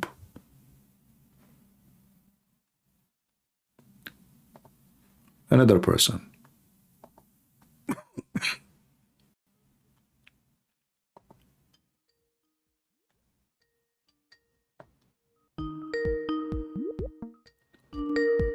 Were you guys able to hear the previous conversation, or you did not hear it? Because I noticed the mic was muted in my side. Did you hear? Can you hear me? Yes, I hear you. Hi. No, I couldn't hear the previous conversation. It was muted. Okay, sorry for that. So anyway, let me just give me a second, please. The previous conversation, he was asking me about, by mistake, I muted the speaker of Skype so you don't hear the ringing, but I forgot to unmute again. So he asked me about the reference for mentioning the name of Paul in Islamic tafsir, and I show it to him. All right, go ahead, my friend. What do you want to say? Well, first of all, I'm Christian, and it's a real pleasure speaking to you. I actually tried this past Christmas. I was in the hospital, and I had a bunch of surgeries and everything like that. And I saw your comment, and I prayed for you. I remember you made a comment, correct? You made a comment? Yes, sir. That you were listening to me from the hospital, and you are doing surgery, correct? Yes. All right. I remember, and I prayed for you. I hope my prayer helped. It did, and actually, what I wanted to share, I hope I sent you a message on Patreon. I don't know if you got it, but I was listening to you because they have like a Roku where I can live stream stuff on the TV, and I live in an area that has a lot of Mormons, and so anyway, I was listening to you, and they started talking to me about you and asking what what this was all about, and so I was able to share the testimony of Jesus with 3 different people just listening to you. So it was a real blessing, and I just stumbled across you only a few months ago myself, and my daughter, she's 22 and she lives with me, and so whenever you come up live and we have a chance to, we're always watching it together, and I just wanted to say it's a real blessing, and a late Merry Christmas. And I wanted to wish you last month, and I'm doing better now, but I am going back in again on Tuesday. But God is good; He's always good. Yeah, well, we pray for your health and your family, and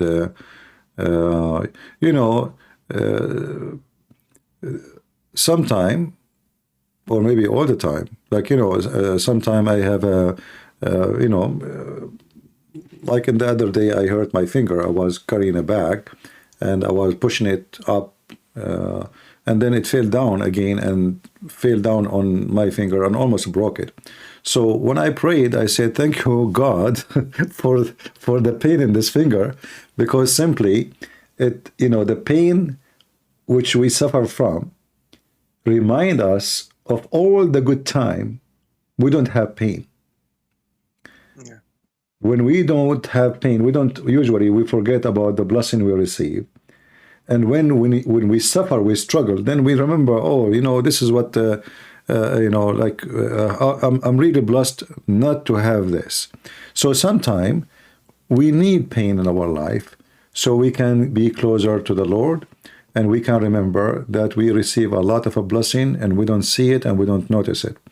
But I pray that your pain will not stay, and you will get closer to the Lord, and He will be closer to you, and He will answer your prayer. Amen. Thank you. If I can just add one thing, because I know you've been on for a long time, talking about this pain. It's a genetic condition that hit me about 8 years ago, and basically what's happening is my autoimmune system is attacking my body. So I'm a lot of pain. I'm losing my vision. My memory's not as good as it used to be. But I consider this to be a blessing. There have been times where I've actually needed in-home health care and stuff like that. And so I've had a captive audience listening to me preach about Christ for 8 hours straight. But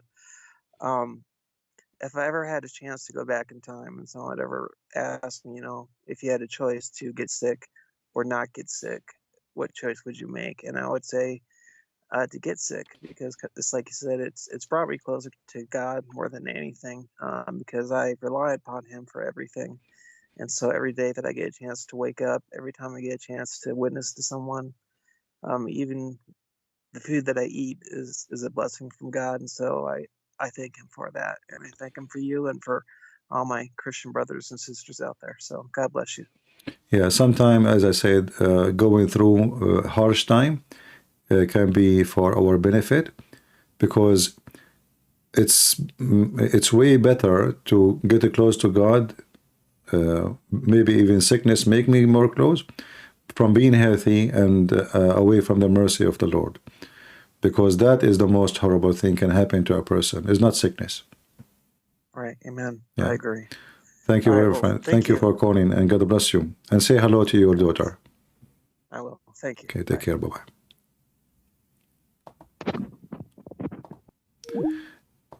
Yeah, human being, when he is very healthy, he feels so strong. He don't need God. I mean, I'm healthy. What God for? Always, when you think you are strong, that is the most weak moment in your life, is thinking and believing that you are strong, because your strength is just temporarily. It doesn't matter who you are. It's just a moment of temporary strength. It's just even fake feeling. It's not even real. There's no human being is really strong or really healthy. That is impossible. Our body is like a countdown clock. As simple as that. Even if you are Samson is dead. It doesn't matter how strong you are. Always remember that you are weak. You are strong when you understand your weakness and you use it for your strength. What does that mean? Because I am weak and understand my weakness, I know that my strength is by my Lord, not by me. And that will give me the strength which will never die. If I understand this point, then I will live forever. Jesus, He said, whoever believes in me and I will live. That is a strength. Let us say superpower strength. You will die, but you will live. Otherwise, I will die and I will never live. So, thinking about yourself as a person who is so strong is so weakness. Everything you have is temporarily. Ability to run, ability to jump, ability to eat, ability to dance, ability to sing, ability to see, all those things are temporary things. They will not stay with you. Even the house you own is not yours. This is how weak you are. Even the chair you sit on right now is not yours. Somebody else will take it sooner or later. In fact, your phone will live longer than you, even if your phone is broken. You throw it in the garbage, it's going to stay there, and insect will not eat it. It's going to take forever for this phone to be destroyed, really. Human being will be destroyed in one day if he stops breathing. So God is good, and we get better and stronger when we understand our weakness, not the opposite.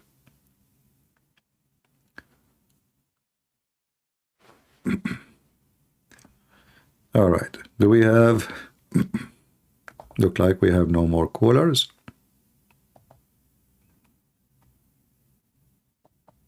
Your phone is Nokia? Oh, okay. Nokia is better than Samsung. The funny about phones is is how those little things occupy our life. And they can be useful. I mean, who can deny that those are like, you know, they can be blessing for you too. I mean, they make things easier, direction, to find things, even to read books, even to read the Bible. But the same machine, the same tool, but this is how it is in life.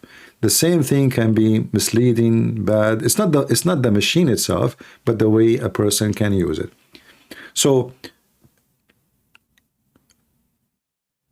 what we see today is something was impossible for some people not long time ago.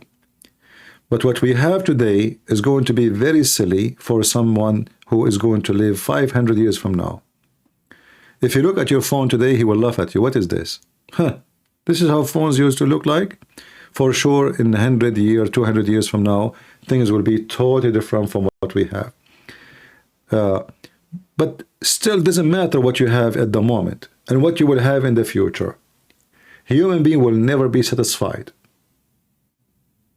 unless he is a believer. When you are a believer, you have a stability within yourself. You can enjoy your life no matter what you have, including health. If you are a disbeliever, you always want more, and nothing can satisfy you. And you complain always about life, even when you are rich, even when you are wealthy, even when you are doing supposedly great, according to what a great mean in this world today. Everything around us can change, and good can turn bad, and bad can turn good. But for a believer, good always will be good, and he knew what is bad.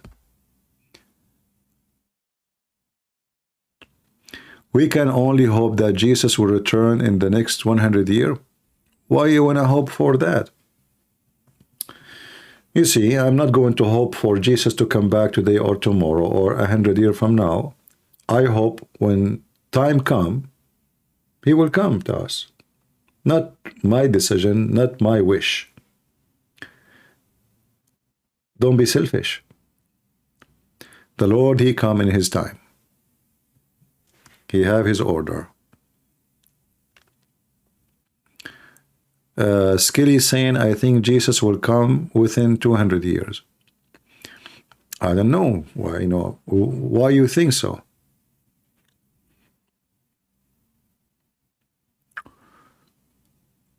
Anyway, this is not really, we should not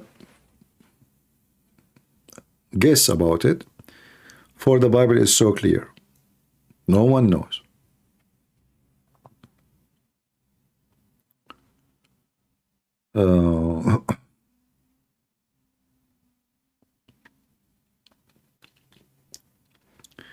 Will people become dumber and dumber because we have dumb teachers, dumb schools, dumb principals, dumb books, and then the whole generation will be dumb. So you have a duty.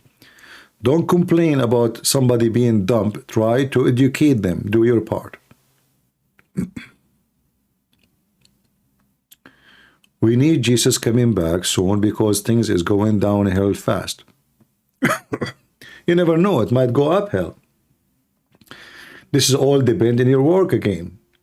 You see, when the Messiah came in this earth, the whole world is a pagan world. Almost. So how downhill it was? Very bad. It went uphill. Things can switch. Things can change.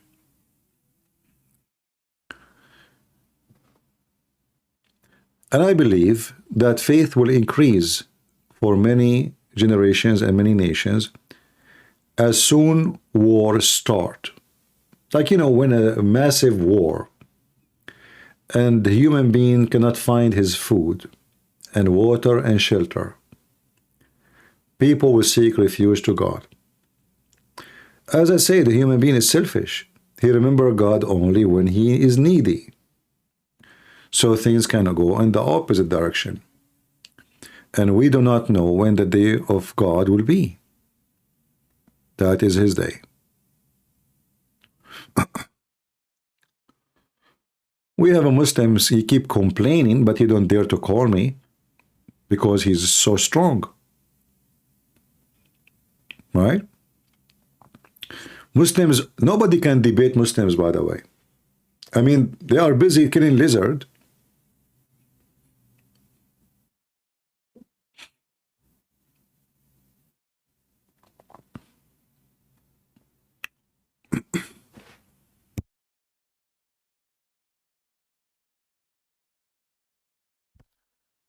Do we have any Muhammadan would like to call us? Or you guys are hunting lizard to receive a blessing from Allah? You know, guys, what if what if I decide to make a trip, and I would do like those, business guys who claim that they are religious, and they organize a trip to visit Jerusalem, so they make money out of the Christians. But I would do it in a different way. I will do it as a Muslim. Let us go and do Hajj in the Arabian desert, and the mission is to kill lizard. So listen to me carefully. I will not take you to Mecca because we are not allowed. I heard we are allowed actually now. But we can go to Arizona. And who want to join with me? Listen, you pay for nothing except hotel, airline, food, and arrow. The rest is for free. Okay? And water, and bathroom, etc. Yeah. You pay for those only. The rest is for free. And then I will take you to Arizona so we can receive a blessing from Allah. And you know how important it is to receive a blessing from Allah by killing lizard.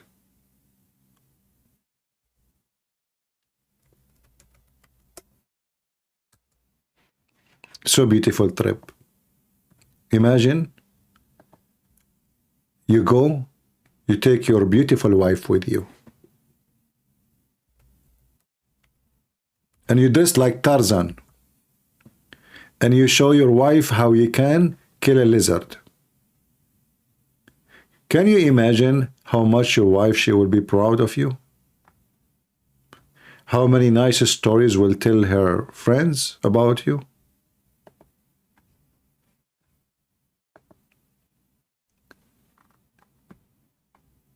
She will tell every friend of her how many blessings you brought to her family by killing lizard. And lizard as a creature, I'm sure he will appreciate you too. For he is going to be watched by Allah. Because in order for Allah to give you a blessing, he have to watch you. So imagine this lizard now, he says, Allah is watching me because of you. He turned to my channel to watch you killing me. And then he is now watching how many arrows you throw at me. If you hit me from the first arrow, look, he's even happy. Look how happy he is. Look at this. Very beautiful, very nice. Yeah. And look at this one. Oh, this one, you have to pay for it. No, we don't want this one. Yeah. What do you want more? You cannot beat that, can you? Yeah. Very beautiful. Even they are playing a firework for Allah. What do you want more? Do we have any Abdul? Oh, Abdul is hunting lizard for now. All right. So guys, I think we have, did you guys subscribe? Don't forget to subscribe and join us. And I hope you like our topic for today. And as long as there's no more callers and there's firework, I think that would be annoying. The neighbors are playing with, maybe they have a birthday of Joe Biden, the 17th birthday of Joe Biden, I think,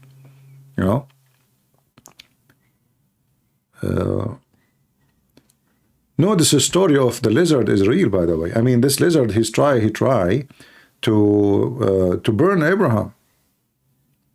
Yeah, I mean, how stupid anyone in the world to believe that a lizard, really, he tried to burn a human being. And the fire, I mean, the fire is so massive, so huge, and now the one who will make it go crazy is a lizard. True story. Yeah, and they are insect. Yeah, and this is the proof that Muhammad is a messenger of Allah.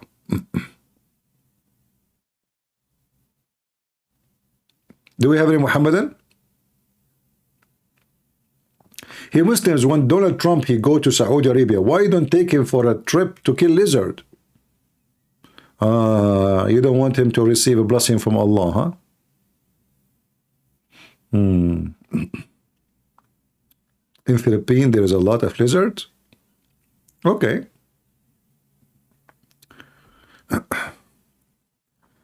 You are scared of lizards?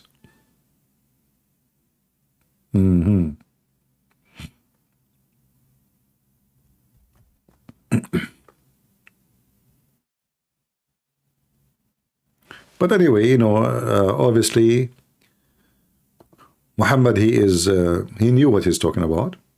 He's very educated. And it's proven scientifically true that lizard, they can set a man in fire and they can kill him. One lizard. Just one. And you know, the funny is, Muhammad, he mentioned that the disbelievers, the king, he ordered his army to make this fire. So why he need a lizard anyway? If the army of this king, they made the fire, and Abraham is captured, he is tied up, and they put him inside this fire, which means like they tied him up with the wood, or let us say a column in the middle, and they put a massive amount of wood, and they you know, it catch on fire, and now the lizard is the one who will keep. What is the king? And where is his army?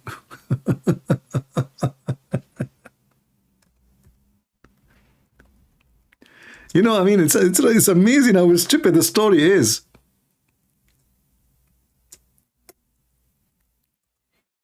The guy, he is a king.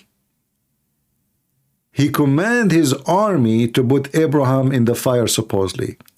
So who is Mr. Lizard? How he get even there? And all the animals and the insect in the world, they come to stop the fire. Well, this king should believe in Abraham then, because then they will see, oh, okay, you know what? Look at this. Elephants, cats, pigs, cockroaches, flies, fleas, mosquitoes, they are coming to stop the fire on Abraham.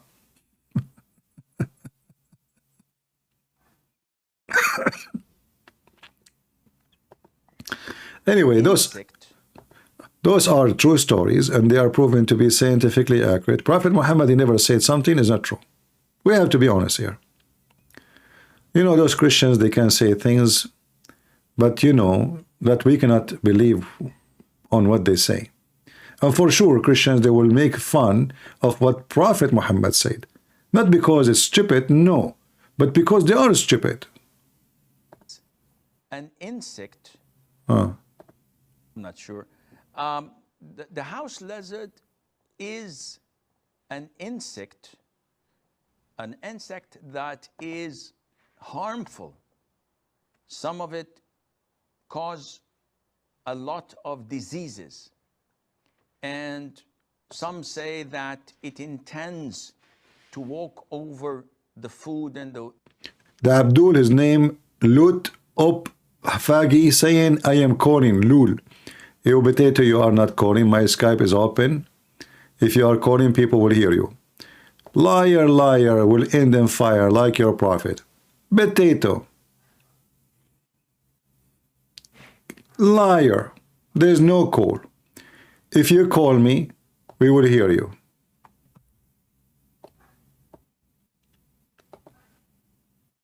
Every single one call me, people, they can hear. I can even show that every single call I receive. Live on the screen. Nobody call me. You are a potato liar. the drinks. Okay, you know what? Give me your Skype, I will call you.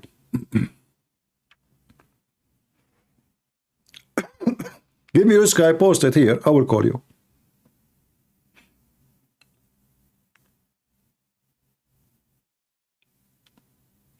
Give it to me. Post your Skype here. I will call you.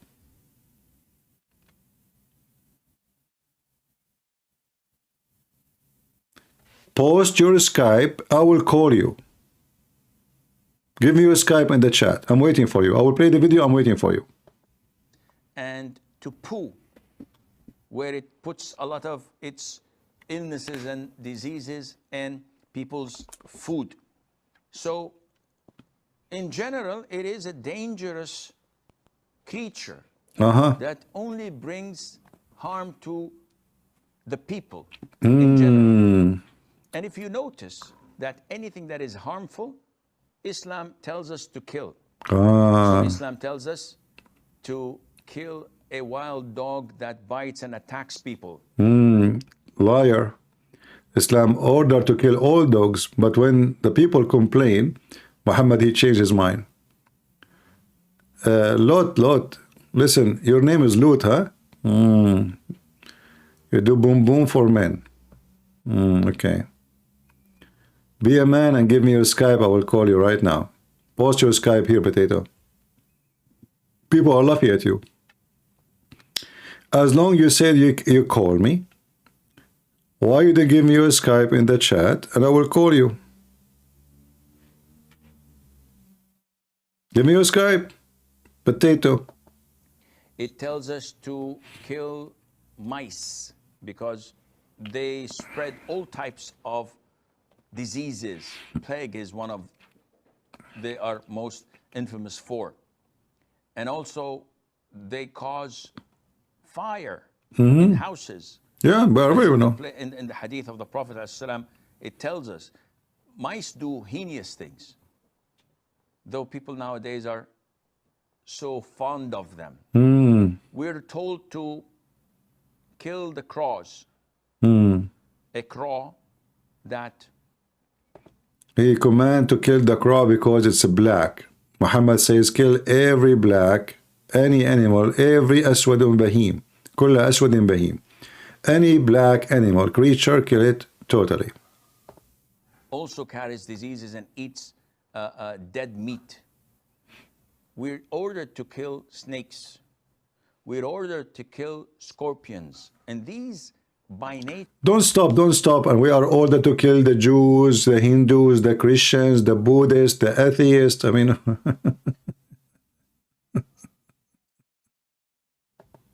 are harmful for people. So killing them is justifiable and it's a legitimate thing to do. Likewise with the house lizards.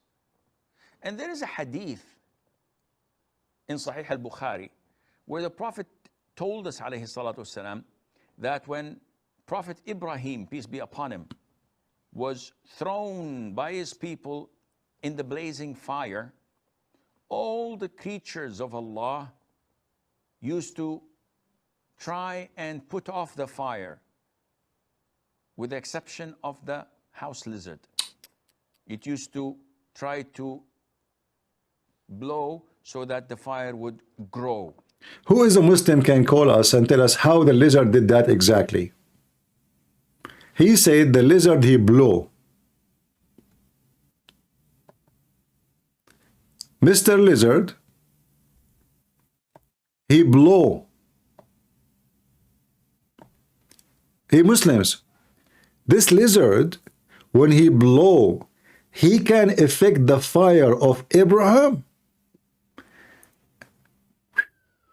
How much oxygen he provide when he blow? The lizard he blow?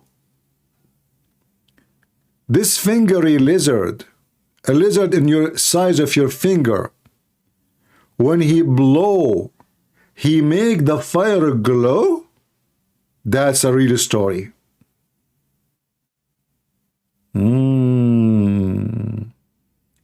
I am really impressed. This is your Skype? Okay, hold on.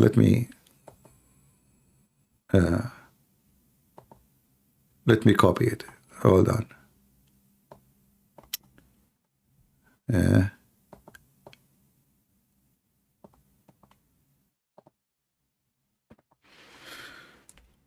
All right.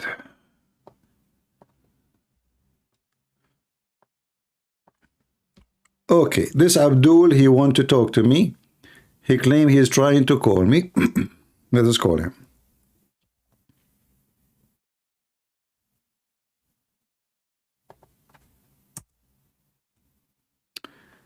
No account to be found.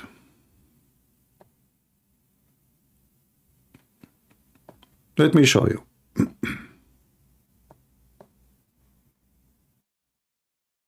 I just put what you gave me. There is no such a thing. I click enter. There's nothing.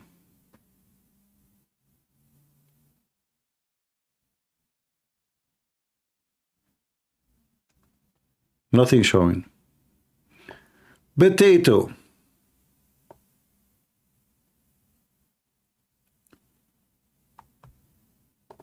Nobody. Let me do it again.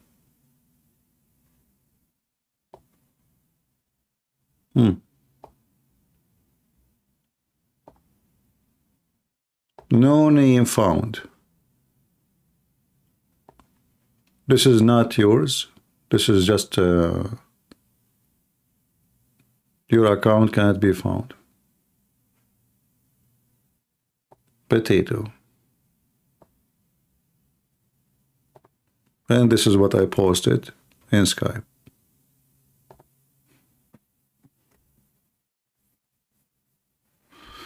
Anyway. Do we have any brave Muslim would like to call us?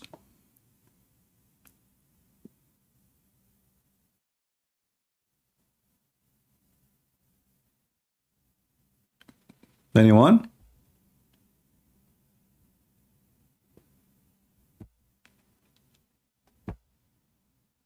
No brave Muslim?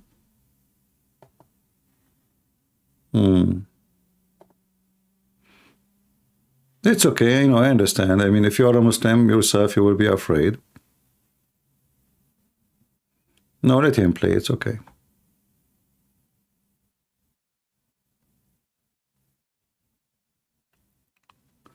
Don't forget, please, to tell your friends, anyone you know, to join us here. Tell them that Christian Prince is going live on Rumble. And in case you do not know, there is a code you can scan. I post the code in Patreon. You can copy that code and search it with, share it with your friends, and they can just scan it and they can join us. Any Muhammadan?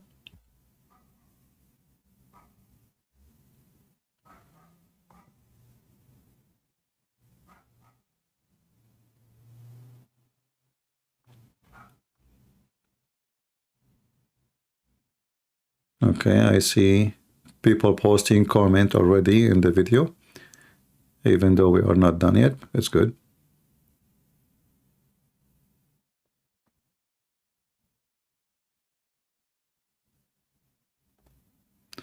My friend, don't waste your time with him. If you want to call me, and then, I mean, everybody was able to call me. How come he could not?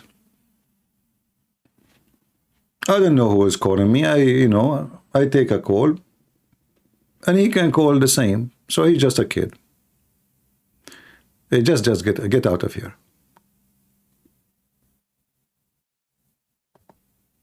Just go. We gave you too much attention. Go, tell your sheikh to call me. You are not even man enough. I was asking you to call me since I started my broadcast, and until now you decide to call me, and now it's not working. Who's going to believe in that?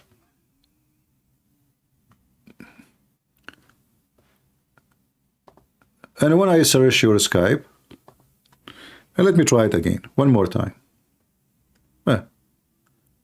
The only thing I appear for me, I saw nobody. You see, I will hit enter in front of your eyes. Delete. Nothing, nobody. There is only those three things appear. But this is not his account. This is Boots. Apple Liverpool. live in hell, whatever, etc. You know. Yeah, nothing appear. No, just forget about him.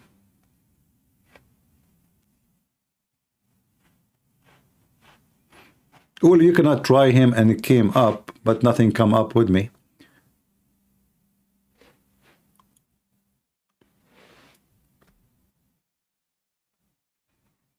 Same time, how come he cannot find me? Here we go. I will post my account again.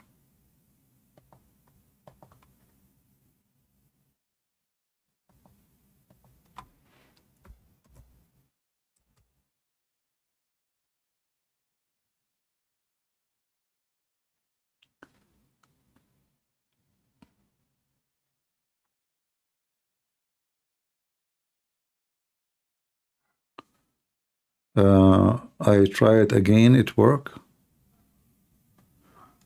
His name is Abbas. Okay, let me, well, I tried twice already. Okay, let me go back to the name to copy it. Take away the life, you said? Don't search for life.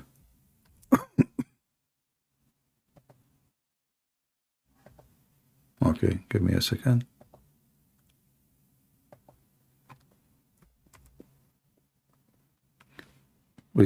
So you guys, you can find things I cannot find. Here we go. I took the life. I took it off.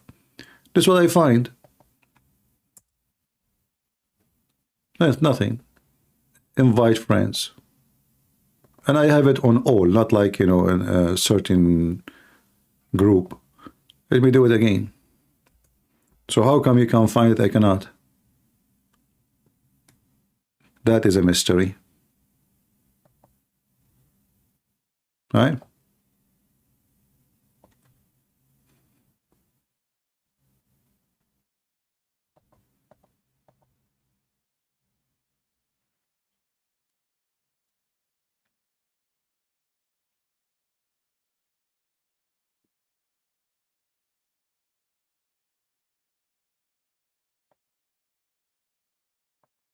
Anyway.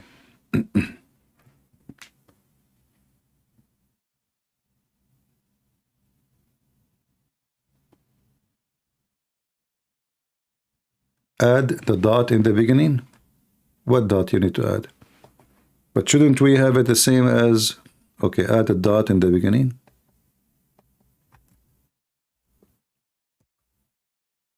Still the same.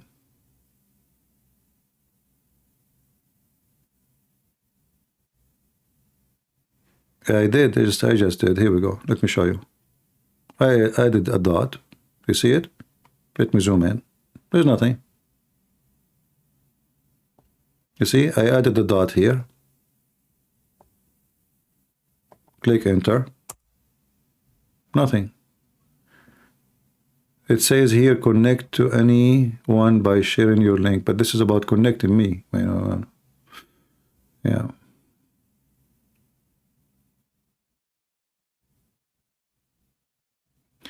Okay, Fernando, you can do this. You add him and text me. You add him and text me. All right?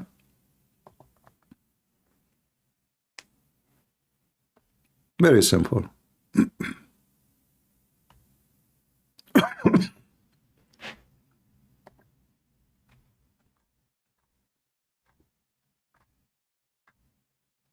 Add me first in Skype, and then text him, and you can share. You do not need to join any group. You can share his name.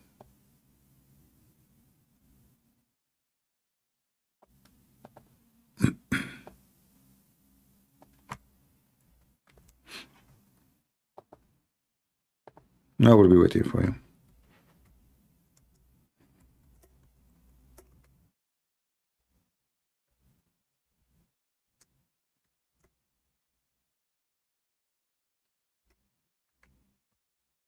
Let us see.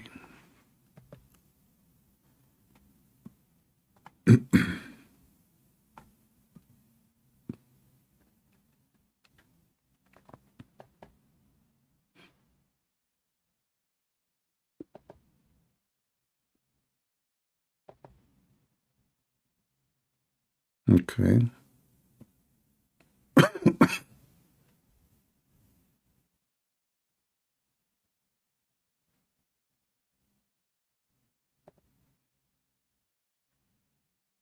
Okay, what is the guy? It says join a group. Fernando, I didn't see him. Where is the guy? Is that him?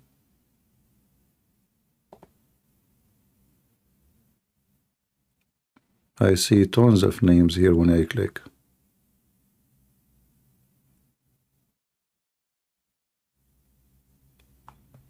Five, six, seven names. What is this?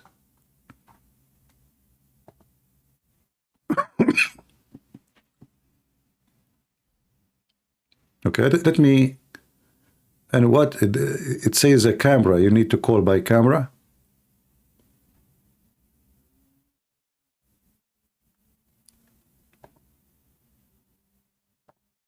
Hold on.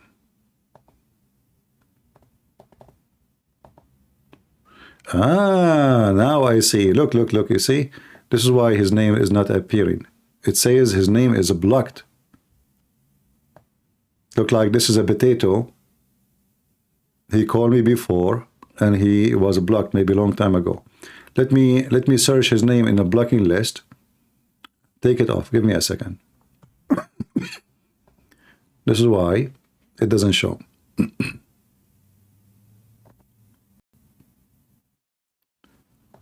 Privacy.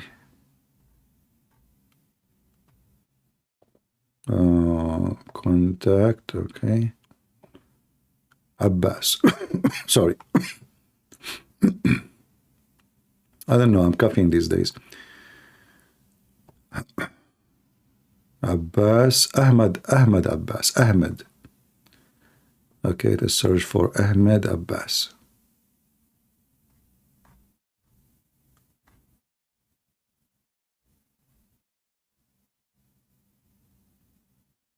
Yeah, this is why his name wasn't Ahmed. Ah, here we go. We found Ahmed Abbas. All right, now we see him. This is the kid. I remember him. All right. Answer Ahmed Abbas.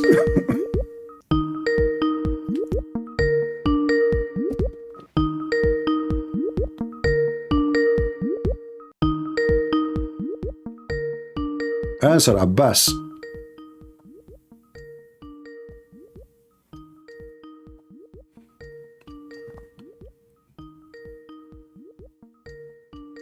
He's not answering.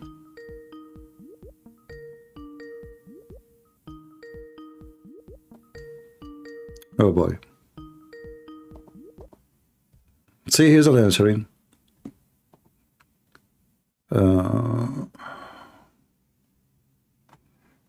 And I blocked him not because he spoke to me. I called him anytime, he never answered before. Look at this. Do you see it? I called him. This is a long time ago. No answer, no answer, no answer. No answer, no answer. So I blocked him. Potato, he will not answer. He's a coward. Like he's a prophet. I blocked him because he keep, texting me. When I call him, he never answer. What boy? You see how many times I called him? Look. And this was October the 20th. And I called him many times, he never answered. That's why I blocked him. And look, it says he's active now. So he have no excuse not to answer. See? He's online. Coward.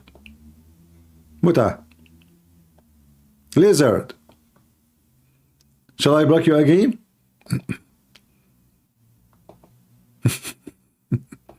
I will give you 3 minutes to call me.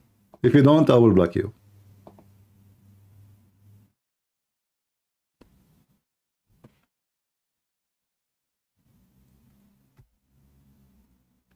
Yeah. Now look how many times I called him, you know? Look. They just want to disturb us. 1, 2, 3, 4.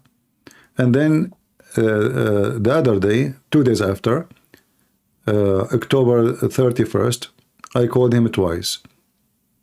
So, and I told him, usually I say, if you don't answer this time, I'm going to block you. But what do you expect? A lizard. Let me block him now. There we go. You are blocked again. Potato.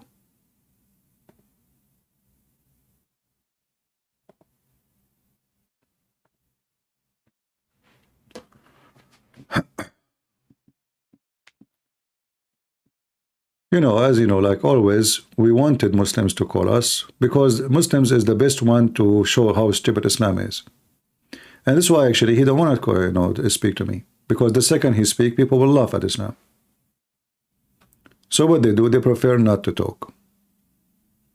For talking will be a problem, not for the benefit of Islam. It's not something good for Islam.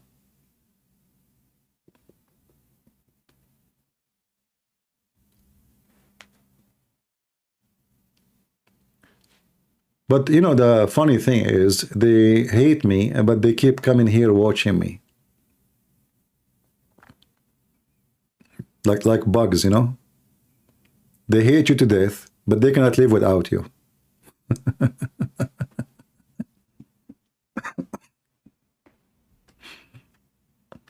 Yeah, I was wondering how come I cannot find him if he is, you know, and if you guys can find him, but it turned to be that this guy is blocked. Not because he called me and you know, but he never answered my phone call, my call.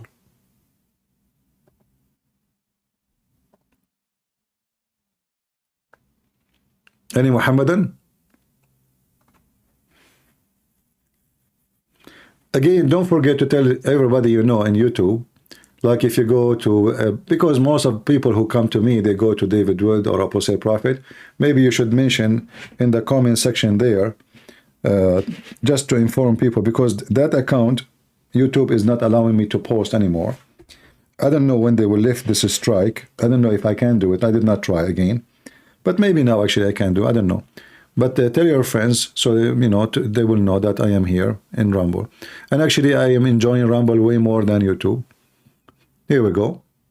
I mean, couple of hundreds is good, right? And the video playing fine. The chat is working fine. And now you guys, maybe you were irritated in the beginning because you are used to YouTube. But now you know how to use Rumble. And I think you will like it. Right? First time, me, myself, when I came to Rumble, I was like a little bit confused. Like, how does program work? It's because it's totally different from YouTube. Like, is it live now? Is it playing? When the time will go? All those things, we are not used to it.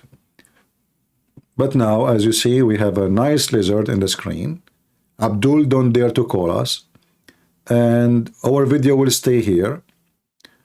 And we will not be censored for stupid things, you know, don't deserve to. You see, if what you say is bad, and then they take your video down, I will say, okay, I mean, what you're saying is, you are saying bad stuff.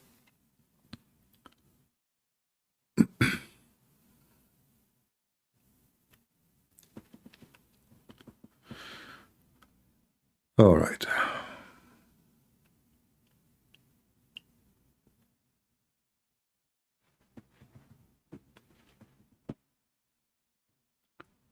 This cold weather is really good. Oof.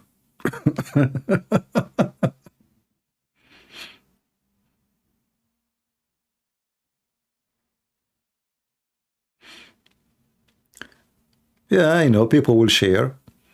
And you know, if we go to Patreon, if you go to Patreon, let me see if I can share the link with you for the code. You can share this code with your friends, and I think this is the easiest way, even better than a link. Here we go. Let me share this link with you here. You can copy this code, save this image, and you can share it with your friends.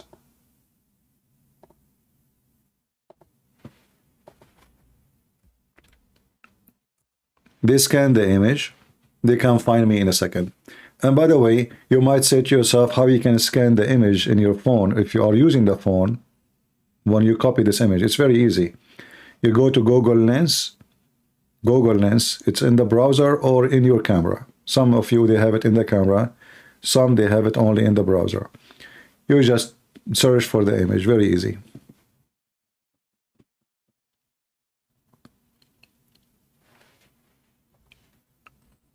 Oh, did not make a full link. Hold on. How come? We wanted to, I need to make a sharing link. Okay, hold on. No. Where is sharing? Here we go. Okay, try this link. The first link takes you to my Patreon right away. Here we go. This will take you to the code.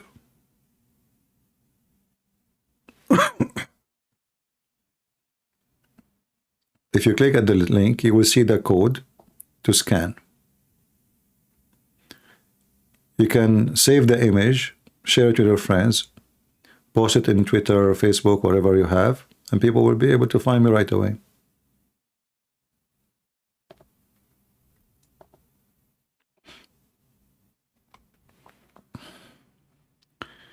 -12. I enjoy walking in -17.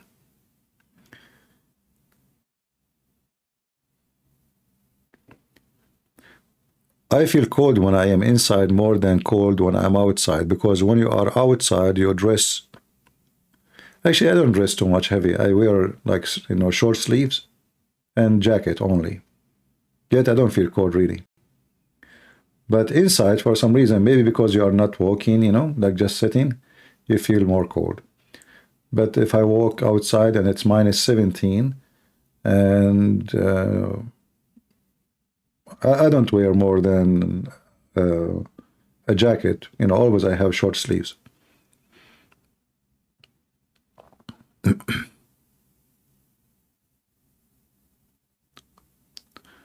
-23. That's not much. Sorry. I mean, my friend, only -23. You should sue the government. We need more. And they talk about the global warming. I think global warming is true. Look at the lizard.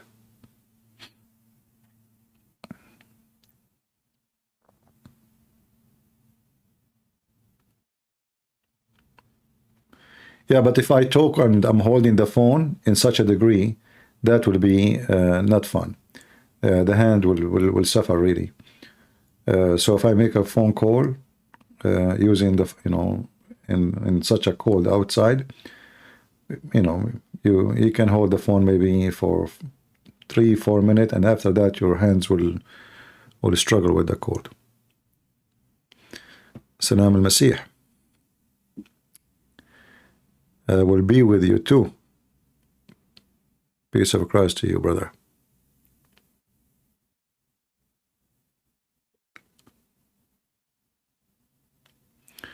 No, if you use to always cover yourself with a lot of heavy clothing, then anything will make you feel cold.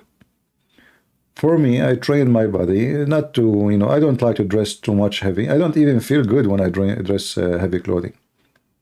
I don't feel comfortable.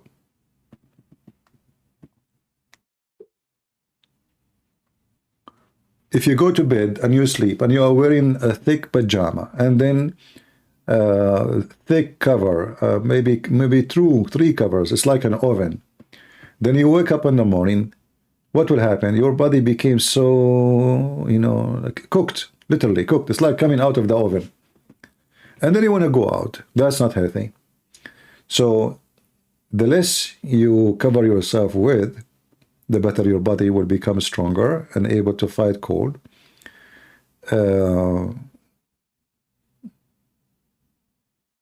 And then you will do better. I have heating in the floor. Very good. Yeah. I should have heating in the floor too.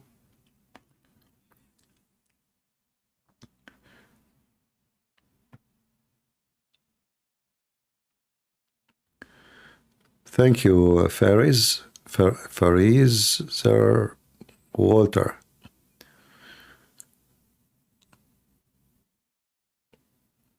Look like we switched the topic to talk about weather.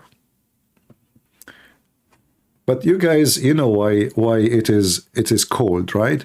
Because Allah throwing hail from mountains in heaven. I can't even continue the sentence without coughing.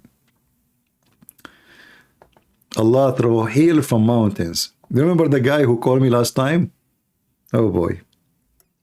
Anything you throw at him, he find a solution for it by fabrication. Like your God, he says he throw hail. Yeah, why not? So, you know, from mountains.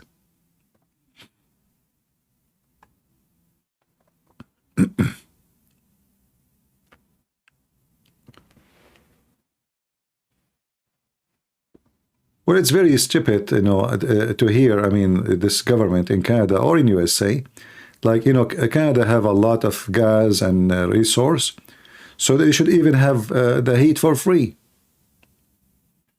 Seriously, I mean, it should be very cheap. So it's very weird to hear that people in Canada, they fear turning on their heater because it's expensive. So what the country would do, I mean, Canada have a small population and the resource is really huge. Why people will be afraid to turn on their heater? Because you have a stupid government, they are liberals, they are global warming worshippers, and they want to freeze you to death.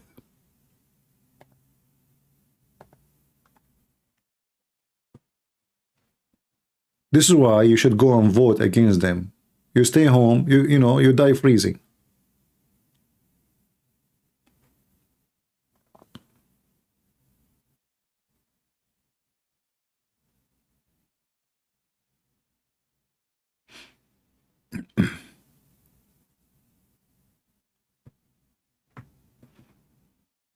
Yeah.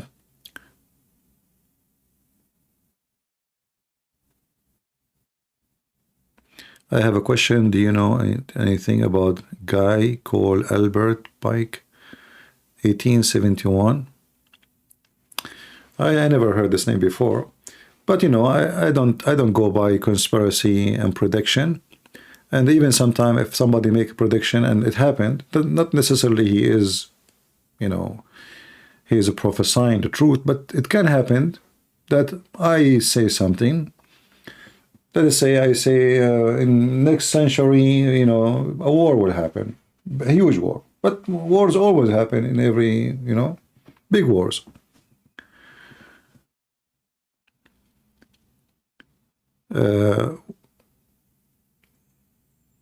World War III, it's already happening, but let us say it is not the war we know it, you know, the regular war, where nations go by massive forces invasion.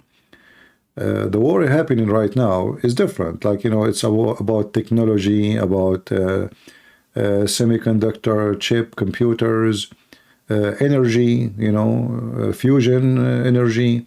This is where the war is now focusing, because the one who, let us say, advance in those fields, he controlled the world. You do not need to go in war anymore.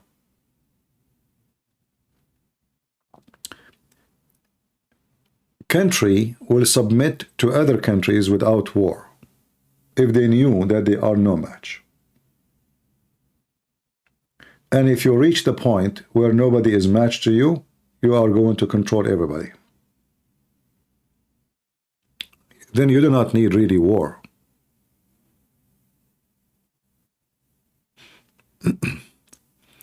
But as I see, all those who call themselves superpower, they are losing ground. They are not winning. Even though they claim they have a lot of, let us say, advanced technology. As an example, China, they have a very shortage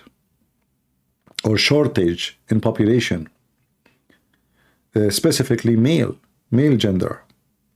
So the communist government, because of their stupidity, they force women, they can have only one child. And then women, sorry, they have a male more than female, sorry. So what women they do, or families, they choose to have a boy because this is you know, Eastern culture, and the boy is the one who support the family. So now they have very short number. They are short in a number of females, and not only that, even when they allow it now to have more than a baby, nobody getting married no more, because this stupid communist government, they created a new system, a new tradition. People living single is better. It is more efficient. Why you need a child? You know, you are going to have a, you know, retirement. So now they are struggling for their future to survive. China cannot go in war, real war no more, because simply their population is not even good. Even their men, they will not fight because he is the only kid in the family. You know what I mean? All right.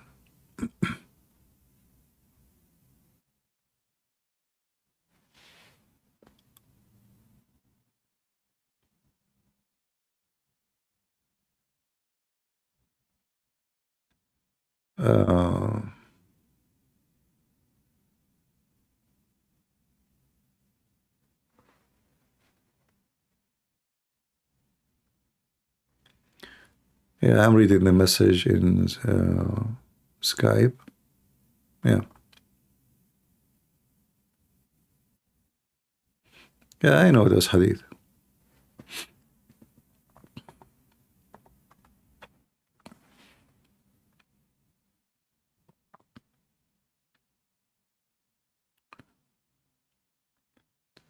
All the wars you see around you, like now in between Russia and Ukraine,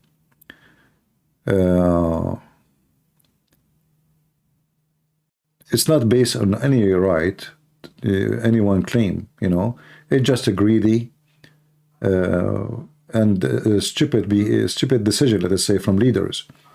Obviously, this you know, Putin, he let's say misestimate the power of Ukraine, because Russian always look down at the Ukrainian. They are poor, they are farmers, they are, who are they? You know, they are nobody for them. So because they, you know, control them through centuries, they cannot accept that Ukrainian, they can have a different direction except under the command of the Russian. However, it was a very stupid decision. The Russian, they can take over control of Ukraine if they were taking different approach.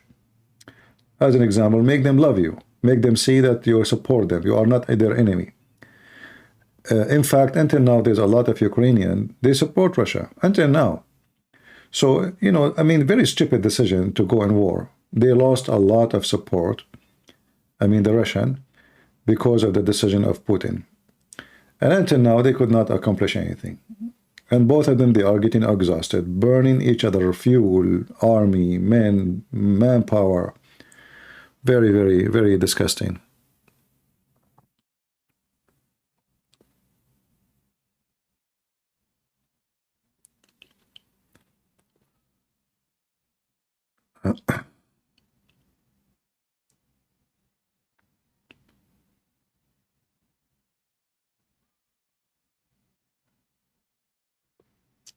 Well, you know, let us not to complain about what the atheist is doing in Canada.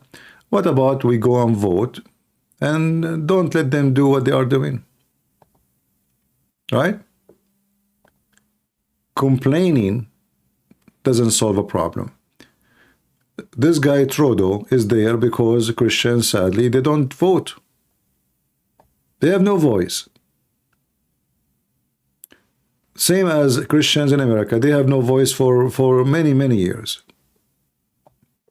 And then that make the liberals take over schools, vote, city hall, school board, universities. Complaining is not the solution. Doing is a solution. You have to do something. All right? if you don't go vote, you will have Biden, and you will have the likeness of Biden, and all the weird stuff will come with it. So when the vote come, if you are in America, anywhere in the world, you have to fight for your rights. Otherwise, evil ones, they will destroy your society. You know, Christians for some time, they were like people, fire start in their house and they just watch the fire, hoping that the fire will stop by itself.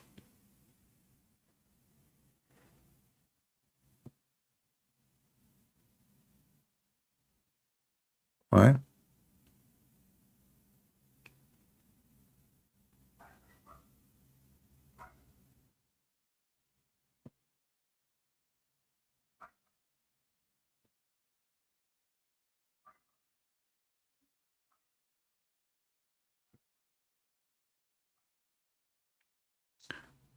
And you know, like I noticed that the tactic the liberals they use, anyone, he is their enemy. Let us say he is their target in the election. They try to demonize him, to make him a demon. He is racist. He is evil. You know, I mean, they frame you. But I don't blame the liberals for doing that. They are, you know, they have no ethic. What is the name of this guy? He was talking in, I saw his video in YouTube. He was talking about he have to lie about Trump to scare people so he will not be elected. He said, I have to lie about him. And this is what they do. They want people to fear him so he will not be elected by lying about the guy.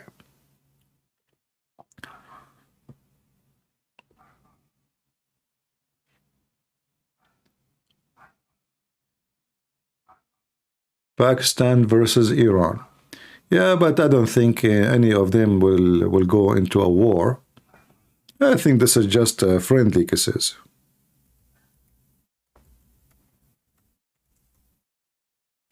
Pakistan is not a country, is not qualified to go for war, you know.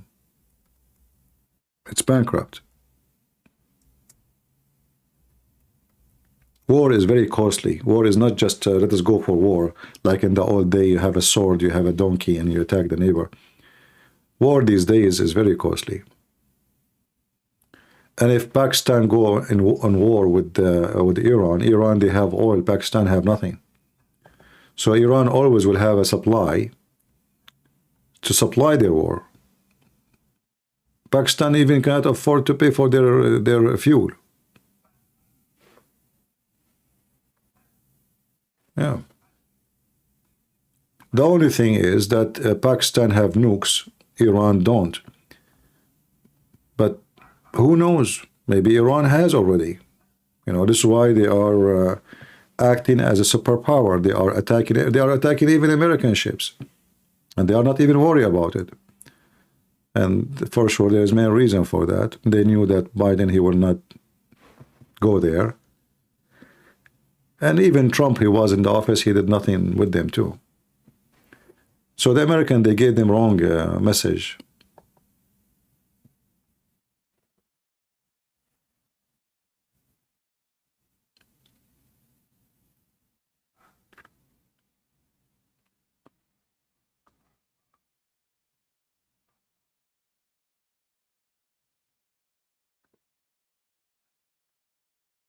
All right. Be nice with the Muslim guy, guys. Don't take it easy on him. We have a Muslim. His name is Timis One. Okay, you like to join us, Timis? We have a Skype. You can call us.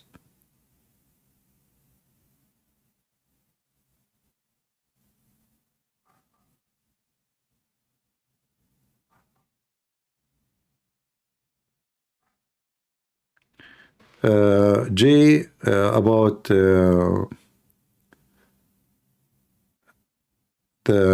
this person, Albert. I cannot speak of something I don't know, really. I never read about this person, so I can say I'm ignorant about him. And it might be true what you are saying.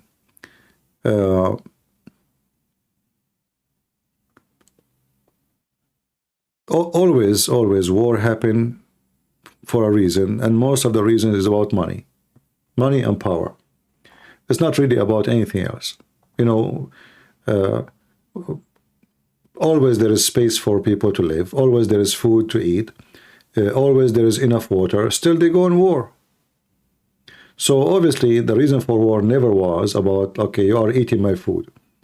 The reason of the war was always greedy. Somebody want to take over somebody else. And for sure, always war, there is somebody behind the war. It doesn't happen by itself.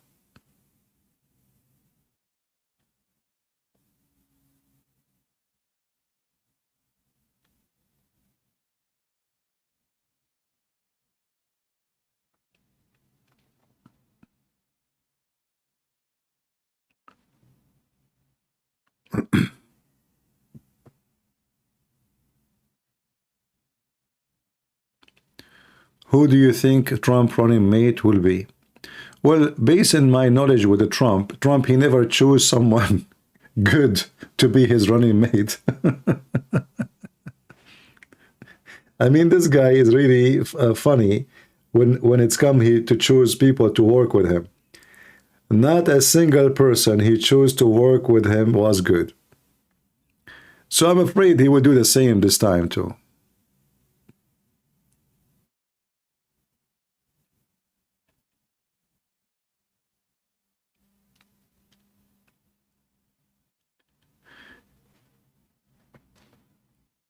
All right.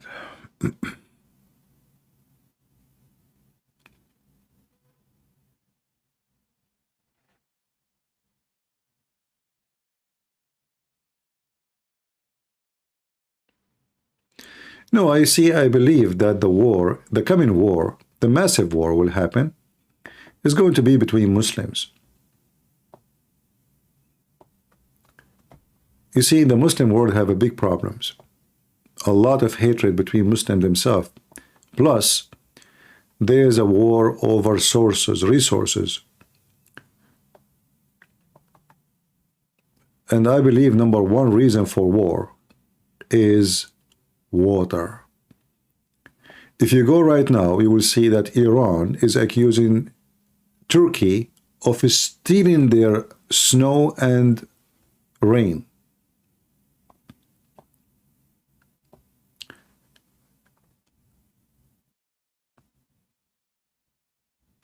So the drama, the bigger drama will happen is because of water.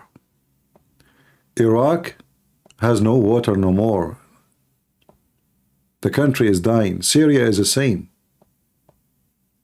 Jordan, don't even mention it. They can't even flush their toilet seat. Saudi Arabia never have water anyway. Egypt is terrified because the Ethiopian, they built a big dam and now their resource of water is shrinking. If you go to the east, things is even more horrible in those countries. Iran is doomed. Afghanistan, not even mention it. Pakistan is dying from flooding. So if you focus in this area, you will find that the coming war is not about oil or gas, it's going to be about water. No water, there's no water. And Turkey now, after cutting all the rivers going to Syria and Iraq and Iran, still they are very much short of water.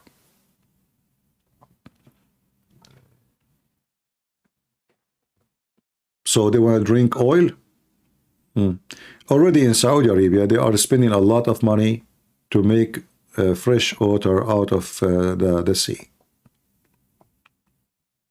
And that is the case in Emirat too.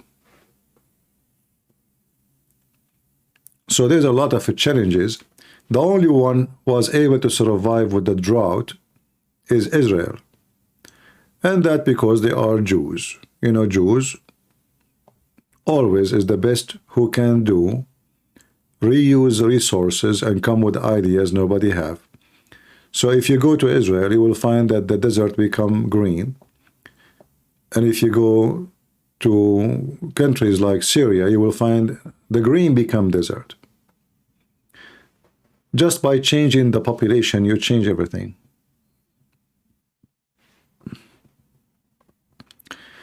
Other problems in Asia. China is going very aggressive against their neighbors, especially the weak ones.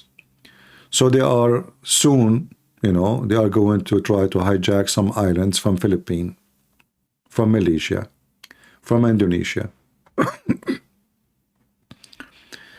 Obviously, they are not satisfied with what they have, and they are a nation seeking more resources. And this is why now you will see that those countries trying to seek some kind of alliance together so they can stand against China, which a country they cannot really fight. They are no match.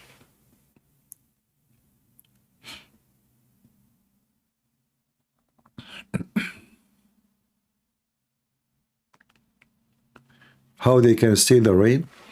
Well, it's not possible to steal the rain, but what I know that these days there's technology to make a cloud rain in a place before they go to different place.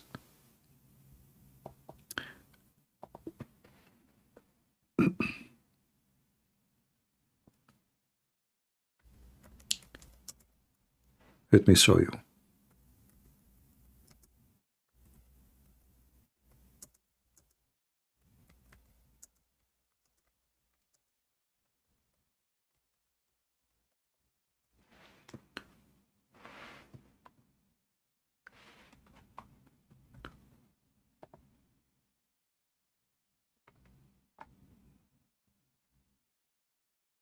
Yeah, this is January 11.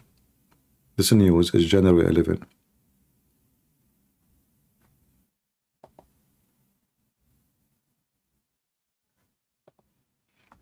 And it is possible to do so. Yeah.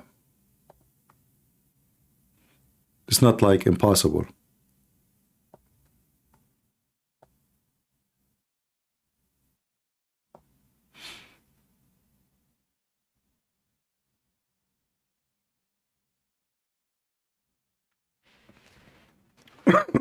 It sounds fiction, right? I mean, hard to believe.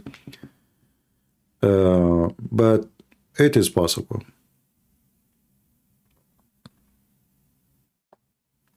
You see, many things you used to watch in fiction movies, they are happening now and they can do them. All the things you used to watch before about AI and, you know, they are going to happen, you know, sooner or later. And now there is a technology where they can make a rain fall earlier than its time. I saw actually in the news, United Arab Emirates,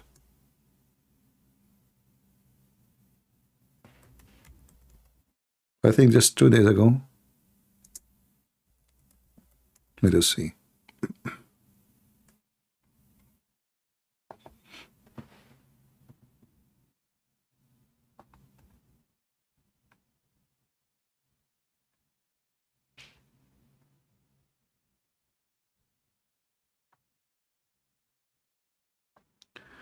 Yeah, this is a Western technology, and this is not, you know, and it works.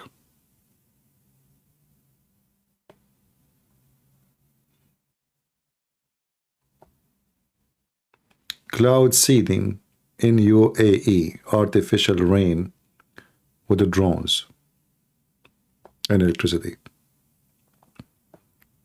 But they are not creating the rain, they cause the rain to happen. So the cloud go by, you know, they don't make rain. So simply, they create the atmosphere for this rain to be generated from the cloud.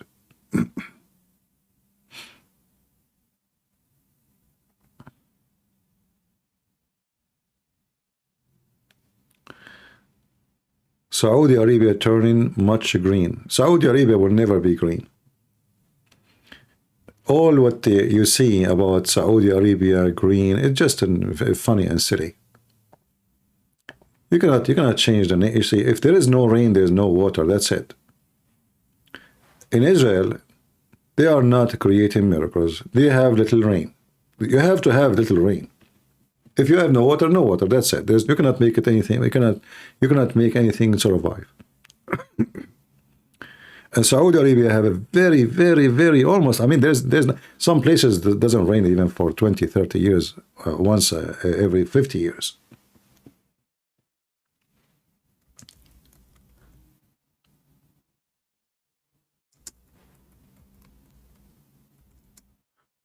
So what they do in Saudi Arabia is something stupid. They are using their resource of water to create a fake green, which means temporarily. The only areas they have a greenery in it is in the close to Yemen. Like here. If you go like Abha, Jizan, Najran, but even that areas, the green is very small, tiny, limited, very, yeah, mountains area.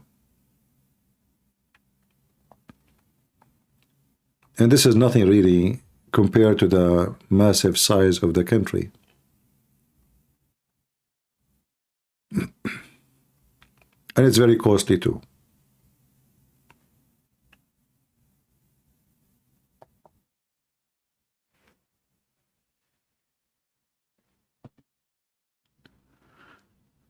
All right.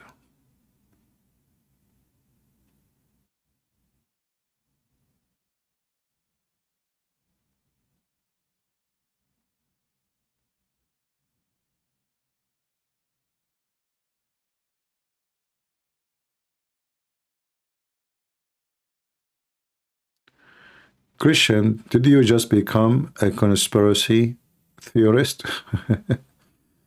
No, we are not talking about conspiracy. It's a fact. The Middle East suffering from drought forever. There's no water there. All the water in the Middle East is not coming from their countries. Like Egypt is the biggest country as population in the Mediterranean for like Muslims area. But all the water of Egypt is not coming from Egypt. There is no rain in Egypt. All the water of Egypt is coming from here. Ethiopia and Sudan, Uganda, etc. Here is the water. The rest of Africa is dead. There's no water. So the rich ones actually in the future will be the one who have water. The rest is going to be dying countries. They are dead already.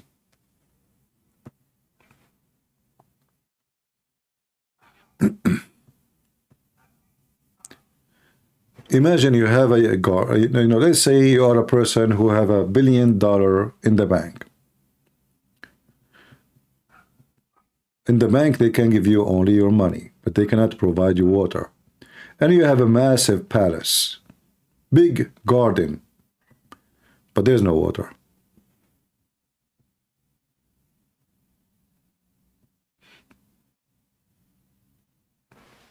Then your billions is equal to nothing. In Jordan, as an example, there is tons of rich people who have big villas, massive palaces, but they are not allowed to put water in the swimming pool. They don't even have water to flush their toilet seat. So what's the point of having a villa where the smell of the house is disgusting because you cannot even clean your poop?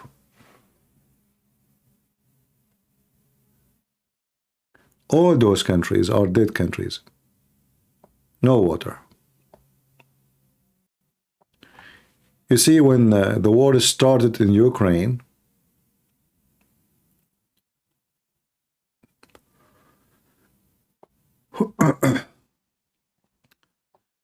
the whole world struggled with food. So there is some countries, let's go to Ukraine. There is some countries They are blessed with water, with land. I mean, this country, Ukraine, wherever you go, put in the ground is going to grow like crazy. Their dirt is so dark, like volcano, you know, dirt full of minerals. Those are the one who can feed the world.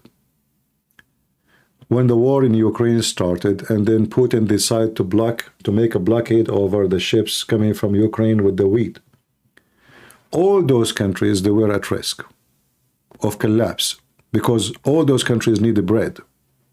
Their major food is bread. And if your major food is not coming from your land, then you have no security.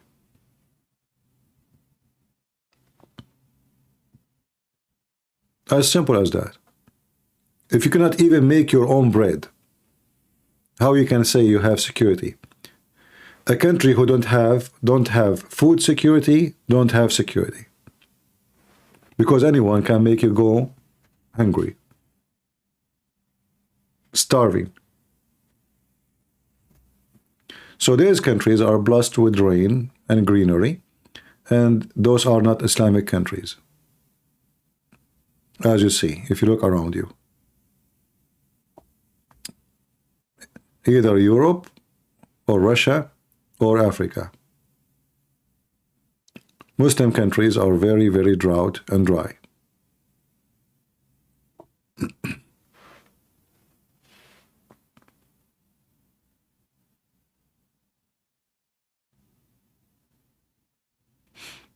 All right.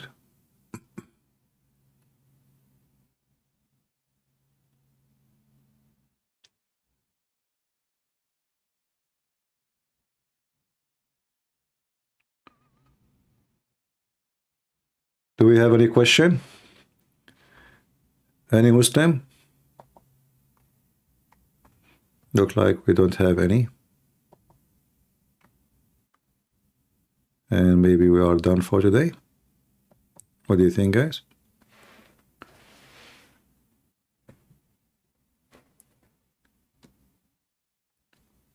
Like now in Jordan, you know, if you go to Jordan, you know, those Jordanian, the Muslims, not the Christians, because the true Jordanian is the Christians. The Muslims are invaders. Those are the Arab. They are really stupid. About 20 years ago, the Israeli, they offer the king of Jordan to open a tunnel between the Mediterranean and the Dead Sea. The Dead Sea is dead, you know, I mean, there's nothing there but salt. So if they take water, which is going to be very easy to do because, you know, the Dead Sea is way lower than the Mediterranean. So you do not need pumps, you do not need anything. You just open tunnel, you know, and you use a controller to control how much water will go through. And that can generate energy, electricity, and even can increase the rain in a massive way, because the more water come here, the bigger the area of rain will be spread, because water will, you know, will vibrate, and then cloud, and then rain.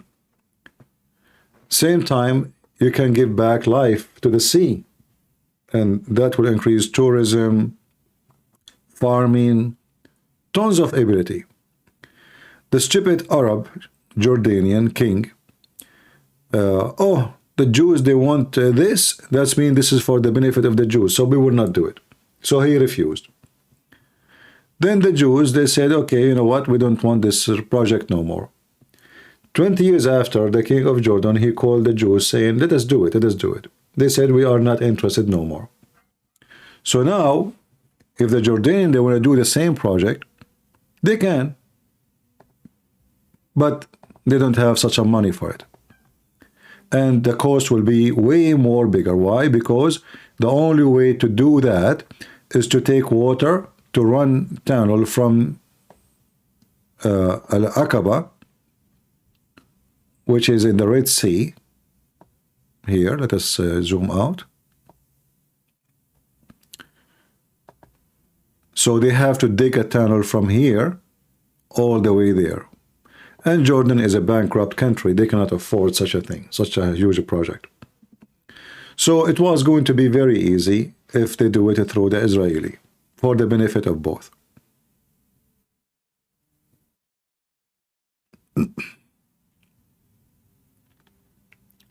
Yeah, you know, Jordan is just another example of Middle Eastern society where everybody want to be an engineer, but he don't have the skills of engineers. Their degrees is useless, mostly. Same time, there's no jobs for them. Nobody want to wear dirty clothing.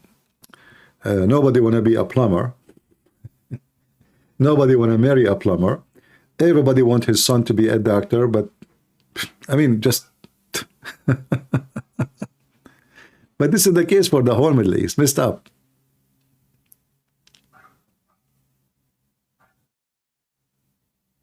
Yeah.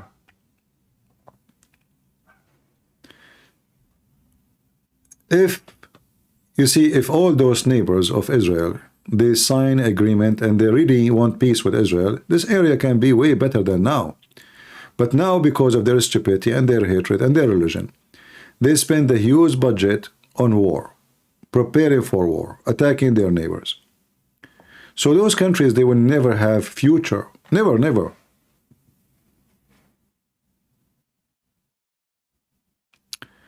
Any clear signs of Damascus being completely destroyed anytime soon? I don't see any reason for such a thing to happen. The destruction of those countries, I don't know what kind of destruction you are talking about. If you are talking about building, collapsing, I don't think so. But I think the country is collapsing. There's no jobs, there's no money, there's no resources, there's miserable.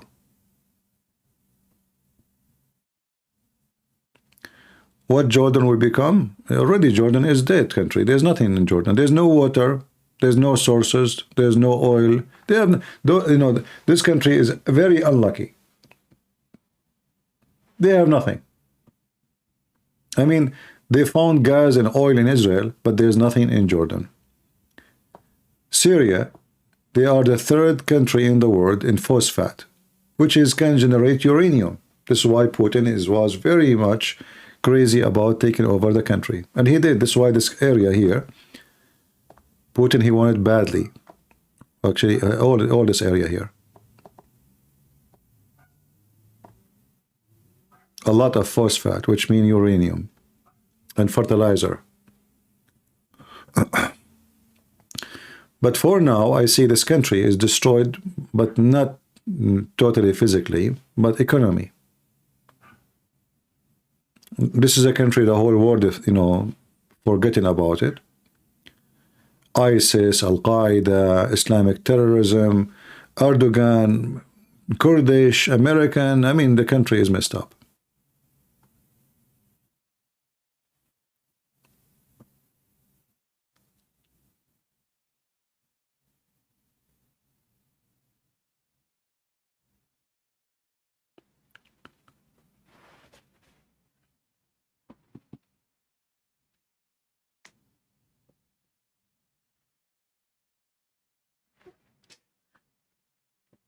Yeah, destruction of a city, we don't know.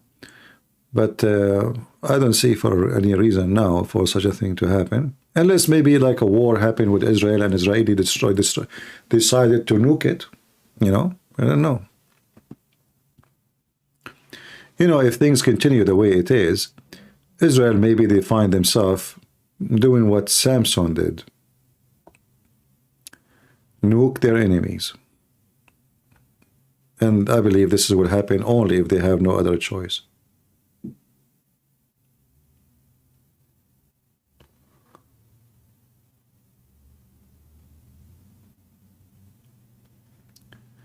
You know, I don't like to describe those countries they used to be westernized, because I don't think westernized is a good example to be. I don't know what civilized means. Like, is the West civilized really?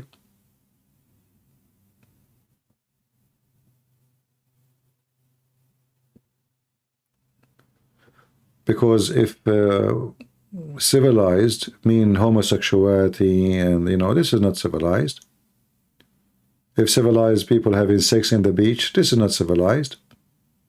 This is uncivilized, actually, because, you know, you don't even have a shame to go and you know, have sex with somebody in the street. Is walking naked in the beach is civilized? So we don't want to make the West as the example of civilization, because it's not. But in the West, there's good things, but there's a lot of bad things too. So if you want your country to be better and to be good, don't wish it to be the same as Western countries, because obviously the Western is, you know, the West is failing right now. For the adopting ideas have zero ethic. Yet they claim, those liberals, that it is very ethical, according to their code of ethic.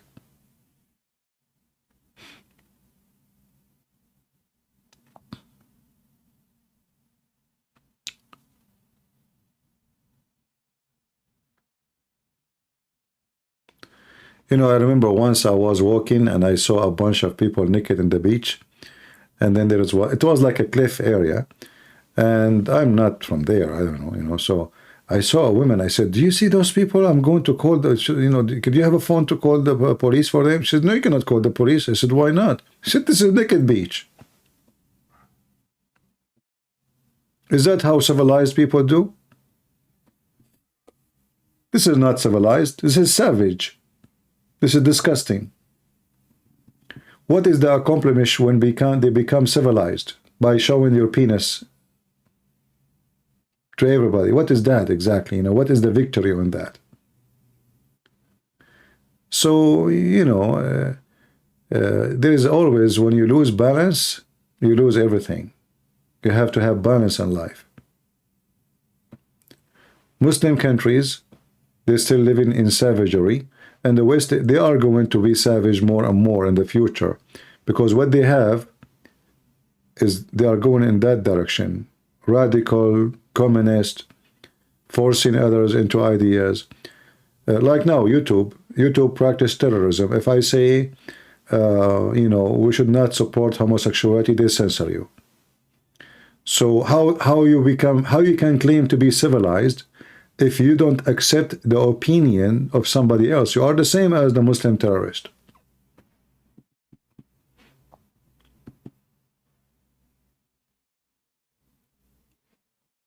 All right? Only Eastern Europe is preserving true Christians. Not true. Eastern Europe is infected with the same disease, but maybe less. But still they are infected.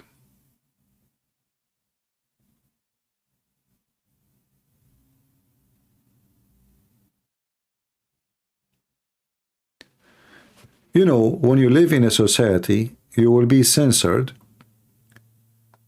for a word you say or an idea you believe in, even though you don't harm anyone and you don't teach violence. Yet they censor you. That is saying that this society is not civilized. They are far away from civilization.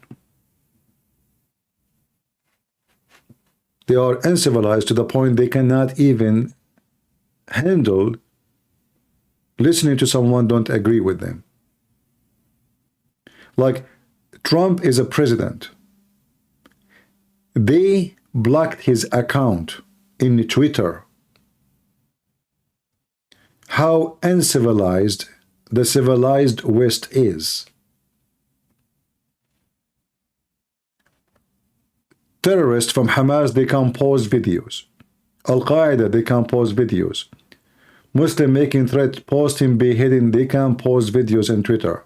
This is before. I'm talking before Elon Musk, and now, you know, nothing changed. But they censor Trump. And he is the president of USA. This is telling you how bad the civilization you are enjoying. A bunch of filthy criminals controlling our media. They mute you as they wish. They censor you. They shut you down. And, you know, trust me, if they can shoot you, maybe they will.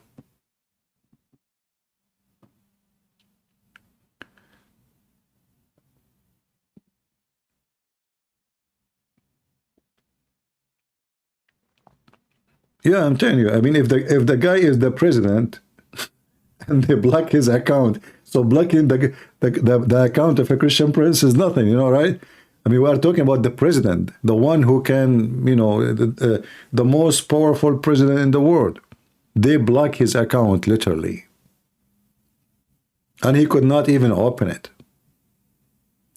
Why? Because the stupid American, they gave protection for the media. They become God. They control you. They can tell you, oh, this is against our guideline, but nobody knows what is their guideline. Their guideline is very flexible, depends who you are.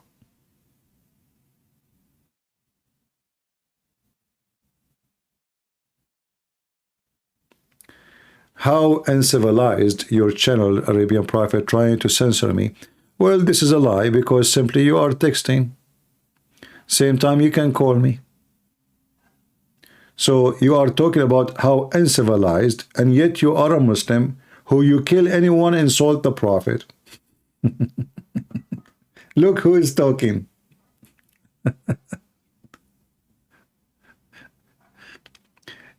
You know, I find Muslims are the most awkward, backward, stupid when they try to speak about logic or try to be logical. So we have this guy, Tims1, he's trying to be smart, and now he is accusing us of being uncivilized because we try to censor you. We do not need to try to censor you. I can block you if I want. What do you mean try? But I did not. And here we go, I offer you to call me. Would you? Let us see who is censoring who. Do you dare to call me?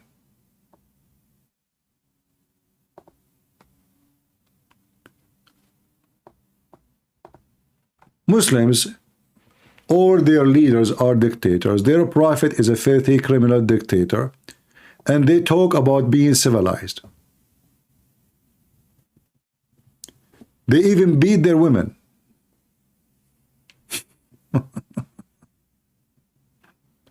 They beat their women and they talk about civilized. This guy, he believed in a God. He taught him to beat his wife. So if his wife disagree with him, he don't censor her. He sends her by the whip. It's a girl? Timis 1 is a girl? Oh, okay. She's in a burqa now?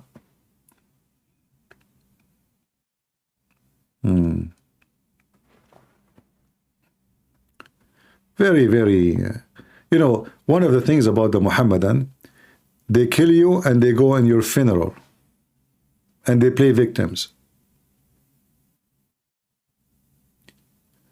Block me, show me how uncivilized you are. If this is what would make you prove your point, I will help you, no problem. Here we go. Because we don't want drama here. Are you happy now?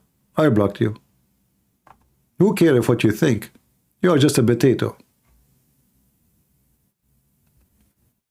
Now you have no other choice except calling me in Skype, so let me see how good you are.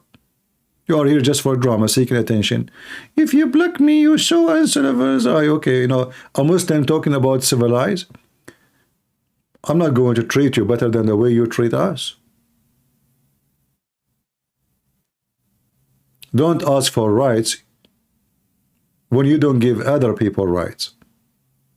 And if you are a female, okay, I convert to Islam and you are my wife now. Are you ready?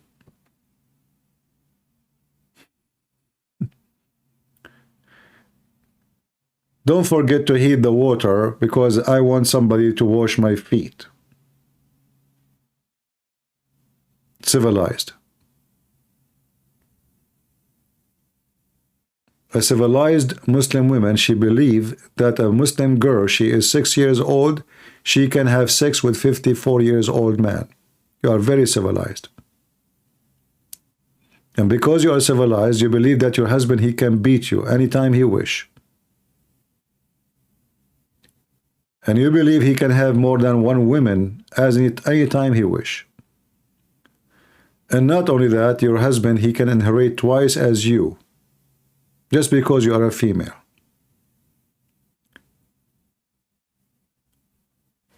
Muhammad, he said, a man should not be questioned why he is beating his wife, because he is civilized. You can't even ask him why you are beating the women. Like, why?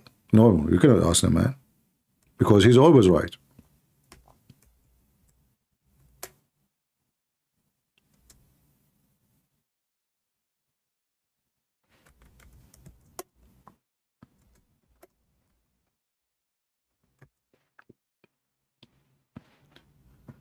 Very civilized people. The Prophet said, no man should be asked for the reason he beat his wife. Do you see it? Can you ask? Okay, let us say your daughter married a man and he did beat her, and you are the father. Because you are the father, okay, you feel for your daughter, right? You cannot even ask the husband why you are beating her. I mean, this is his goat. In America or in the West, if there is a witnesses that somebody beating an animal, doesn't matter what animal it is, you go to jail, I guarantee you. In the civilized Muslim world, if a man he beat his wife, no one can ask the man why you did beat her. For simply, this is the right of the man. He have the right to beat her, brother. Look, even Trump is laughing. And they come here, they play victims like, civilized,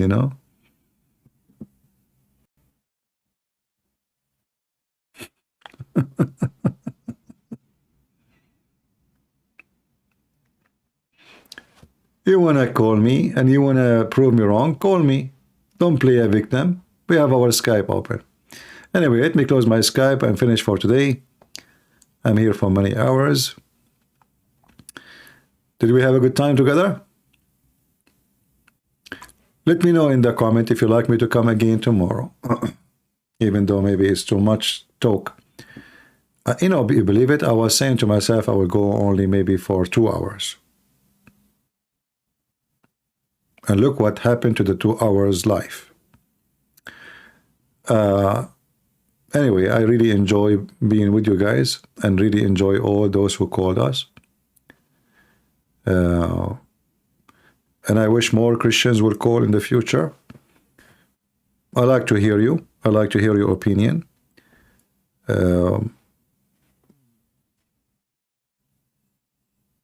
We learn from each other. Even when you say something about your life, like from those who called us, we learn something about them. And we learn something about ourselves too.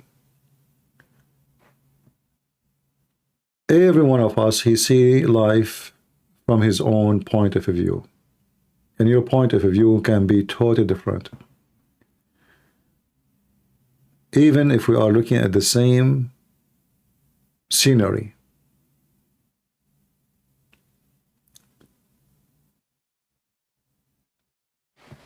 When you look at like the image we see in front of us, one is a journalist, the other one is a president. Each one of them, he see the other one in totally different way. The one on the left, he see the one on the right as a business. He make money out of him by talking about him. The one on the right, he see the one in the left as an assistant, as a helper. Oh, he support me. He like me. He speak good about me.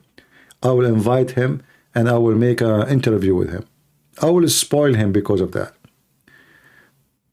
Each one of them, he look at the other one differently. And he view the other one in different angle. But both of them, they are businessmen. But there is many of us, they are not doing business.